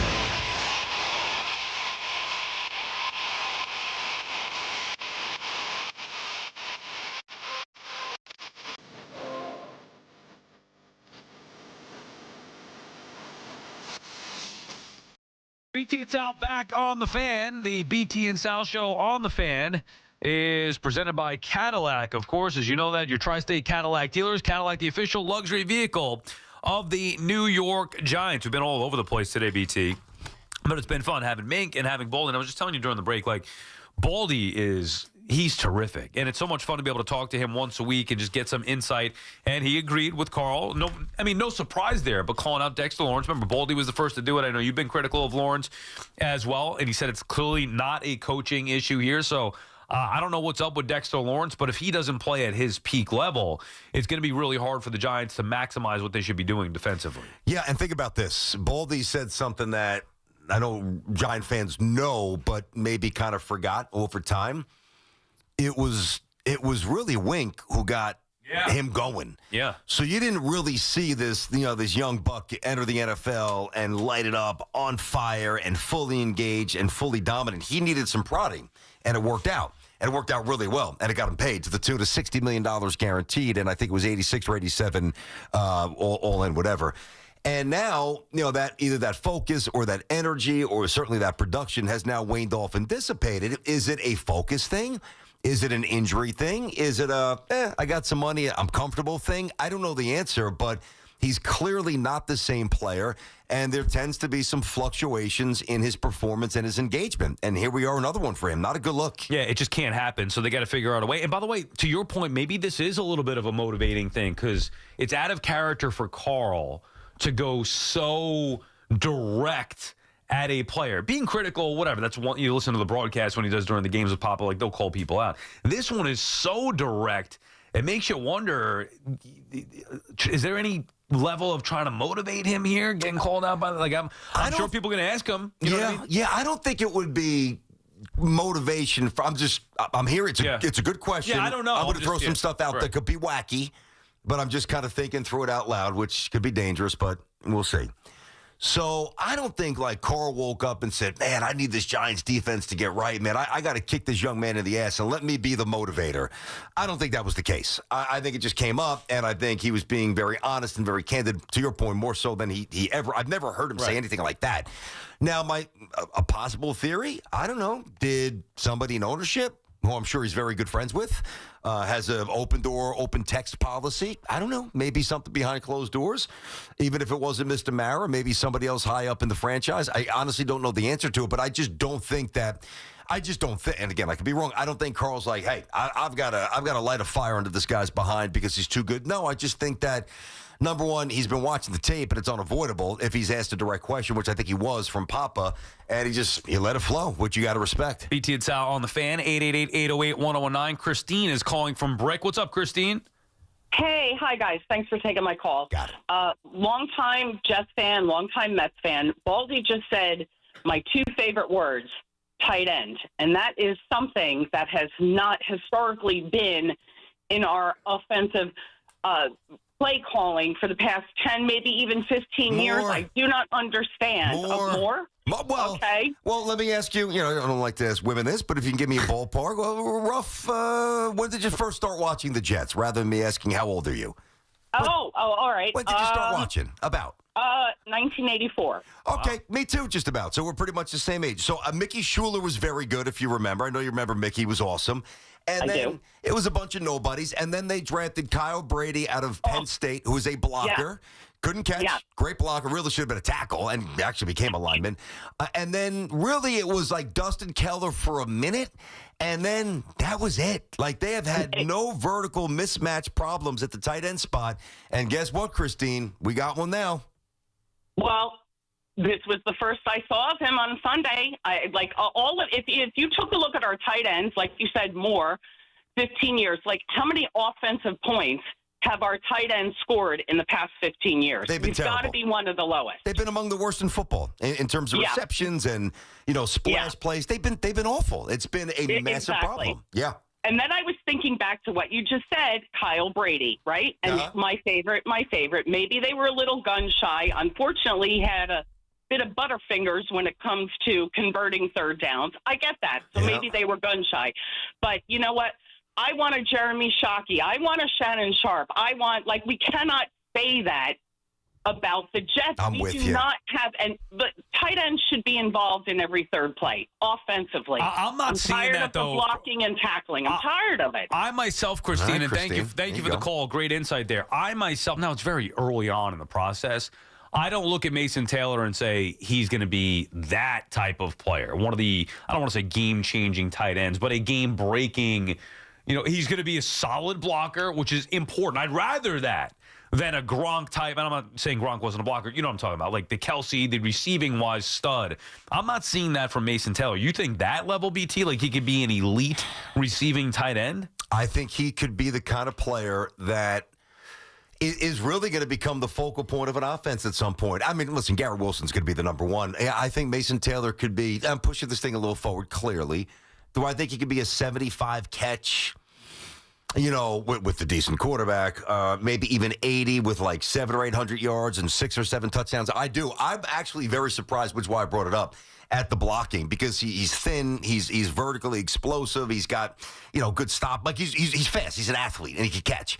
So, but I thought he was a little light. And so I saw him peeling off some blocks early in the year. I'm like, to be a good blocker for me, and this is more baldy, but I'll just give you a rudimentary thought. Like you need two things. Number, you got to start with being willing. You got to be willing to stick your face in there and try to resist another man. Like you look at other like blockers who aren't good. It's not because they're weak. Sometimes that's the case, or they don't have leverage and technique. Yeah, that's the case. But a lot of the times when you hear, this tight end's not a good blocker, it's because he's soft and he just wants to run these routes and turn around and catch the ball. Mason Taylor, I thought he may have been a little, I'll use the term, more athletic than physical. But no, I think he's got a chance to be a dual purpose, two-way guy. It's early. I love the kid. I think they nailed that pick. There's no doubt for me. BT and Sal on the Fan. We'll take a break, come back with your calls. We're going to get into our little perfect parlay recap from this past weekend.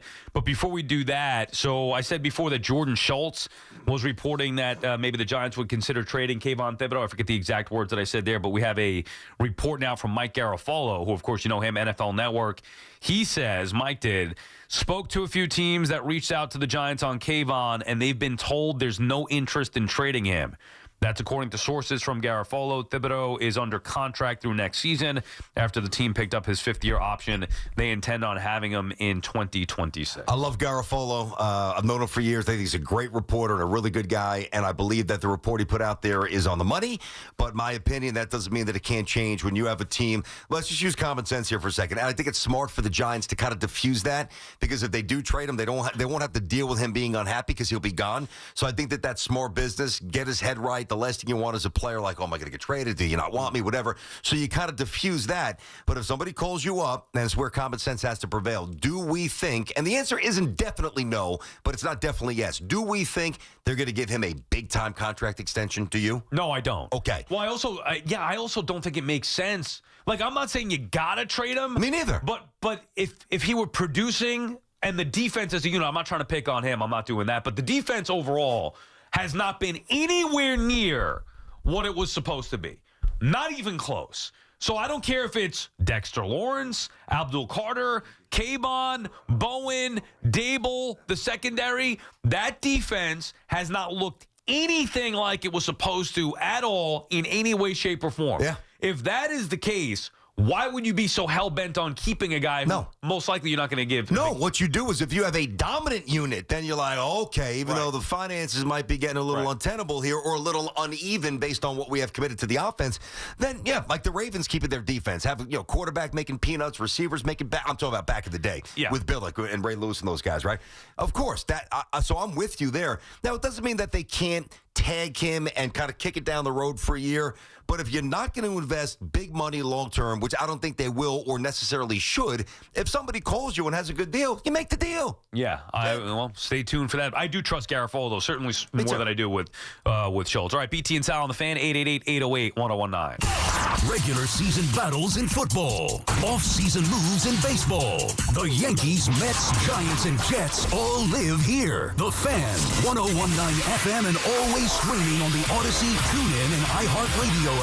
I'm Chelsea Messenger, helping you beat the books with the BetMGM Network. Play of the day in the World Series is over 8 runs between the Dodgers and the Blue Jays. The Blue Jays have a tough matchup against Ohtani, but this lineup is averaging more than 6 runs a game this postseason. Meanwhile, Shane Bieber starts for the Blue Jays. This postseason, he's given up 7 runs in just 12 innings. Both bullpens should be gassed after last night's 18-inning thriller. Over 8 is the play. Bet smarter, beat the books. Download the BetMGM app. Please gamble responsibly.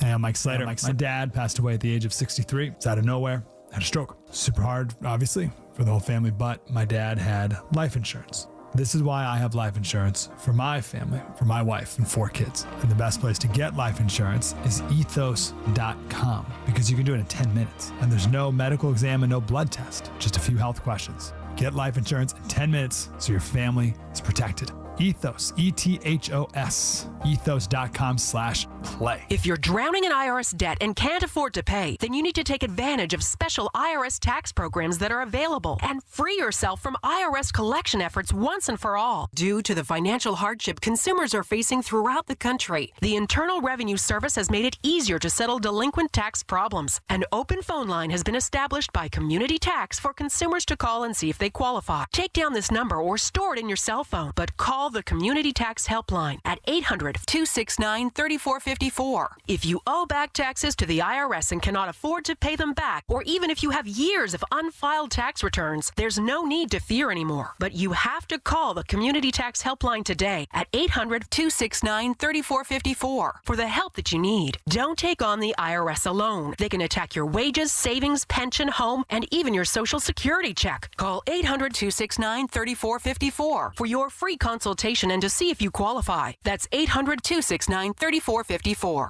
Stepping into the Kia K4 or K5 isn't just getting behind the wheel of any average sedan. It's stepping into what's next. With a K4, it's stepping into a world that's exciting.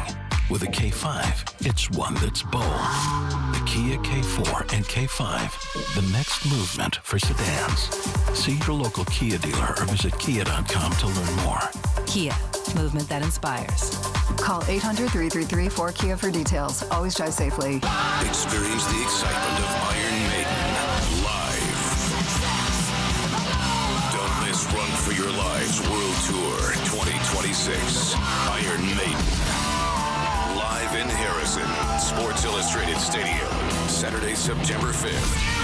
With very special guests, Megadeth and Anthrax. Get tickets Friday, October 31st at 10 a.m. at Ticketmaster.com. For more info, visit IronMaiden.com.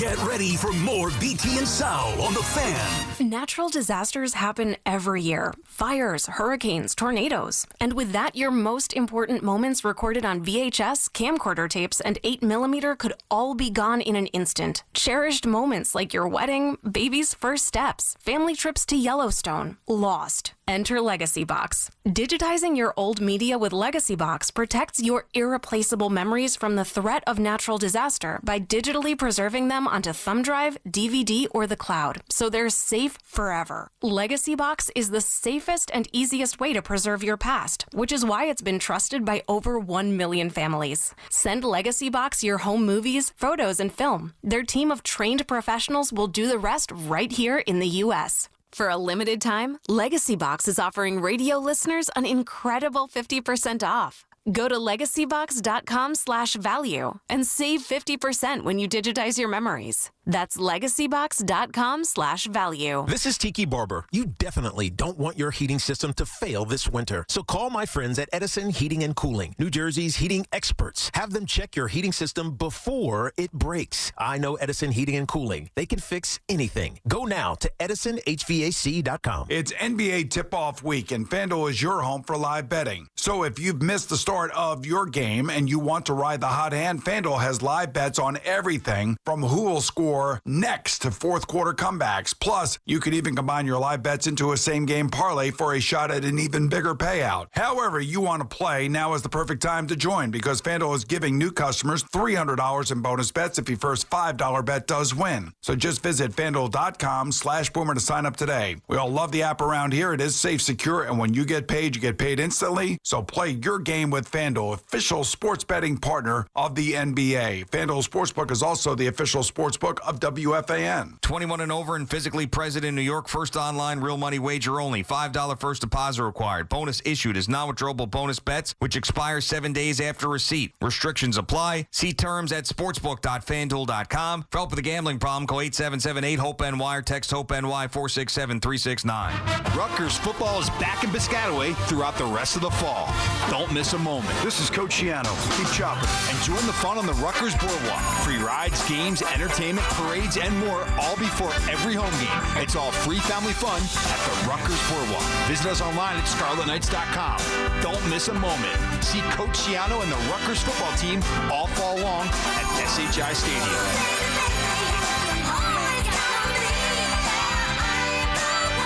Get connected with WFAN to talk about your favorite teams. The Fan on the Odyssey, iHeart, and TuneIn apps. Pop is such a jerk. I'm assuming you're playing this because of your lead in the Perfect Parlay Pick segment. So quickly, let's recap it here, BT. We're going into week 9. Hoff had nobody hit this past week. Actually, you had. I know. Two out of 3. And what was the one that you lost? The Jets burned me. It's not my year, buddy. Dude, you White can't flag. make it up. Surrender. The Jets have an all-time comeback. I know. And that's the one game that screwed you. And I had Cincy minus 6.5, and I hit the other 2. Oh, Hoff went 1-3 to bring his percentage down to 500 now on the year. Hoff is 15-15. I am 13-10. I went 1-1. The stupid. I loved the Broncos in that game against the Cowboys, and it was a great bet. And I actually won money on that. I'm back now. I won $250 this week, so I'm chipping away at my deficit for the year. There you go. Slowly but surely. But I didn't hit the perfect parlay because I had the Titans, it was just a horrible pick. I didn't love any of the game. I thought about Bengals. I thought about the Browns. I would have lost any which way that I went. On Sunday morning, though, I did feel differently. Just something was off with the Jets and Bengals to me because we talked about it Friday how we're both going to be in on that. You were, and of course, that's the one that got you 2-1 on the year, on the week, 10-14 on the year. Hoff has 155 points. He's in first. I have 90 in second. You have 40 in third. So it's still within striking distance. Certainly you from me. I mean, you would have hit that 3-teamer. You would have leapfrogged me there. Yes. I just want to avoid the basement as I have the prior 2 years I've never won. Well, you still got to dress if you lose. I get it, but at least I get the lesser of two evils. At least what I perceive to be the because I get to pick, which is why. I got you. So it's not just a pride thing about not finishing last. It's also you get to pick. Get to wiggle off the hook at least a little bit here. Good So point. instead of having to be the clown, I was gold dust. Although you can make the case gold dust is worse. Really, I just like to have a little say in my pathetic fate. I just want to hit some parlays here. I know, that's the other thing. I'd like to win some money, too. We've made it look difficult. I think last year, though, we did get into a nice rhythm where you started to hit a couple, I started to hit a couple, he hit, but Hoff hits the 4-teamer, and then he just rests on that, and it was successful year 1. Could it be successful again year 3? On the topic of costumes and things like that, we got interrupted before a little bit. Not interrupted, but we had Mink in. Oh, come on, you still can't get it. No, I shouldn't say that. We had Mink in a little bit before, and he obviously added to the show. Have you given any thought to what you're going to dress up as on Friday? You don't have to. No, I have not. Okay. So, Hoff, are you doing it or no? I know you're going to get dressed up as something separate here. Sal is. Yeah, it's not that I don't want to partake in a team activity festivity. I had an idea that I think is fun. Yeah, I'm all about having fun. That has to do with sports, and I just don't want to reveal that idea yet. I'd rather Friday you see it. I like the surprise. Hoff, would you jump into the festivities and dress up as something? Not together. Would you do something? I mean, I think I feel like I don't need to do that this time around. You don't want to partake in Halloween. Dove, he's not. No. Okay. No, I don't celebrate. Sorry. Oh, okay. You don't celebrate Halloween, like never have? Correct. It's actually a problem. Really? Because I feel like bad demonic and Satan? Is it like against religion or what? Well, there's a religious background to Halloween. Is it religious? I had no idea. Oh, yeah, for sure. Is it religious or more spiritual? Is it actually religious? Halloween? Nowadays, it's all about commercialism. Right. That's what I know. Well, so is everything at this point. But it's uncomfortable for me because I can't partake. Yeah. Well, to that point, I understood. To that point, now I've got relatives in Florida, right? Yeah. They're very religious. This is on my mom's side. So I'm gonna go there during the summer. I gotta go to church all the time. I'm like, I just want to play wiffle ball. I gotta go to church now. When do we go to Disney? Anyway, they did not allow their kids to celebrate Halloween, and I believe that they would do something on November 1st, which is All Souls Day or All Saints Day, which is like the opposite in the eyes of some of Halloween. But listen, Halloween at this point is commercialized. But is it rooted on some level in satanic or demonic style? I guess. I mean, I never looked at it that way. Yeah, I had no idea. Now, I'm not a big Halloween fan, but I do think you could have some fun with it. I've opened my eyes up or my mind up to it over the years, and do think you could have. Now, when you have a kid, it's a whole different story. Yeah. But why not come in if you have a creative idea that can be fun as it pertains to New York sports? Yeah, maybe have a little fun with that. This is probably going to offend some people who lean into it a little bit much. I could actually see Hoff being one of these people. Like, to me, there's no limits on the Christmas lights that you put up. You know, go Chevy Chase, go do it. But I do believe that there should be a limit on how much you lean into Halloween. Like, some of the stuff, and it's been more and more the last 5, 10, 15 years. Like back in the day, our mom, I'm sure you had the same thing, like a little 99-cent pumpkin that you tape on the window, or a little witch or a black cat. Hey, happy Halloween. Now you've got like Jason and Freddy and all these like graves and like knives and fake blood and skeleton. That's weird to me. I have no interest. I can't stand that. Now you were saying you think Hoff does that? Well, because he loves horror movies. I said I could see him doing that more than me. Big Halloween decor guy, Hoff? As limited as possible. Really? What about your wife? I just read that one. Well, my wife and my kids might do stuff, but I am hands off. Interesting. Okay, all right. I just thought because you love the horror genre. I love to watch it. I don't want to decorate. All right, my bad. Misread it. Yeah. It's okay. I have no problem you with misread a lot. No, I don't want to do it. Like for me, I used to. For me, the pumpkins on the stoop is enough. My wife would probably want to do more. I'm like, we went pumpkin picking. You got your 2, 4 pumpkins. Put them on the stoop and let's call it a day. That's it, right? Yeah, I know. But as much as I love Christmas, I also don't want to be bothered with, like, maybe I'll put some strands of lights down the on rails. Christmas? Yeah, dude. I'm not going. God. What do you think? I'm getting on the roof doing it? You're paying people thousands of dollars. But not thousands. Well, how much it costs? About 1,000. Yeah, I'm not doing that. I'm not, even if I could afford it, I'd rather take that 1,000 and put it on the Brock. I was going to say, put it on the Jets. Brilliant. I'd rather do something else with that. I'm certainly go out to a nice dinner. Yeah, take my wife to Rails. I'm certainly not doing the lights, and then you got to put them up. You got to put them down. Well, they come and take them down. I don't take anything down. That's just the lights. And what about the stuff that blows up on the lawn? I don't love those. To me, now some are nicer than others.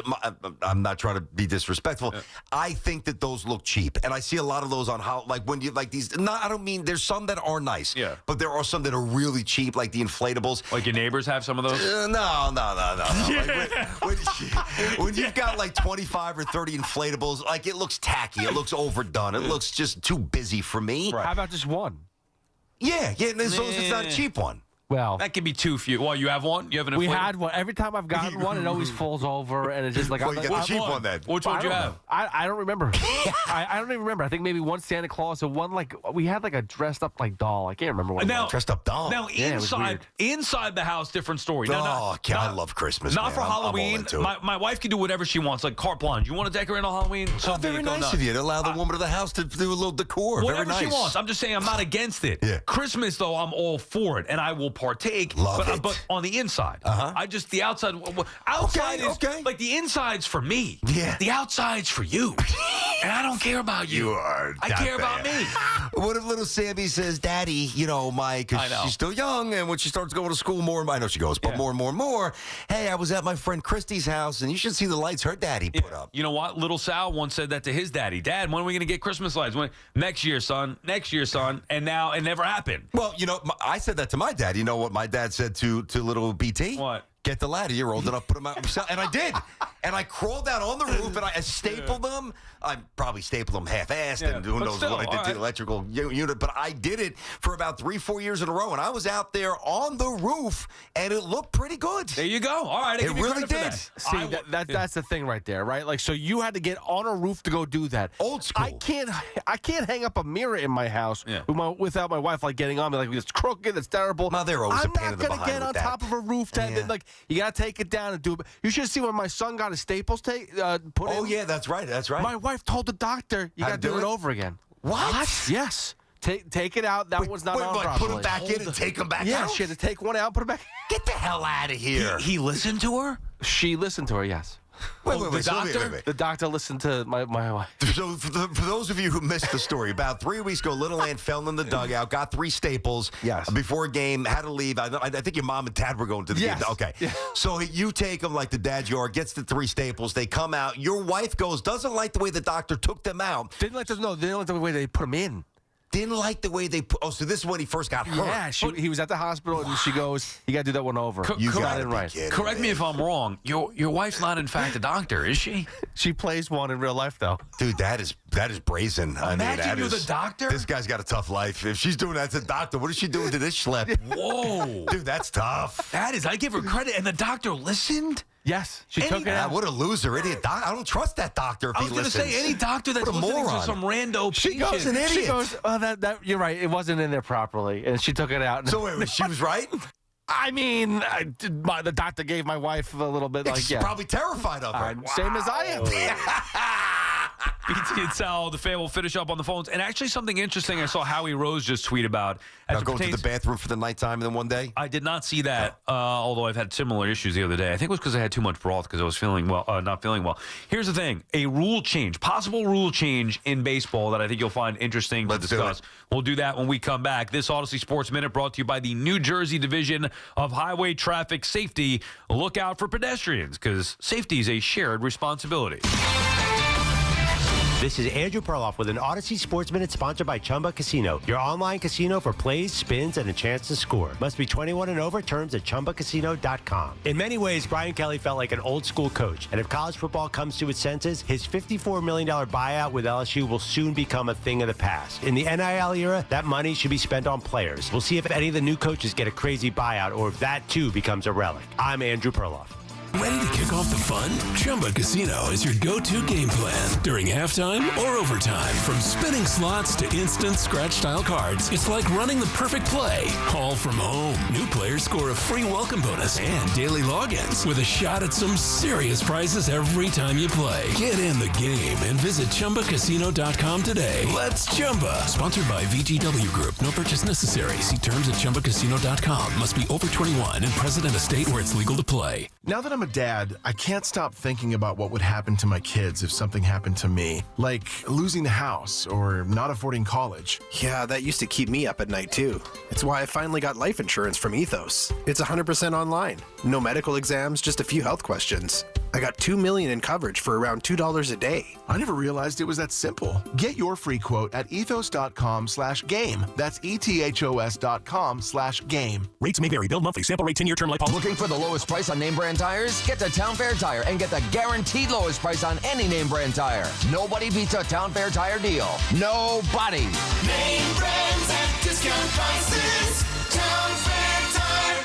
Stars rise, legends are made, and one player rules them all. DraftKings Sportsbook, an official sports betting partner of the NBA, brings you King of the Court every Tuesday. Here's the deal. DraftKings puts up $1 million in bonus bets each week. Opt in, apply your token, and place a $5 pregame bet on the NBA star you think will dominate each Tuesday. If they finish the night leading the league in points, rebounds, and assists, they're crowned King of the Court, and you win your share. Download DraftKings Sportsbook and use Use code WFAN for your shot at a share of $1 million in bonus bets with code WFAN. In partnership with DraftKings, the crown is yours. Gambling problem? Call 877-8-HOPE-NY or text HOPE-NY 467-369. 21 and over. New York only. Eligibility restrictions apply. One token per customer that expires at the start of the final NBA game when offered. Winning shared as $1 million in non-withdrawable bonus bets that expire in 7 days. Restrictions apply. Terms at sportsbook.draftkings.com/promos.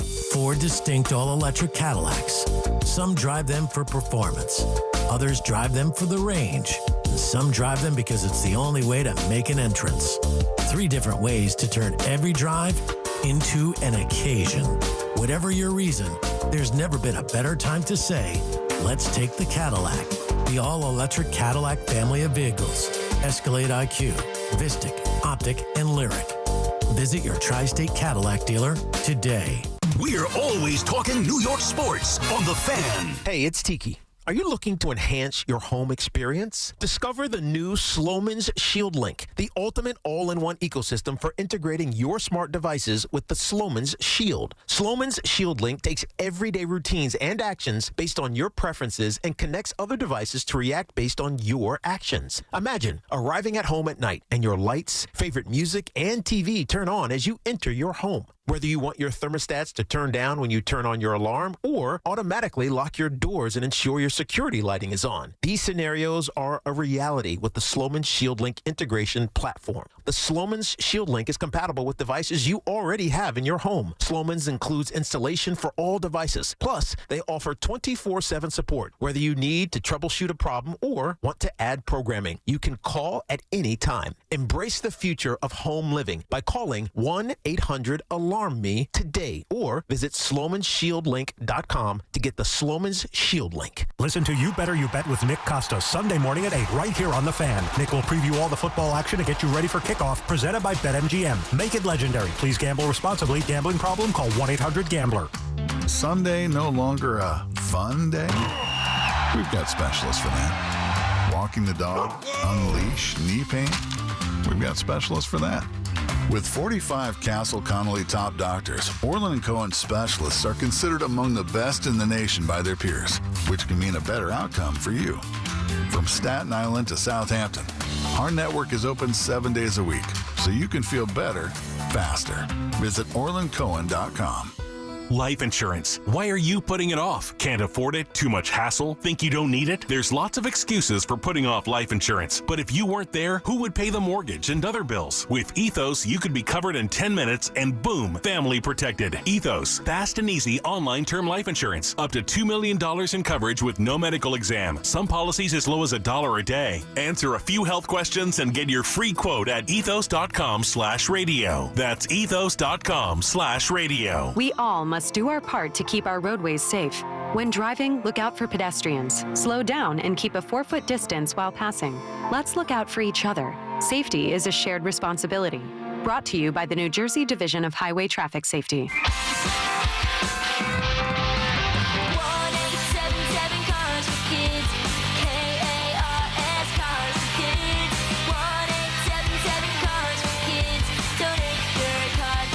Call 1-877-CARS-FOR-KIDS to reach a friendly live agent. Donation's super easy, and your car can be picked up as soon as tomorrow. Call us now, 1-877-CARS-FOR-KIDS. Did you know you can donate real estate too? Call of the Day with Brendan Tierney and Sal Licata on The Fan. Today's Call of the Day brought to you by Edison Heating and Cooling, New Jersey's heating experts. We welcome in the Mink Man. Mink, have you ever dressed up for Halloween? No, you can't be Sydney Sweeney's jeans. Stop, You dude. can't ask me a question like that. Why not? Well, all right, yes, I've dressed up. Like what? Give me the costume. But not lately. Okay, like what? What was the last thing? Last time was probably when I was a kid. What was it?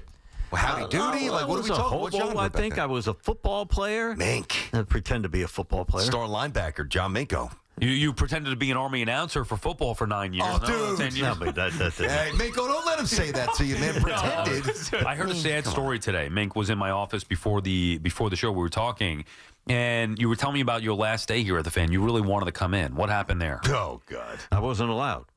You wanted to come into work, and they yes, said I no. did. Yes, I did. I couldn't do it here.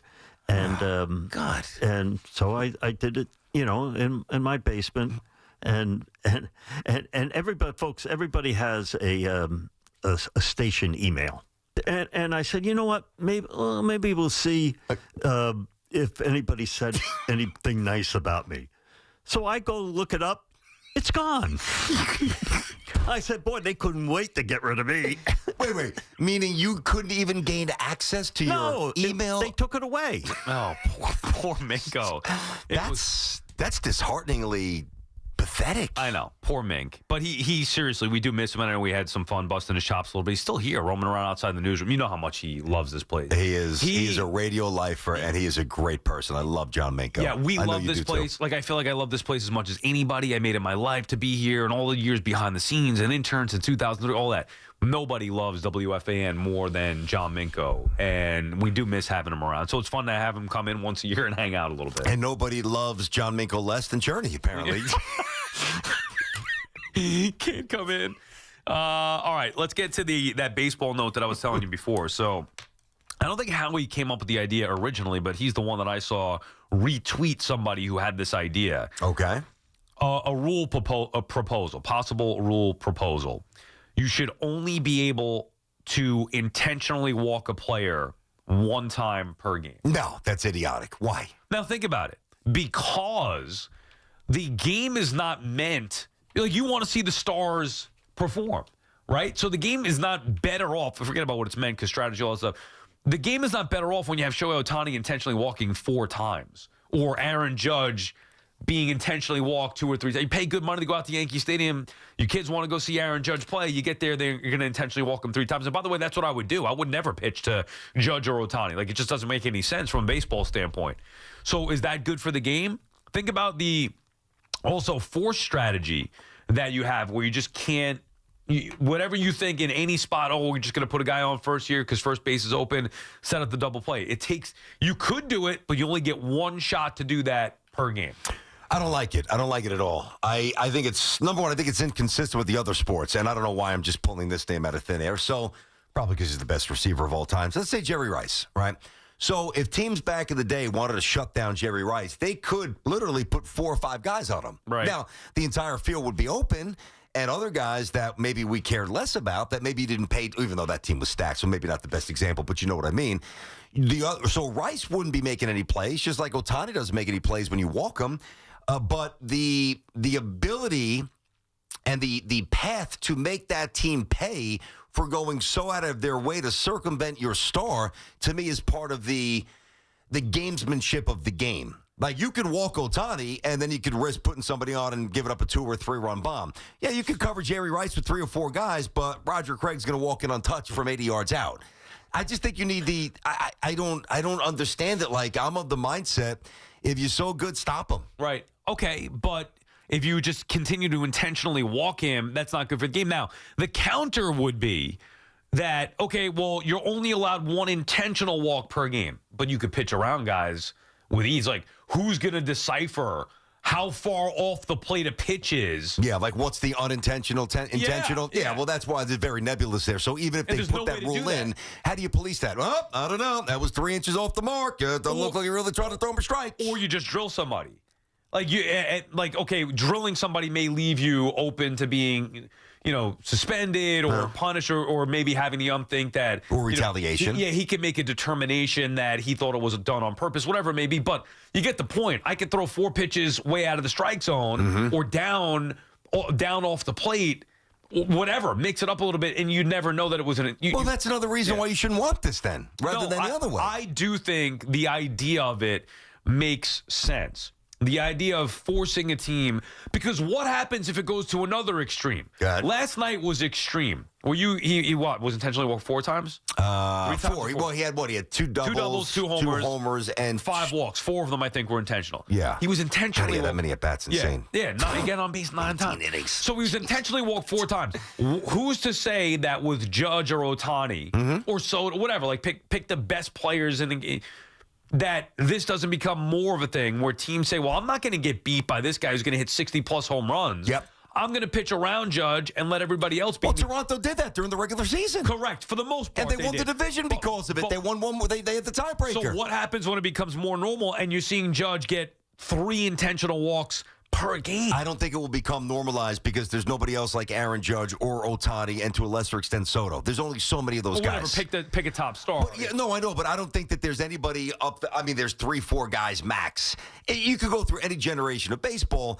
It's not like there's 13 or 18 or 20 guys who are on the same stratosphere top tier where you would walk every time. It's like it's a Judge, it's maybe a Reggie Jackson, it's a Babe Ruth, it's a Understood. It's an Ohtani. All right, but tell me how it's good for the game last night when people calling that an instant classic, 18 innings, whatever, World Series game. You walked Ohtani intentionally 4 times. Mm-hmm. That robbed everybody who was watching that game 4 opportunities to see arguably the greatest player ever take some cuts. I do get that part. That'll be idiotic not to understand that. I do, but think about it this way. That's the only real pushback. I get it to an extent. From my perspective. Understood. Listen, I get where you're coming from. I think it's kind of circumventing, again, the gamesmanship of it. And I think there's also, but, you're also increasing the odds of getting burned on the back end. So, okay, if I walk Ohtani, let's say 40 times during the regular season versus none. Now, I can't compute the damage because it's never happened yet, but I'd like to see some sort of case study where, well, what's the amount of damage done when you walk him versus 40 times versus pitching him 40 times, and when you walk him, now there's another guy on base for whomever's behind him to do some additional damage. I'm not saying there's a perfect answer. I'm just saying for me, there's not enough Ohtanis there's not enough guys like him walking the planet, same with Aaron Judge, to just completely get rid of the rule. So I do understand illuminating your best, okay, but I'm also I'm trying to win, rather than sell tickets here. But you could, but it's better. The sport ultimately is about entertainment. It is unquestionably worse entertainment every time Aaron Judge or Shohei Ohtani are intentionally walked, or any star. And it also does add an element of strategy outside of they have to figure out the loophole, which is just pitching around guys. It does eliminate, or does add an element of strategy where you say, okay, well, they've already used their intentional walk, or they haven't used it yet. If they use the one. Are they going to use it here, their intentional walk, and put this guy on, or are they going to save it for later in the game in a key spot? I think it adds a little bit of drama, and it should put more of an emphasis back on entertainment with having your best hitters take the majority of their at-bats. And it would probably also, and this is something we're both big on, it would probably also add some gut decisions to the manager. Because think about this. Let's say it's the bottom of the second, and maybe the Yankees score 2 or 3 runs in the first, and Toronto answers them, or whomever answers them, so it's a 2-2 game going into the second, and there's bases juiced, and you got Judge coming up with nobody out. Yeah. Do you fire that bullet then? Right. You don't know how the rest of the game is going to go. You might be in a situation where you're down a run and you want to walk him in the 8th. So if you fire it in the 2nd or the 3rd or the 4th, it could be perceived to be the wrong move. I do think it would add a lot of strategy. I still wouldn't, if I'm on the rules committee, I would reject this.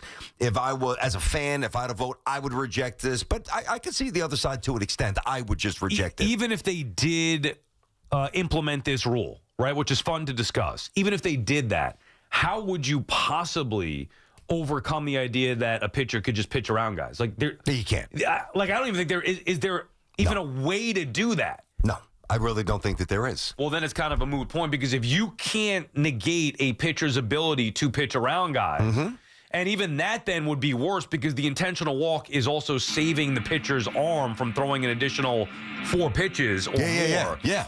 Think about it. It's kind of counterproductive. Well, because now when you intentionally walk somebody, now you put the 4 fingers up, you don't even throw, boom, go down to first base. What I could do is, if I'm, let's say I'm Ben Rice behind the plate and I want to intentionally walk somebody, I could still be in my crouch and I could just have my pitcher throw it literally 2 feet over the air. So there's no way you could call a pitch out